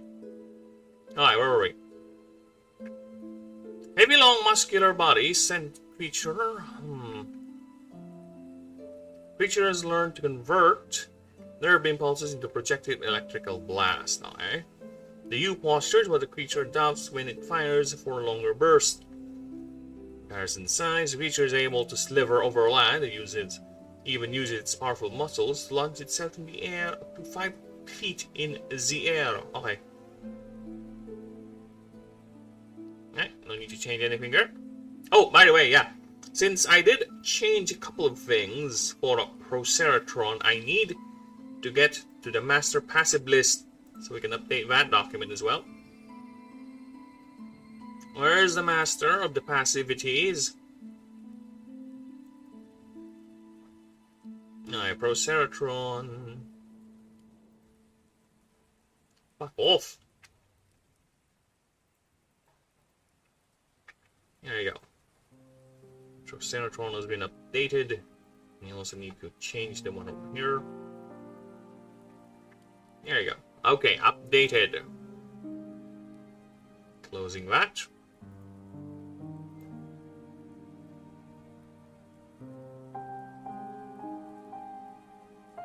Now, let's go ahead and take a look at the passives. For every non-voltaic move, use your creatures cost 1 less energy. Okay. Once per found.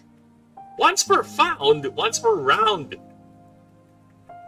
Once per round, your next voltaic move costs 15 more mana and deals 50 more damage and applies 2 more status stacks. Alright.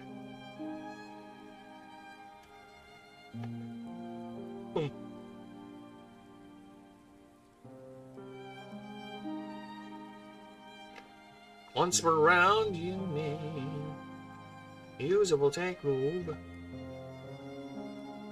Once per round, you can use a voltaic move this creature gains. Huh? When you use a voltaic move. Okay. Okay. Fine with that, and I'll be right back. I need to pee. Believe it or not, I need to pee. Pee time. It's not pizza time, no, it's pee time. It's different. Totally different. So I'll be right back. We're doing a little peeage. We're peeing. We're doing the letter P's.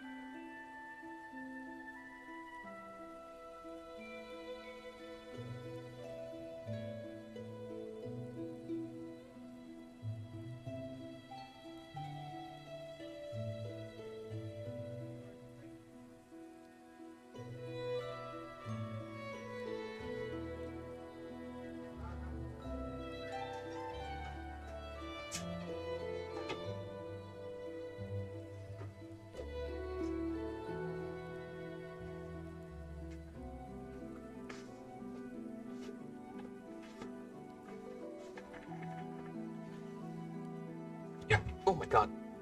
Ah!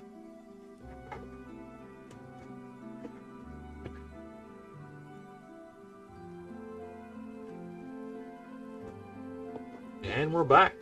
Alright. Let's see what Jolteal has to offer us. Let's see what we can do to good old Jolteal. Whoa, whoa. Whoa, whoa. Whoa, whoa.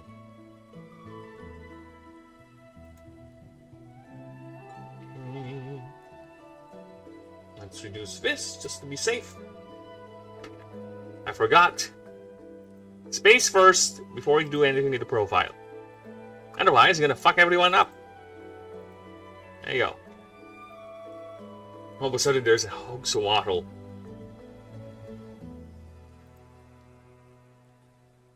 Sudden Hogswaddle.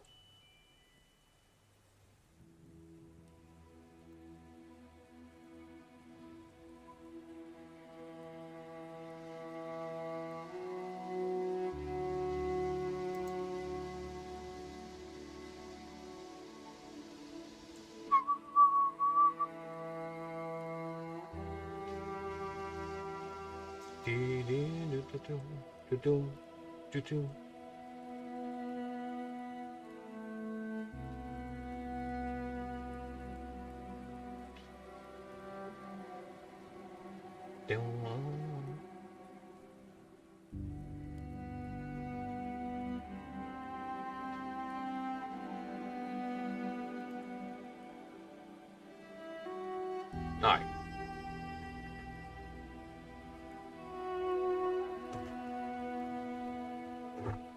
Jolteals are ambush predators at home. Oh wait. This is not 9. Should be 9. Just to be safe.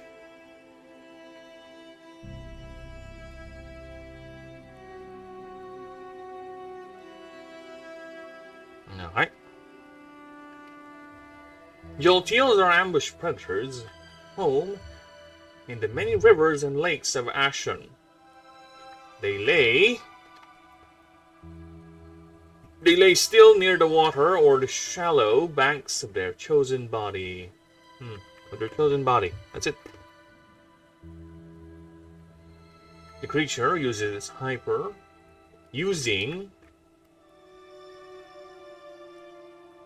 Wow. No additions, changes, removals. Using its hypersensitive organ called an ampullae, which detects the minute electrical signals and mana fluctuations around the creature both over and underwater. This varies with the range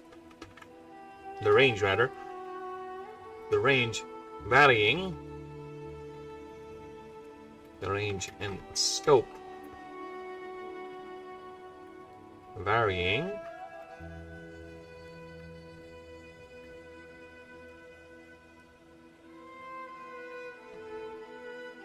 depending,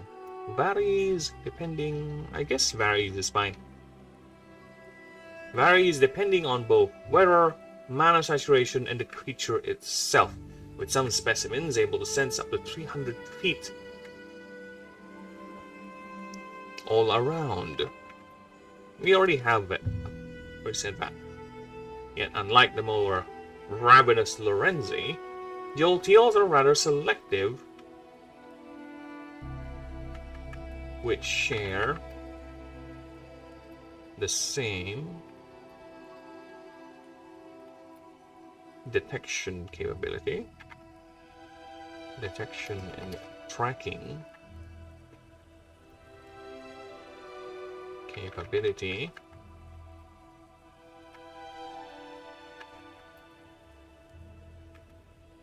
Jolteals are rather selective, preferring smaller and less arcane inclined targets, which can range from small animals, birds, even its favorite meal, the nimble.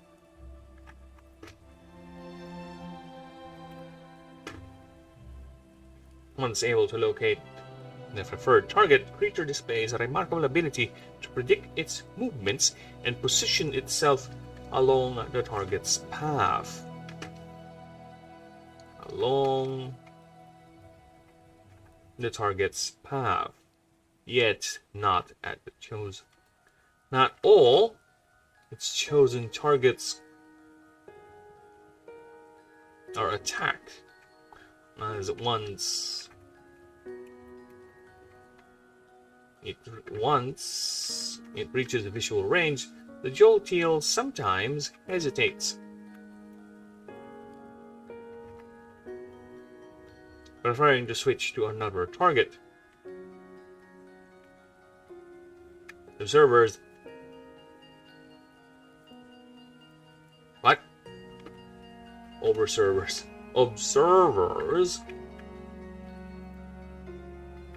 note that this is caused by the intended target to be actually more of a threat than it seemed 300 feet away.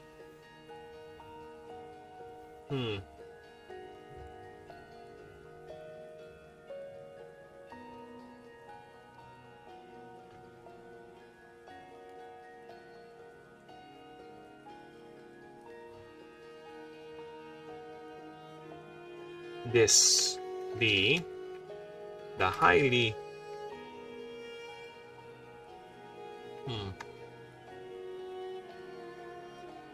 being highly selective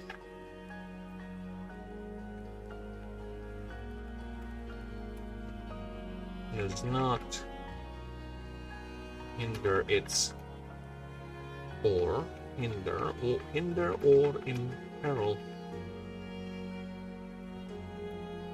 Not a compromise, I think. Compromise the creature's ability to survive.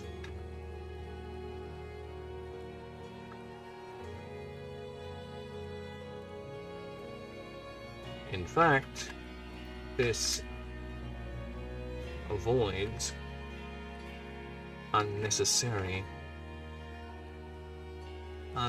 There we go again. Oh, I need a safer word than fucking unnecessary, alright? I always get the spelling of that blasted word wrong. Alright, so let's see.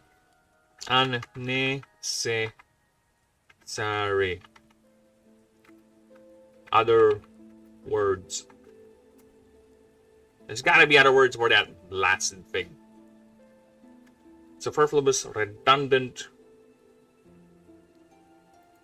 Avoids extraneous, non-essential, unwarranted, pointless, futile.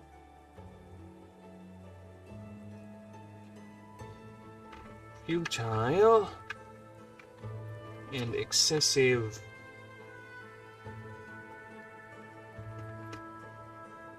Engagements.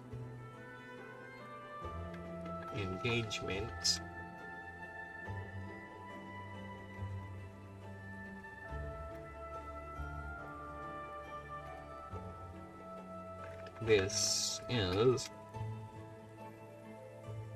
a fact, or rather, a trait further supported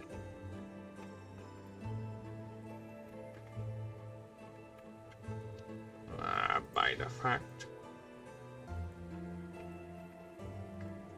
by the Jolteal's ability of prolonged periods subsist periods of non-active hunting of not securing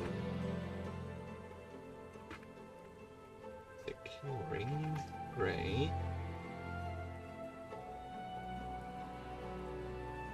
by only subsisting on reserves of or ambient mana.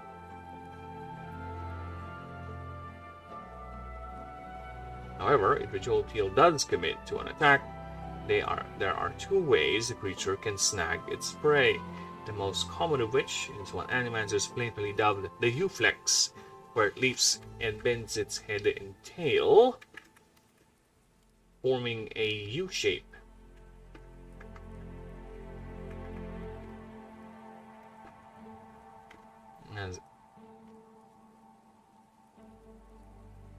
As fast as its physical body can muster. As this violently flexes its heavily muscled body, allowing the creature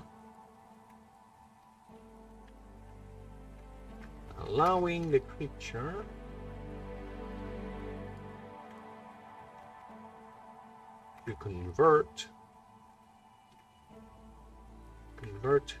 both the kinetic and nerve signals into a blast of voltaic energy projected in the space between its flat head and its leaf-like caudal fin. This fries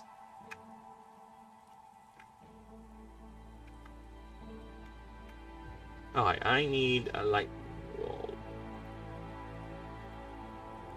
Voltage to human.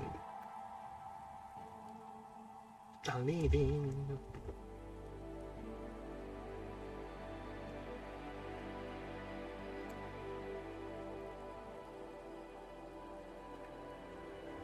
As a single blast, single standard blast is measured at least 120 volts of pure electrical energy.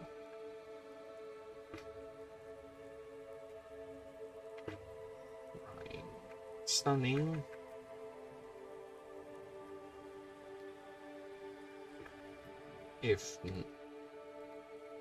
If not outright frying it.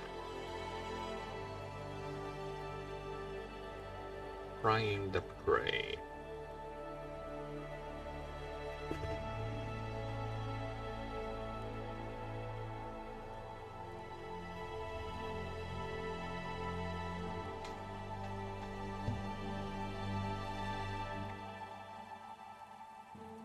Quickly followed by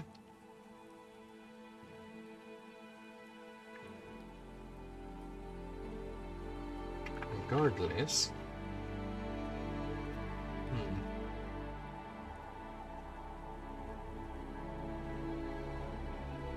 which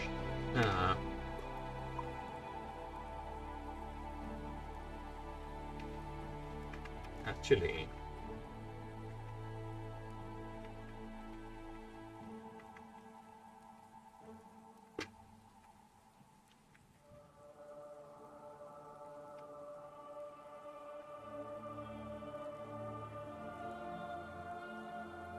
regardless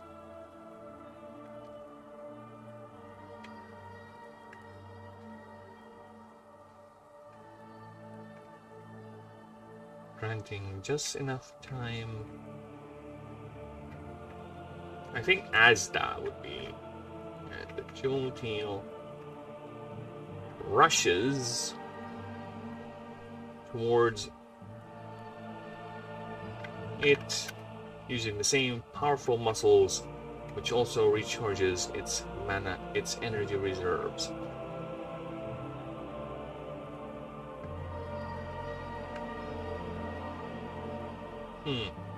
Rushes towards with the same, using the same powerful muscles, which also in turn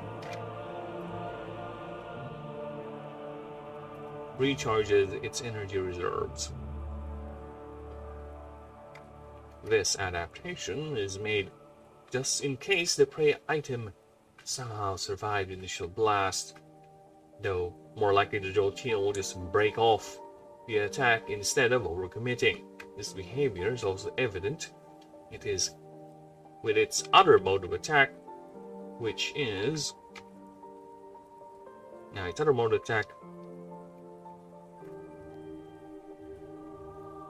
which is just lying on the ground or near the water's edge,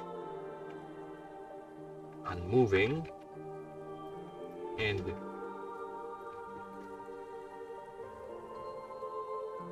with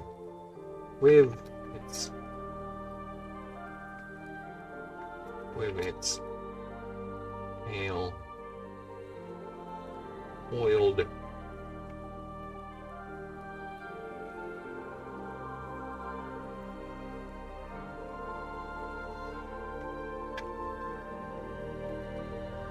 With its tail poised,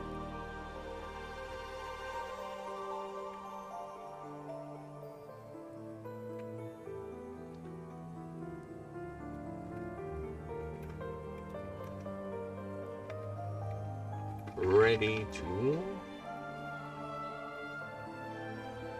lunge at prey items,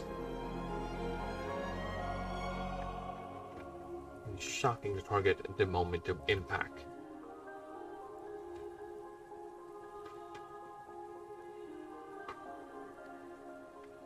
Hunting behavior.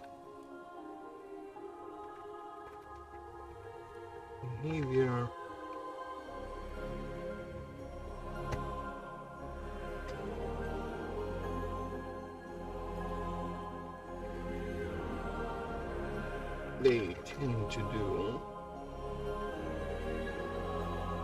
Females tend to do when pregnant. And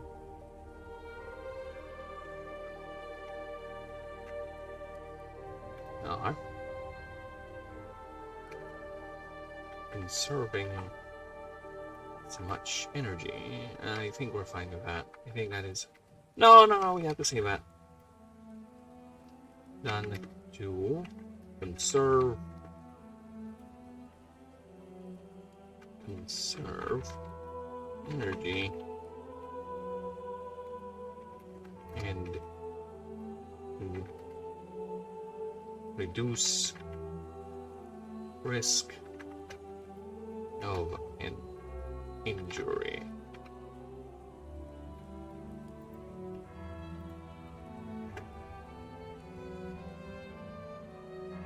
Alright, next.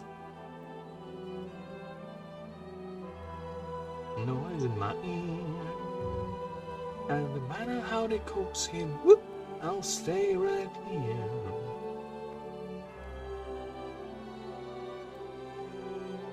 Hey, honey, next time we just together on a train. And I'm smoky and it's cloudy, that's too civilized today. When they have to make vacation, they hurry to vacation grounds. They swim and they fish, but that's what I do all year round.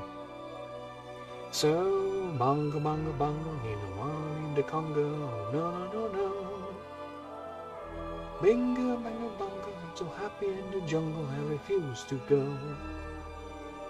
No jailhouse, shotguns, fish, hook, gold clubs, I got my spears. No matter how they coax him, I'll stay right here. How long have I been on BRB screen? Oh my god. I think I've been BRB for like God knows how long.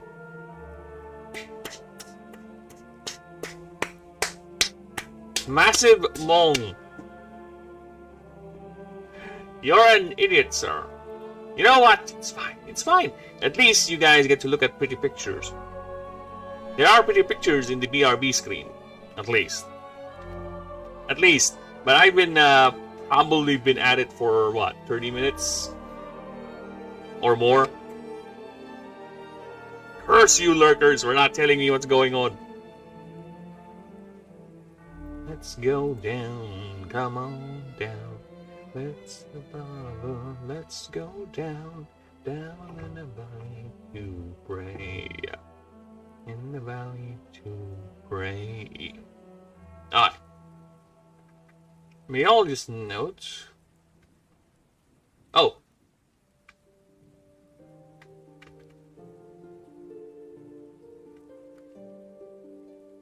Conserve energy and reduce the risk of injury. Also, go down. Also does this when food is scarce. Yeah.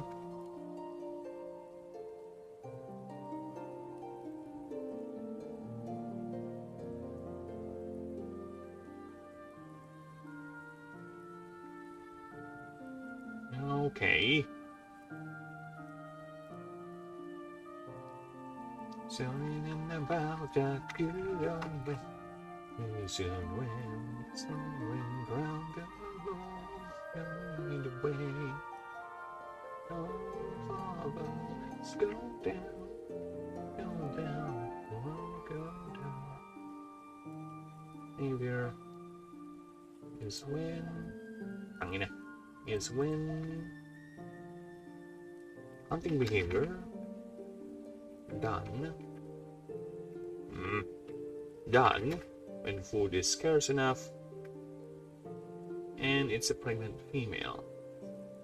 As females tend to pregnant female, since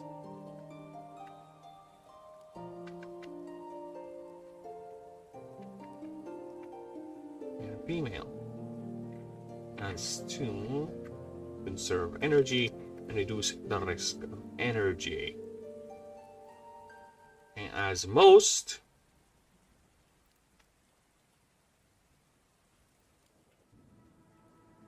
there you go, it goes here next. Alright. As most of its energy is going to in the development of its 10 to 5 pups, which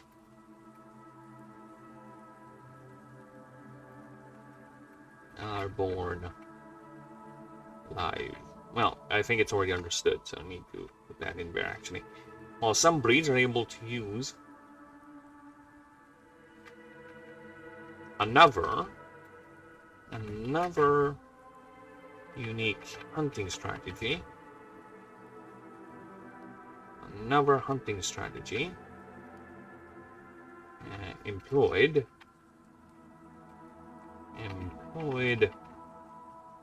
by some breeds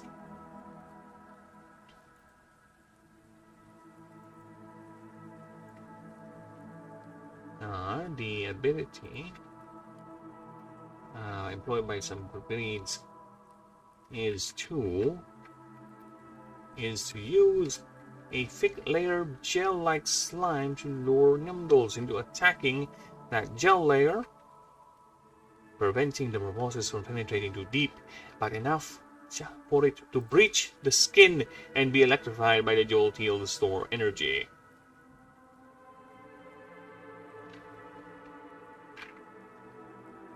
And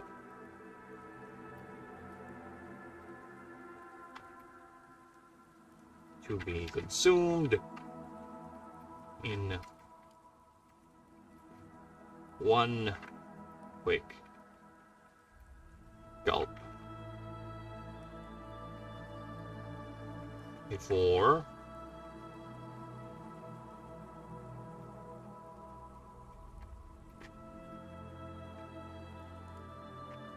returning to its spot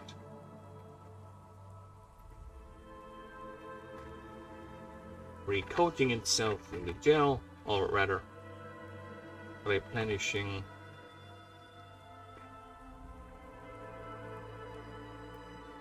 the gel layer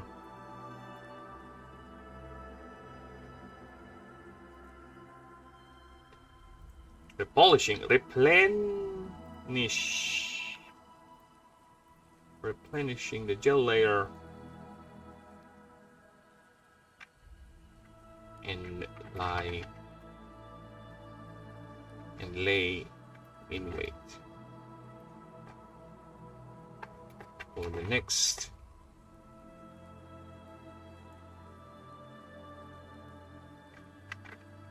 or the next one. Because of this, travelers have taken the sign of a slimy jolteal as a good indicator that the Nimdal population in that area is under control, and that the risk of attack is significantly lower.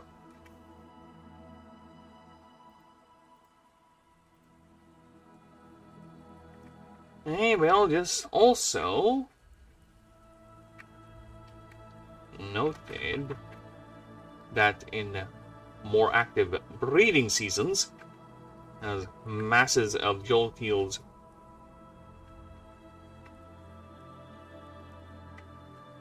with masses of jolteals reaching around 50 to 200 individuals gathering in ponds and shallow embankments.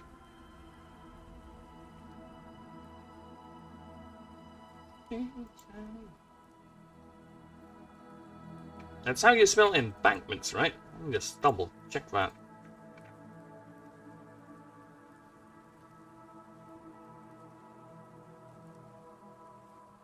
Aye, that's what it means. Aye.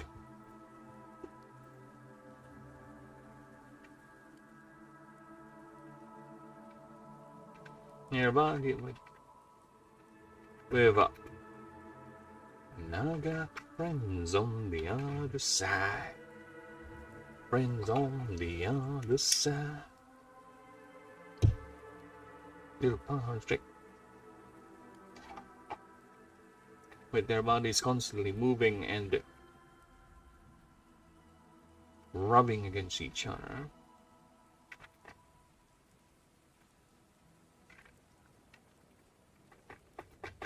Against each other.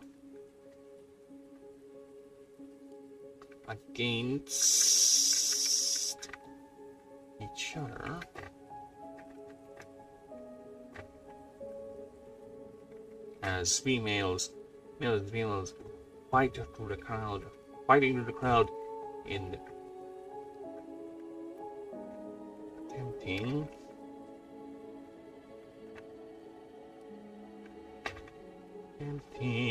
to mate with each other.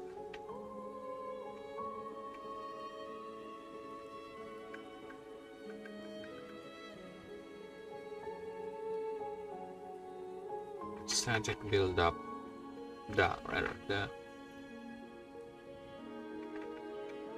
the combination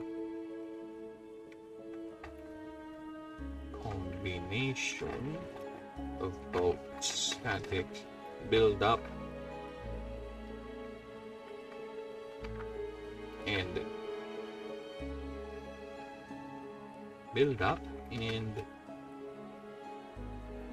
muscle generated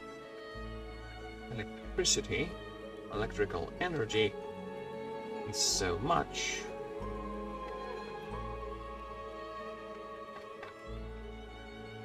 that it is not safe to enter said bodies of water without proper insulation.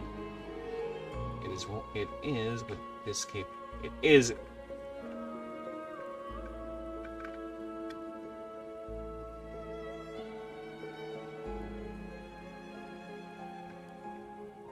armed with this capability, armed with this knowledge, armed with, or rather by this knowledge, some communities actually use jolteals as a means to store power for general use. They do this by attracting multiples of them using bait to either induce the hunting behavior or during breeding season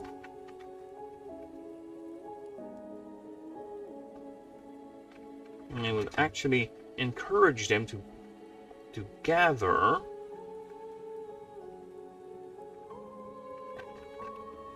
gather near or build power collections in those locations.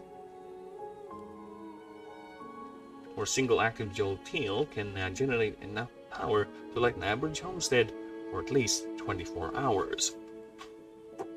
Okay. Actually, there's not much I added in.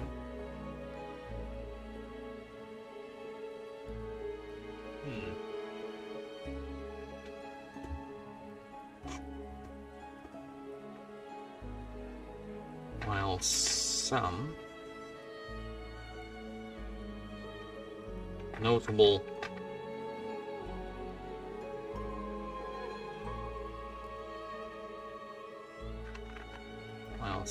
actually create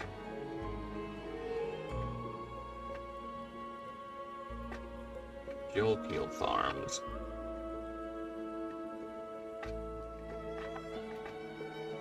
Using captive specimens to produce a constant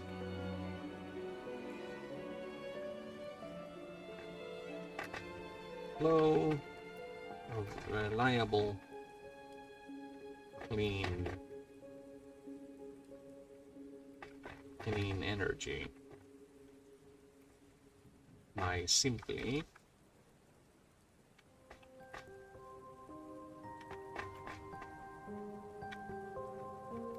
providing a bounty of prey and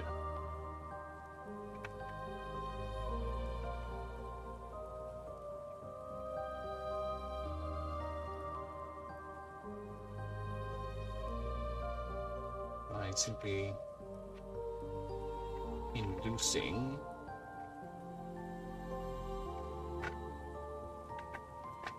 the same instincts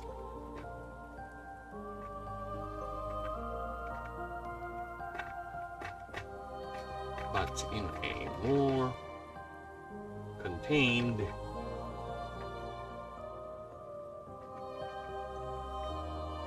and claustrophobic setting, maximizing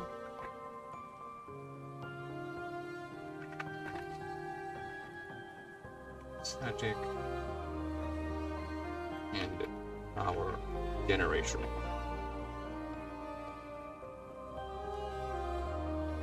Well, some companies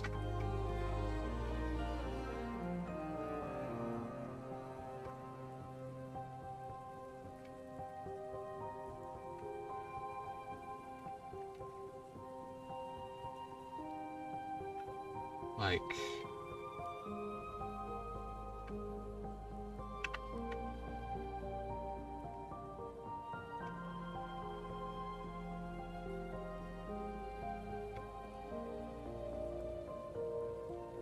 mining for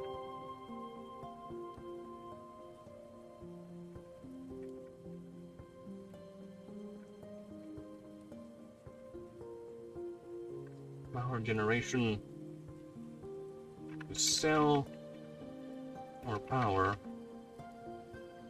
their other subsidiary industries.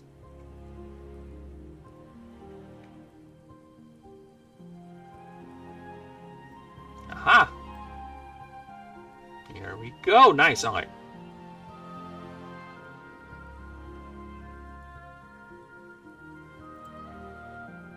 Of course, overexploitation should be a thing. And there you go. Alright, let's do a quick read before we move on to Hoaxawattle. Alright, Jolteals are ambush predators at home in the many rivers and lakes of Ashen. They lay perfectly still near the water or the shallow banks of their chosen body.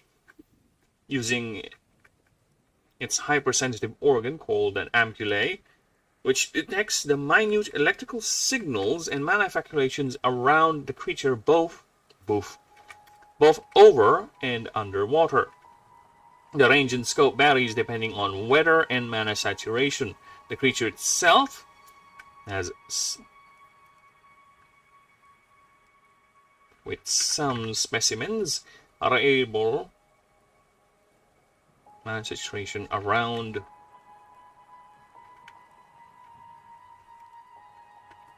the creature itself, with some specimens able to sense up to 300 feet.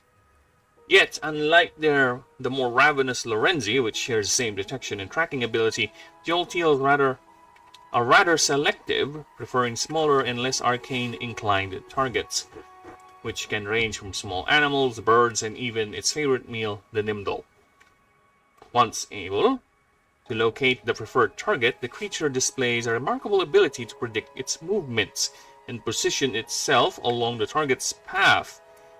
Yet not all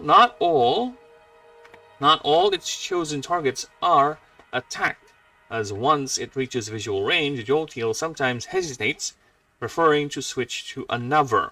Observers note that this is caused by the intended target to be actually more than a threat than it seemed 300 feet away. Being highly selective does not hinder nor compromise the creature's ability to survive. In fact, this avoids futile and excessive engagements, a trait further supported by the Jolteal's ability of prolonged periods of not securing prey by only subsisting on reserves of ambient mana. However,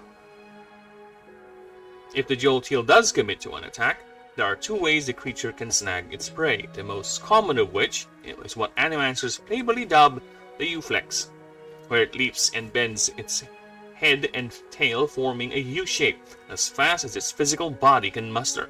This violently flexes its heavily muscled body, allowing the creature to convert both its kinetic and nerve signals into a blast of voltaic energy projected in the space between its flat head and the leaf-like caudal fin. A single standard blast is measured up to 120 volts of pure electrical energy, stunning if not outright frying the prey, as the Jolteal rushes towards it using the same powerful muscles, which also in turn recharges its energy reserve. This adaptation is made just in case the prey item somehow surviving the initial blast, though it's more likely the Jolteal will break off the attack instead of overcommitting. This behavior is also evident with some other mode of attack, which is just lying still on the ground or near the water's edge, unmoving, with its tail poised at the ready. Poised, ready to lunge at prey items and shocking its target at the moment of impact. Shocking it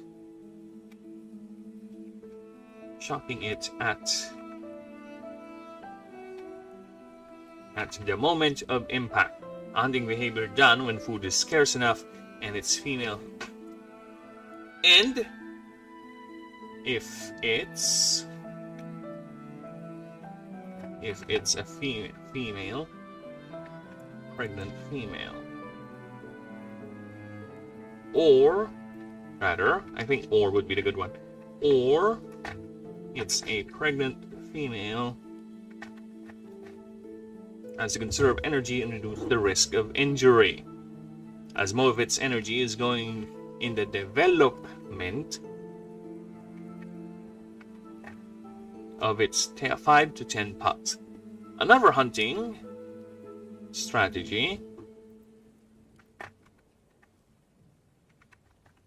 employed by some breeds is to use a thick layer of gel-like slime to lure Nimdals into attacking the gel layer, preventing the proboscis from penetrating too deep, but enough for it to breach the skin and be electrified by the Jolteal's stored energy.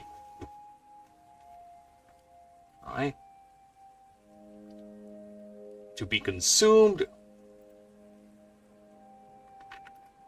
be consumed in one. This should be one quick gulp before returning to its spot, replenishing the gel layer.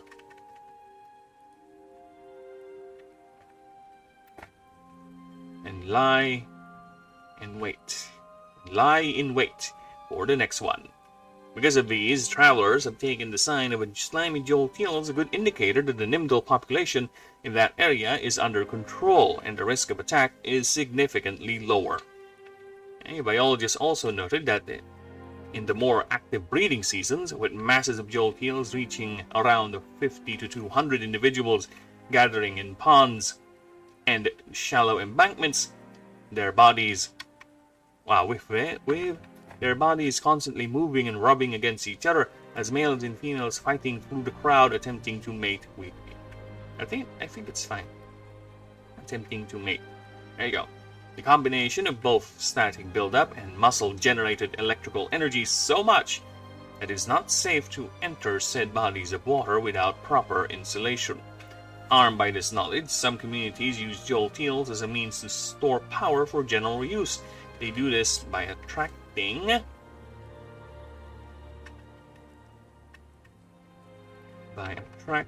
multiples of them using bait to either induce the hunting behavior, or during breeding season, they would actually encourage them to gather near or build power collection relays in those locations. At those locations. For a single highly active jolteal can generate enough power to light an average homestead for at least 24 hours. While some companies, like the Kindred Mining Corps, actually create jolteal farms using captive specimens to produce a constant flow of reliable clean energy by simply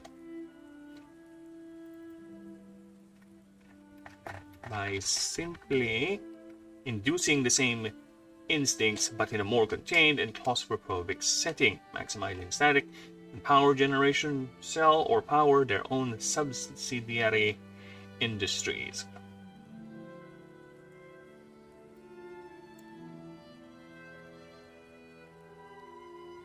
There you go.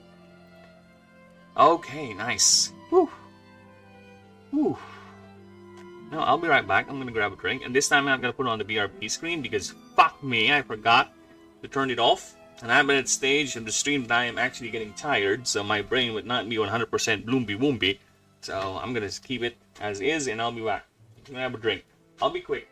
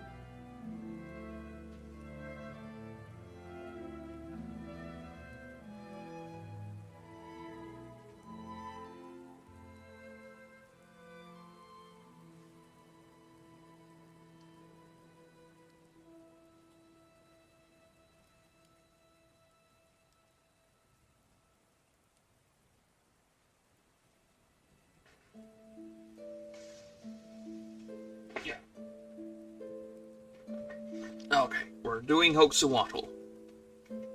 That's gonna be the last one. I'm feeling indeed mighty tired.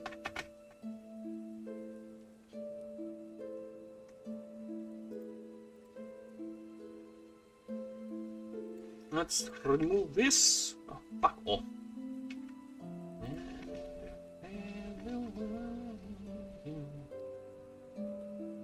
Alright.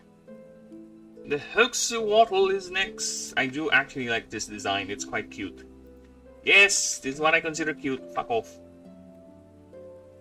I find this one quite cute. You may suck my burb cock if you don't agree with it. Not my problem.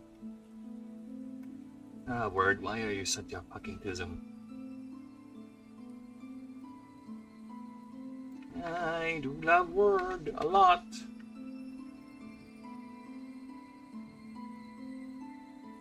I love the Word.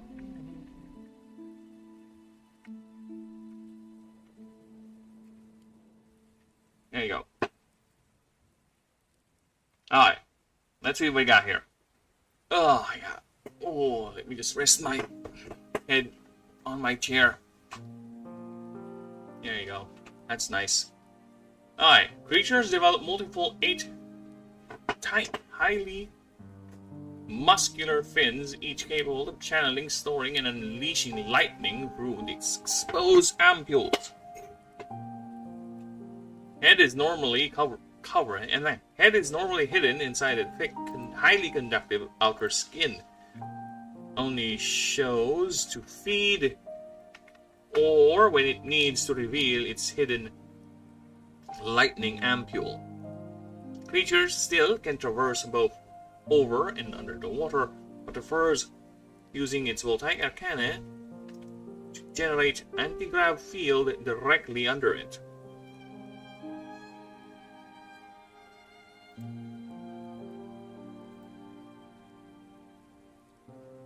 Yeah, why does it look like this? Dude, sometimes, again, formatting with Word. Ugliest sin.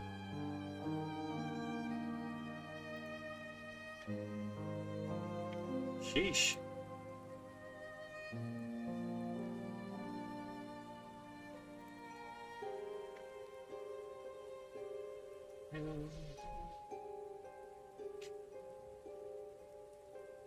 No comment.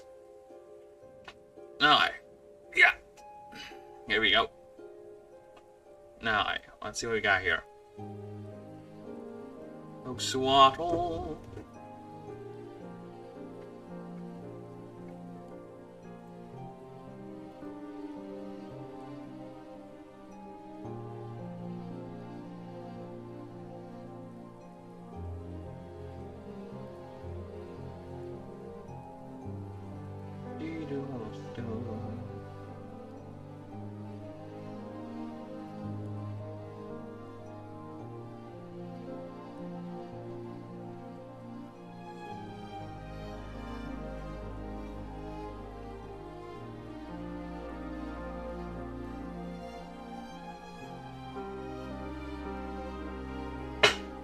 God damn it.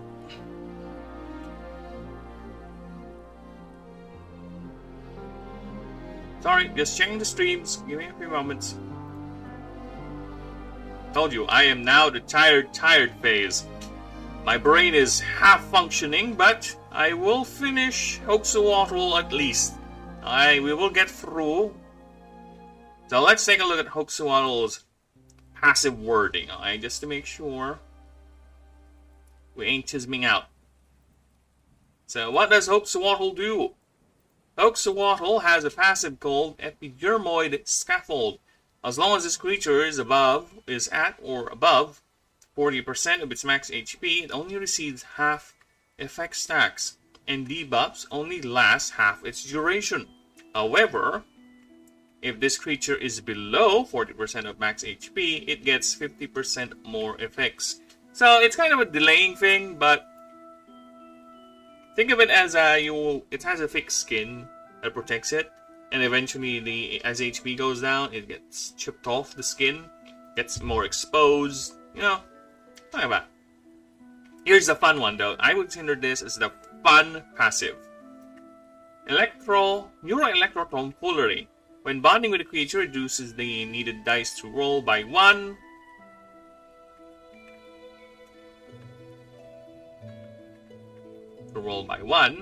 This effect can stack, however, it cannot reduce the roll lower than 2.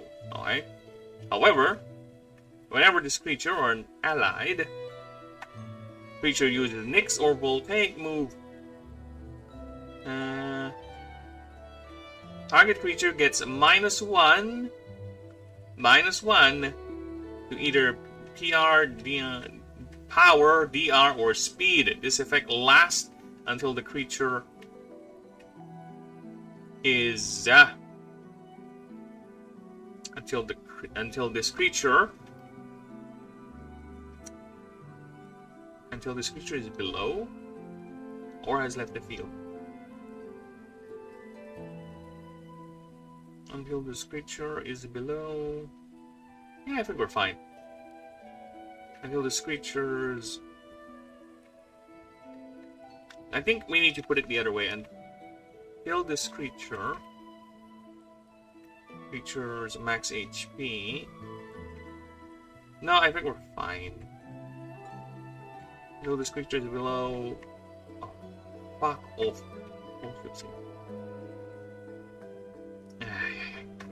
To bond by 1 or this or an allied creature. Yeah, we're fine with that. Voltaic destruction once per turn. Whenever you use, or once per round, whenever you use. Alright. Alright, now let's go ahead and update. Pick Pokes and Wattles on the master. Oh, see, this is how tired I am. I'm already making mistakes with the buttons.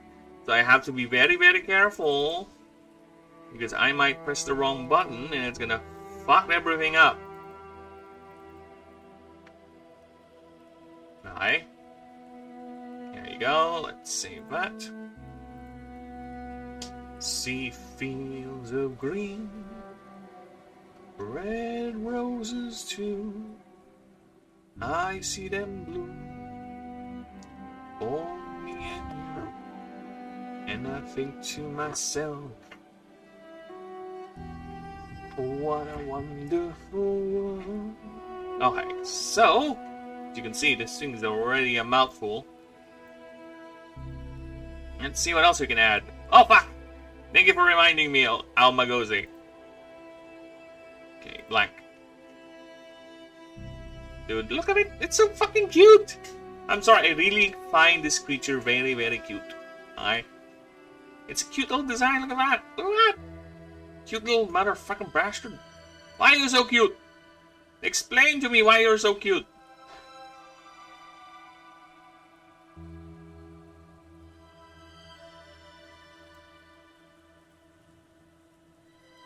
Alright.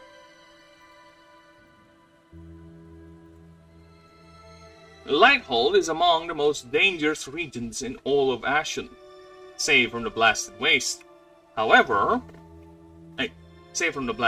among the numerous militant fringe groups, crumbling ruins, and the criminal elements, its fauna compounds the strait even more. As among, I think as should be here, as among the numerous fringe groups, crumbling ruins and the criminal elements, its fauna compounds the strait even more. Okay. Actually, give me a moment here. I need to do something. Update something, if you will.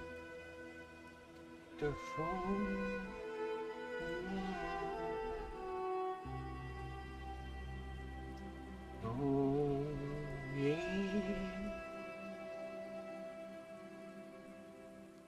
Dun, dun, dun, dun, dun, dun. Where is this? Ah, fuck me. Well, give me a few moments. I'm just looking for something.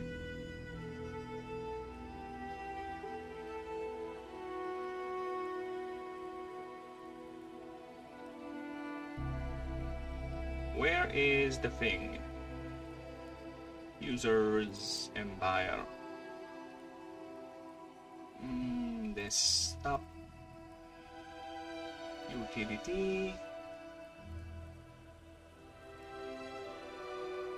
Meme shite. There you go. Oh shit. No, not meme shit. Manaverse. There you go. Names, Pokemon rules. New rules. There you go. Taking all that.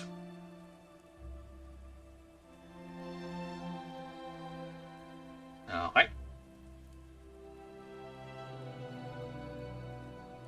For anyone walking the long, lonely just want to compose it even more.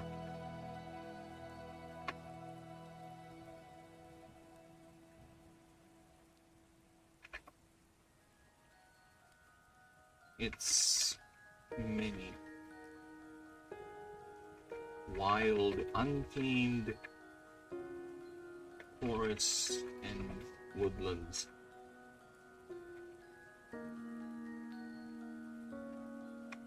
Deprived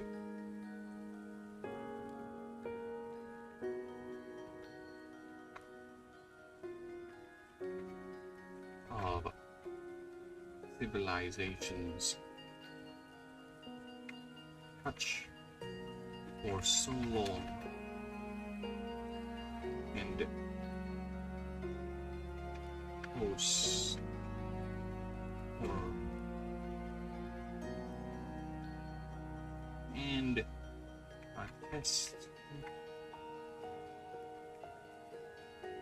testament for the era's bloodiest conflicts thus far, or the bloodiest conflicts in recent civilizations. Yup, what the fuck? Not for so long, and a testament in recent memory. Momo ayase memory. Right?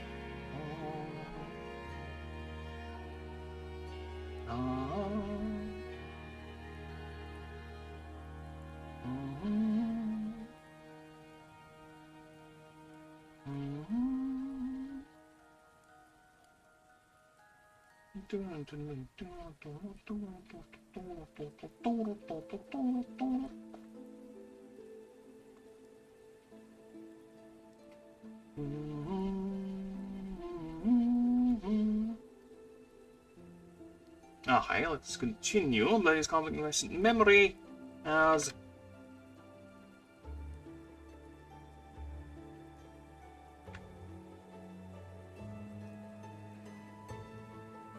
and hosted actually. And I'm gonna change this. Estimate hosting. Many are the sites of the and many actually and many are the sites of the bloodiest conflicts in recent memory, or during the fall of the cosmic order,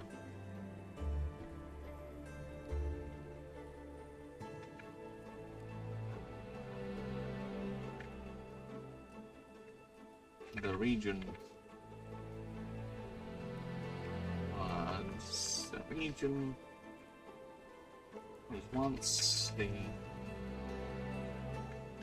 was once the main, once hosted the citadel of the Lord of War.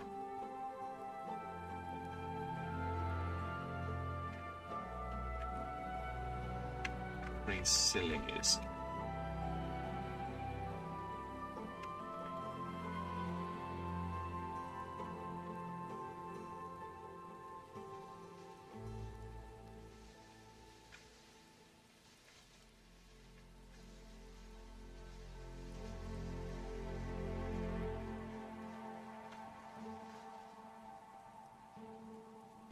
filling the region. Filling the region.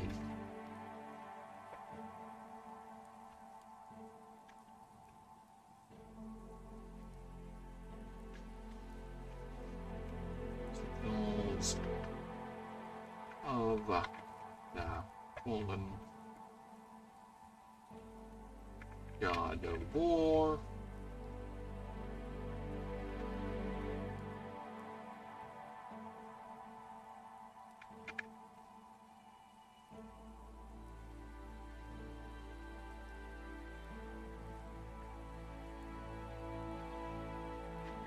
There.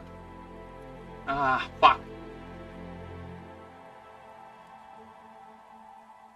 For during the fall of the cosmic order,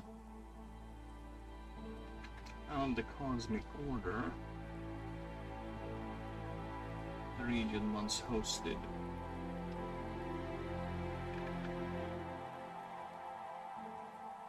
and numerous and is the power base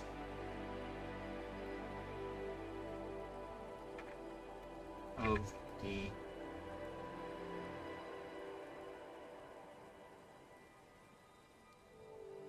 betrayers.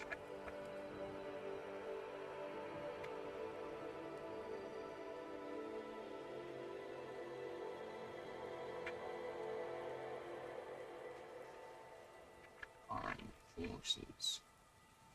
I kind of don't want to put that in.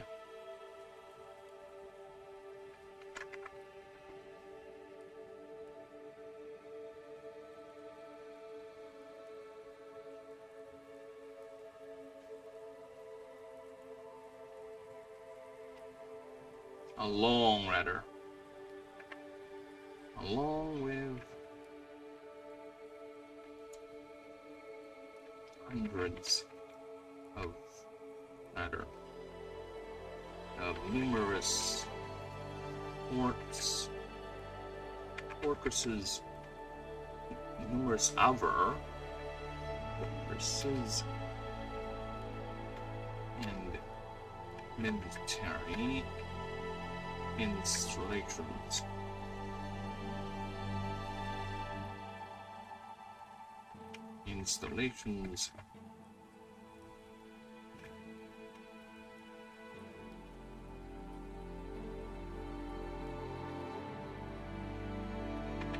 It's when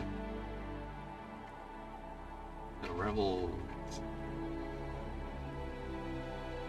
led by Ashen struck land.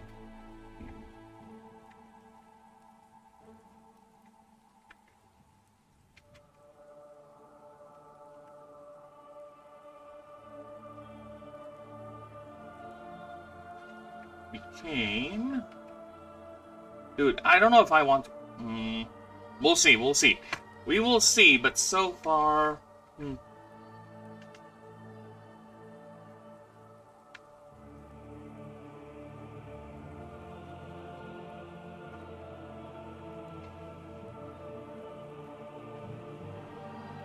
Became awash. Violence. And blood.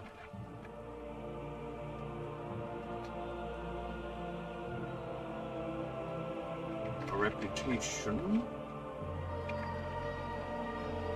it carries to this era. As Nightmold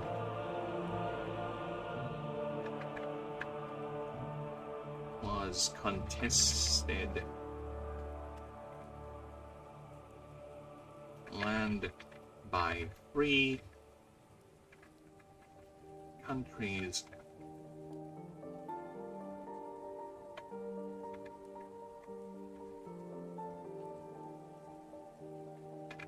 Adrena, Aldesha,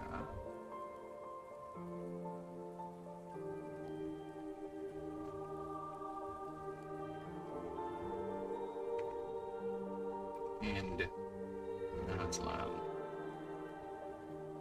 All fought bitter border skirmishes.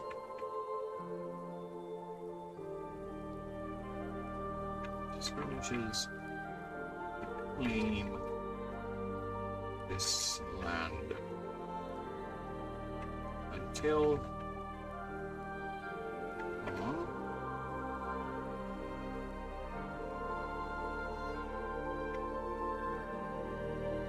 NNF, the region was formally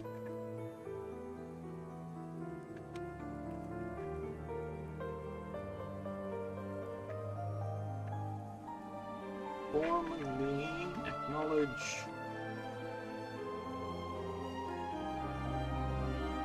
as a separate and independent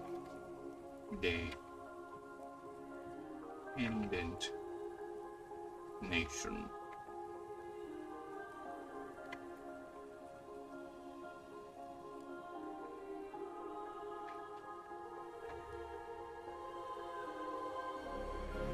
Adopting the formal name of, let's see,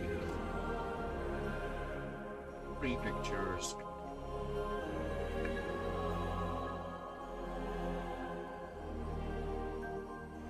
as the protectorate, rather protectorate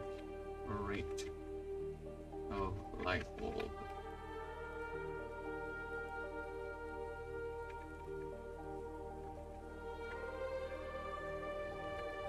There you go.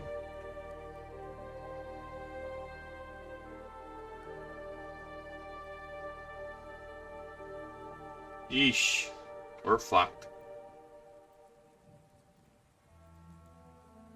Definitely fucked. Look at that, all that space. That's why I'm hesitating to put it in. Aye. Lighthall is among the sinners and blasted waste, numerous fringe groups, any wilds untamed forest, woodlands that deprived the electricity for so long, and are many.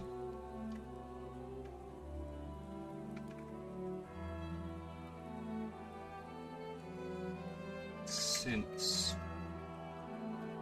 its founding, since the end of the cosmic era,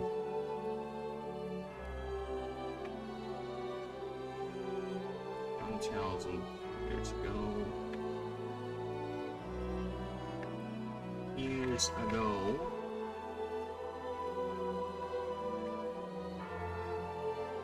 many of these are the signs of the bloodiest conflicts in recent memory, for during the fall of the cosmic order, the region once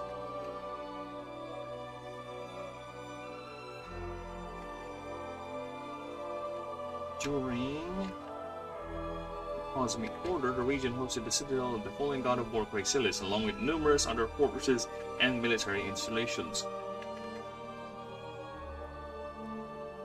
And when the rebels led by Archon struck, the land became awash of violence and blood, a reputation it carries to this era, as Lighthold was contested land fought over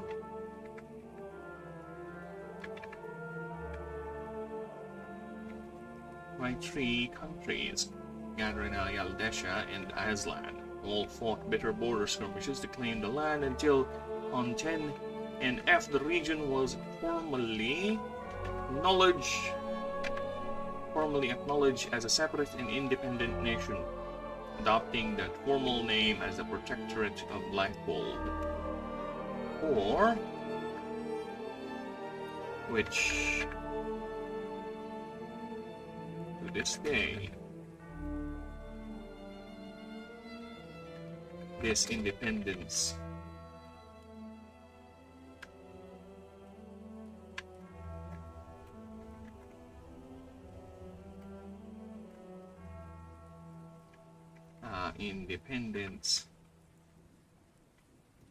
at cost of major support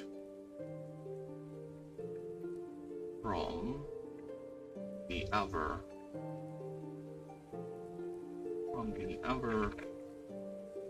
more established nations.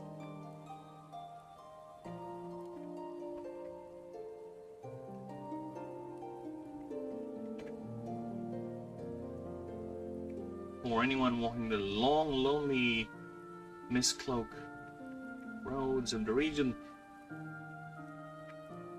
experiencing dizziness, drowsiness, and light severe headaches,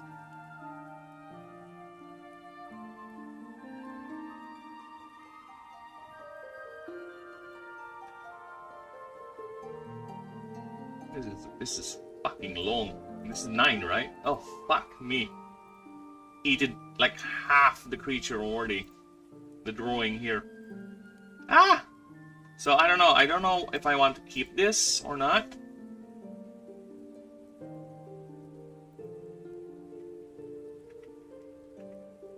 Leaving it largely undeveloped.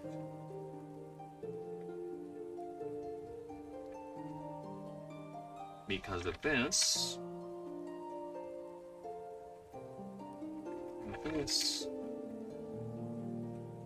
anyone walking the long, lonely, mist-cloaked roads of the region to experience dizziness, drowsiness, and light to severe headaches, they are advised to back away or activate mana shields or null domes to dull your senses, or most likely you are under the influence of an hoaxwaddle. Or this creature has developed the ability to project directed electrical pulses that that interferes, or that scrambles, I think is the better word, scrambles and messes with biological nerve signals, causing the aforementioned effects. This is accomplished by its modified ampules, with 8 of them exposed on each of its wing-like flippers, which the locals have a saying: a pair of red slight dread, 2 pairs of red be wary or fled, 4 pairs of red be brave or dead. This is in reference to organs being exposed and appear like crimson eyes glaring at you at some dark corner. Okay, this is already 9, right? Fuck! Yeah, because what I'm gonna do, I might cut it here. Right? Just so it doesn't look weird. There you go. That's what we're gonna do. And this is gonna be a problem. I can see it already. I can fucking see it already. Alright.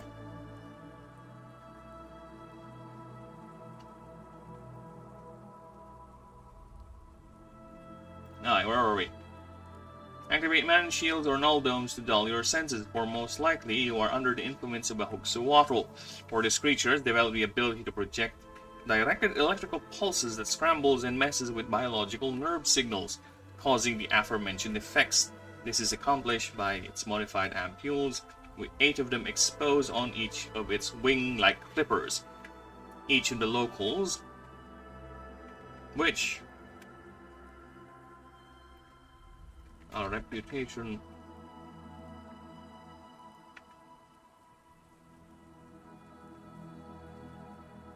earning it a very infamous local saying.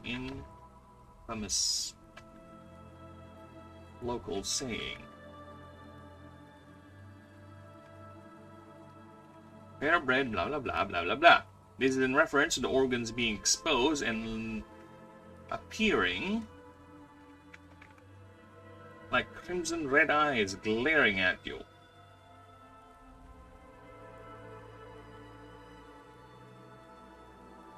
Is in reference to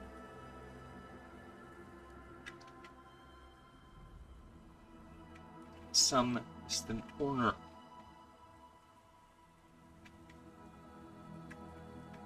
Being exposed, crimson eyes. It's in reference to the organs.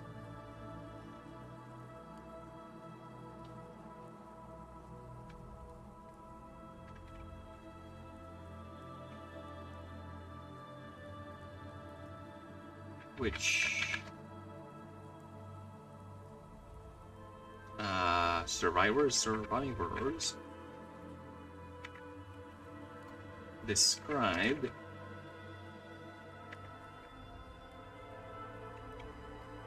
as something as akin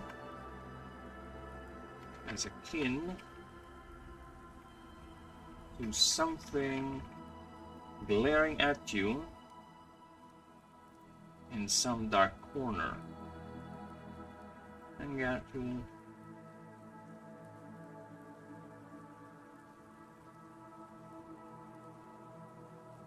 glaring at you in the far reaches of the darkness, the night.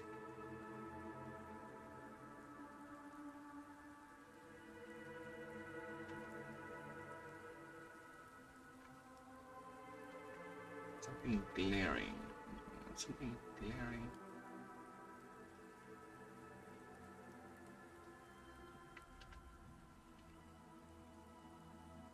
Glaring orbs. Piercing, rather. Piercing.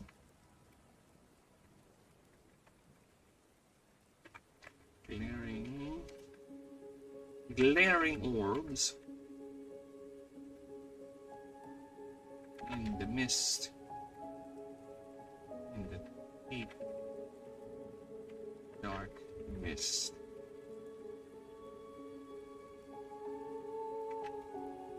Or corner.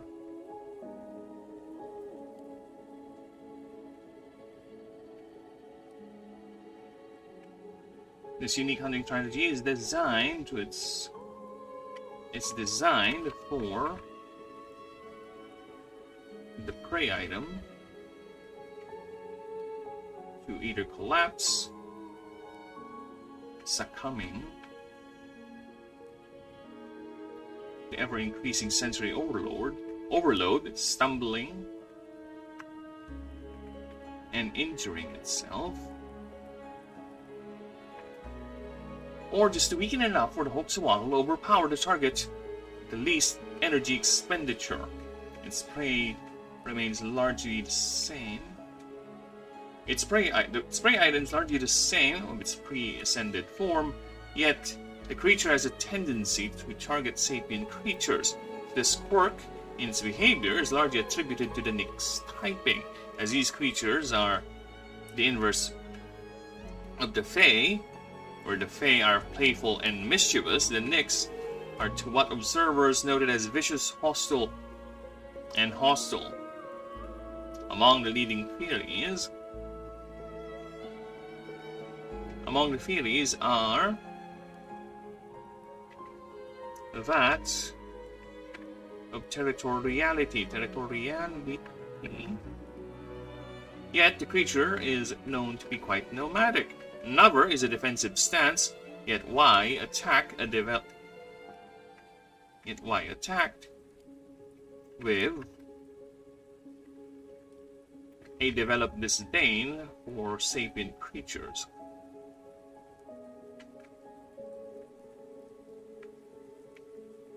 Yet why attacked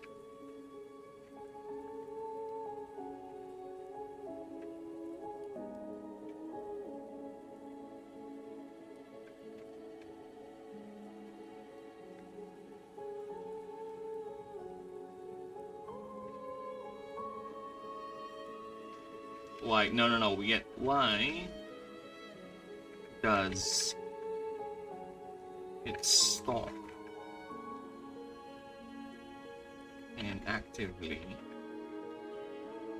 attack another one. Another is a sort of developed disdain for the sapient races, and one strict and use it for power generation. While another, why is it capitalized? While another is just pointing to the ancients' genetic tampering as during the rebels' assaults.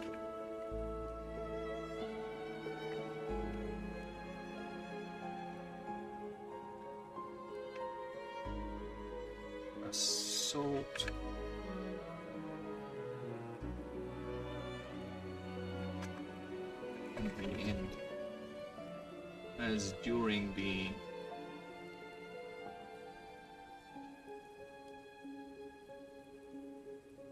as many combat reports from the closing years of the Cosmic Order include the active use of hoaxwattles by the defenders.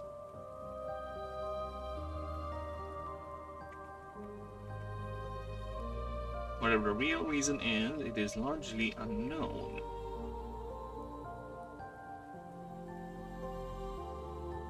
Another quirk this creature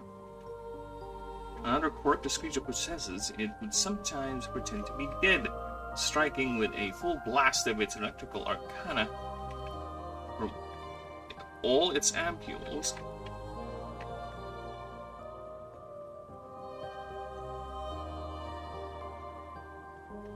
Once the target, the victim, is near enough.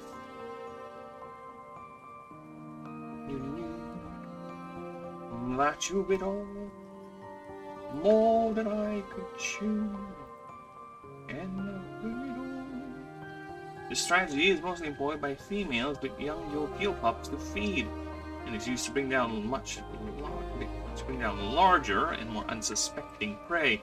The energy is still generated by its mana manipulations and by its own nerve and muscle movements.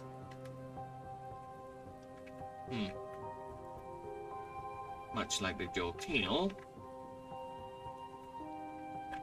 its prior form, energy, and algae is still generated by its mana manipulations and its own nerve and muscle systems.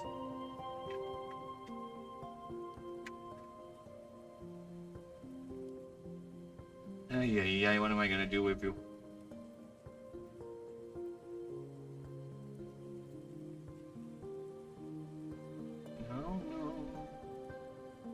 No, not me. I did it. When is a man? What has he got? I doubt himself. And he has not. Which is further enhanced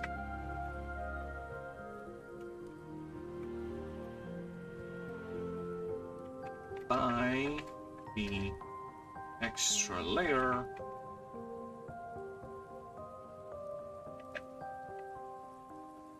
oh shit. It's already there.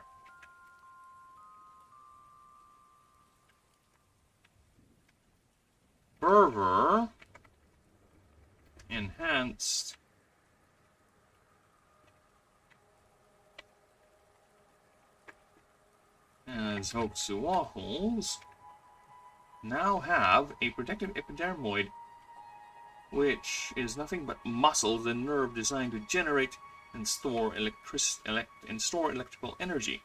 This also acts as a fake fleshy suit or cloak to protect the actual creature within. For most of the creatures hidden inside the second skin, and only the head emerges when feeding or exposing its primary ampule to attack. The hoaxwaddles glide over land at least 12 feet off the ground using the same ampules to generate its own anti-grav field. However, during breeding season, and when overland prey are scarce, they return to their aquatic habitat, though only at limited capacity, as they are no longer able to breed underwater, exchanging gills for their second skins. Uninsulated machinery.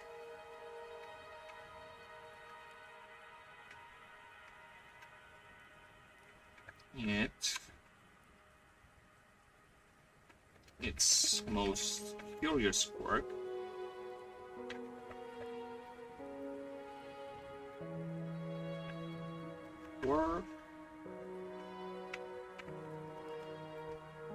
is that with uninsulated machinery, especially those of an arcane nature,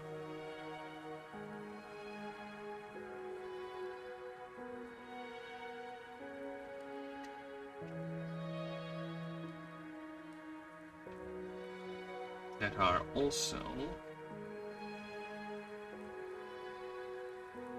these are also susceptible to their projections, causing temporary loss of power or minor fluctuations. Some specimens have been shown to show a sort of mechanical curiosity active.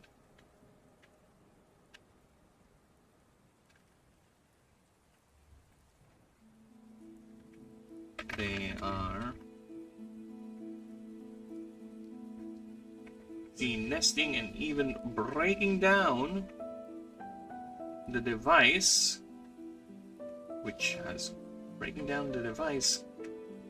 caused even more friction to the bridge of cities, towns, and settlements. The behavior is even more magnified when bonded with an animancer, though it seems to diminish the creature's desire for psychological torment against sapiens. Okay. Done. Nice. We got the rewrite for good old Hoaxwaddle. Right? So that's very good. Okay, and I don't think I need to expand it, actually. Give me a few moments here. Yeah, I don't think I need to add more to it. It's already good enough as is. Oh, fuck me. Never mind. It has to be that high. Oh well. Yes, we're done. Yes, so 5 creatures have been introduced and rewritten today, so that's very good progress, at least 1 per hour. So, I'll be continuing probably tomorrow, since I don't see anything else I need to do tomorrow, but we'll see. I'll be continuing with the rest, and until we're done, but either way, the work goes on for the non-starter creatures. So, anyone who's still tuned in, any lurkers out there, the links for the Discord is there, and if you ever are curious, just go ahead and like and sub and all that. Join the Discord so you can check the rules and we can converse with one another. Tell me about what you think about the systems. And once we get to testing the games, we should be able to include you if you really want to. Why not? Let's get more people in. Let's see what happens. And in the meantime, again, I do thank you, everyone tuning in. You all have a lovely one, okay? Toodaloonies. And see you guys next time. Goodbye, goodbye, goodbye.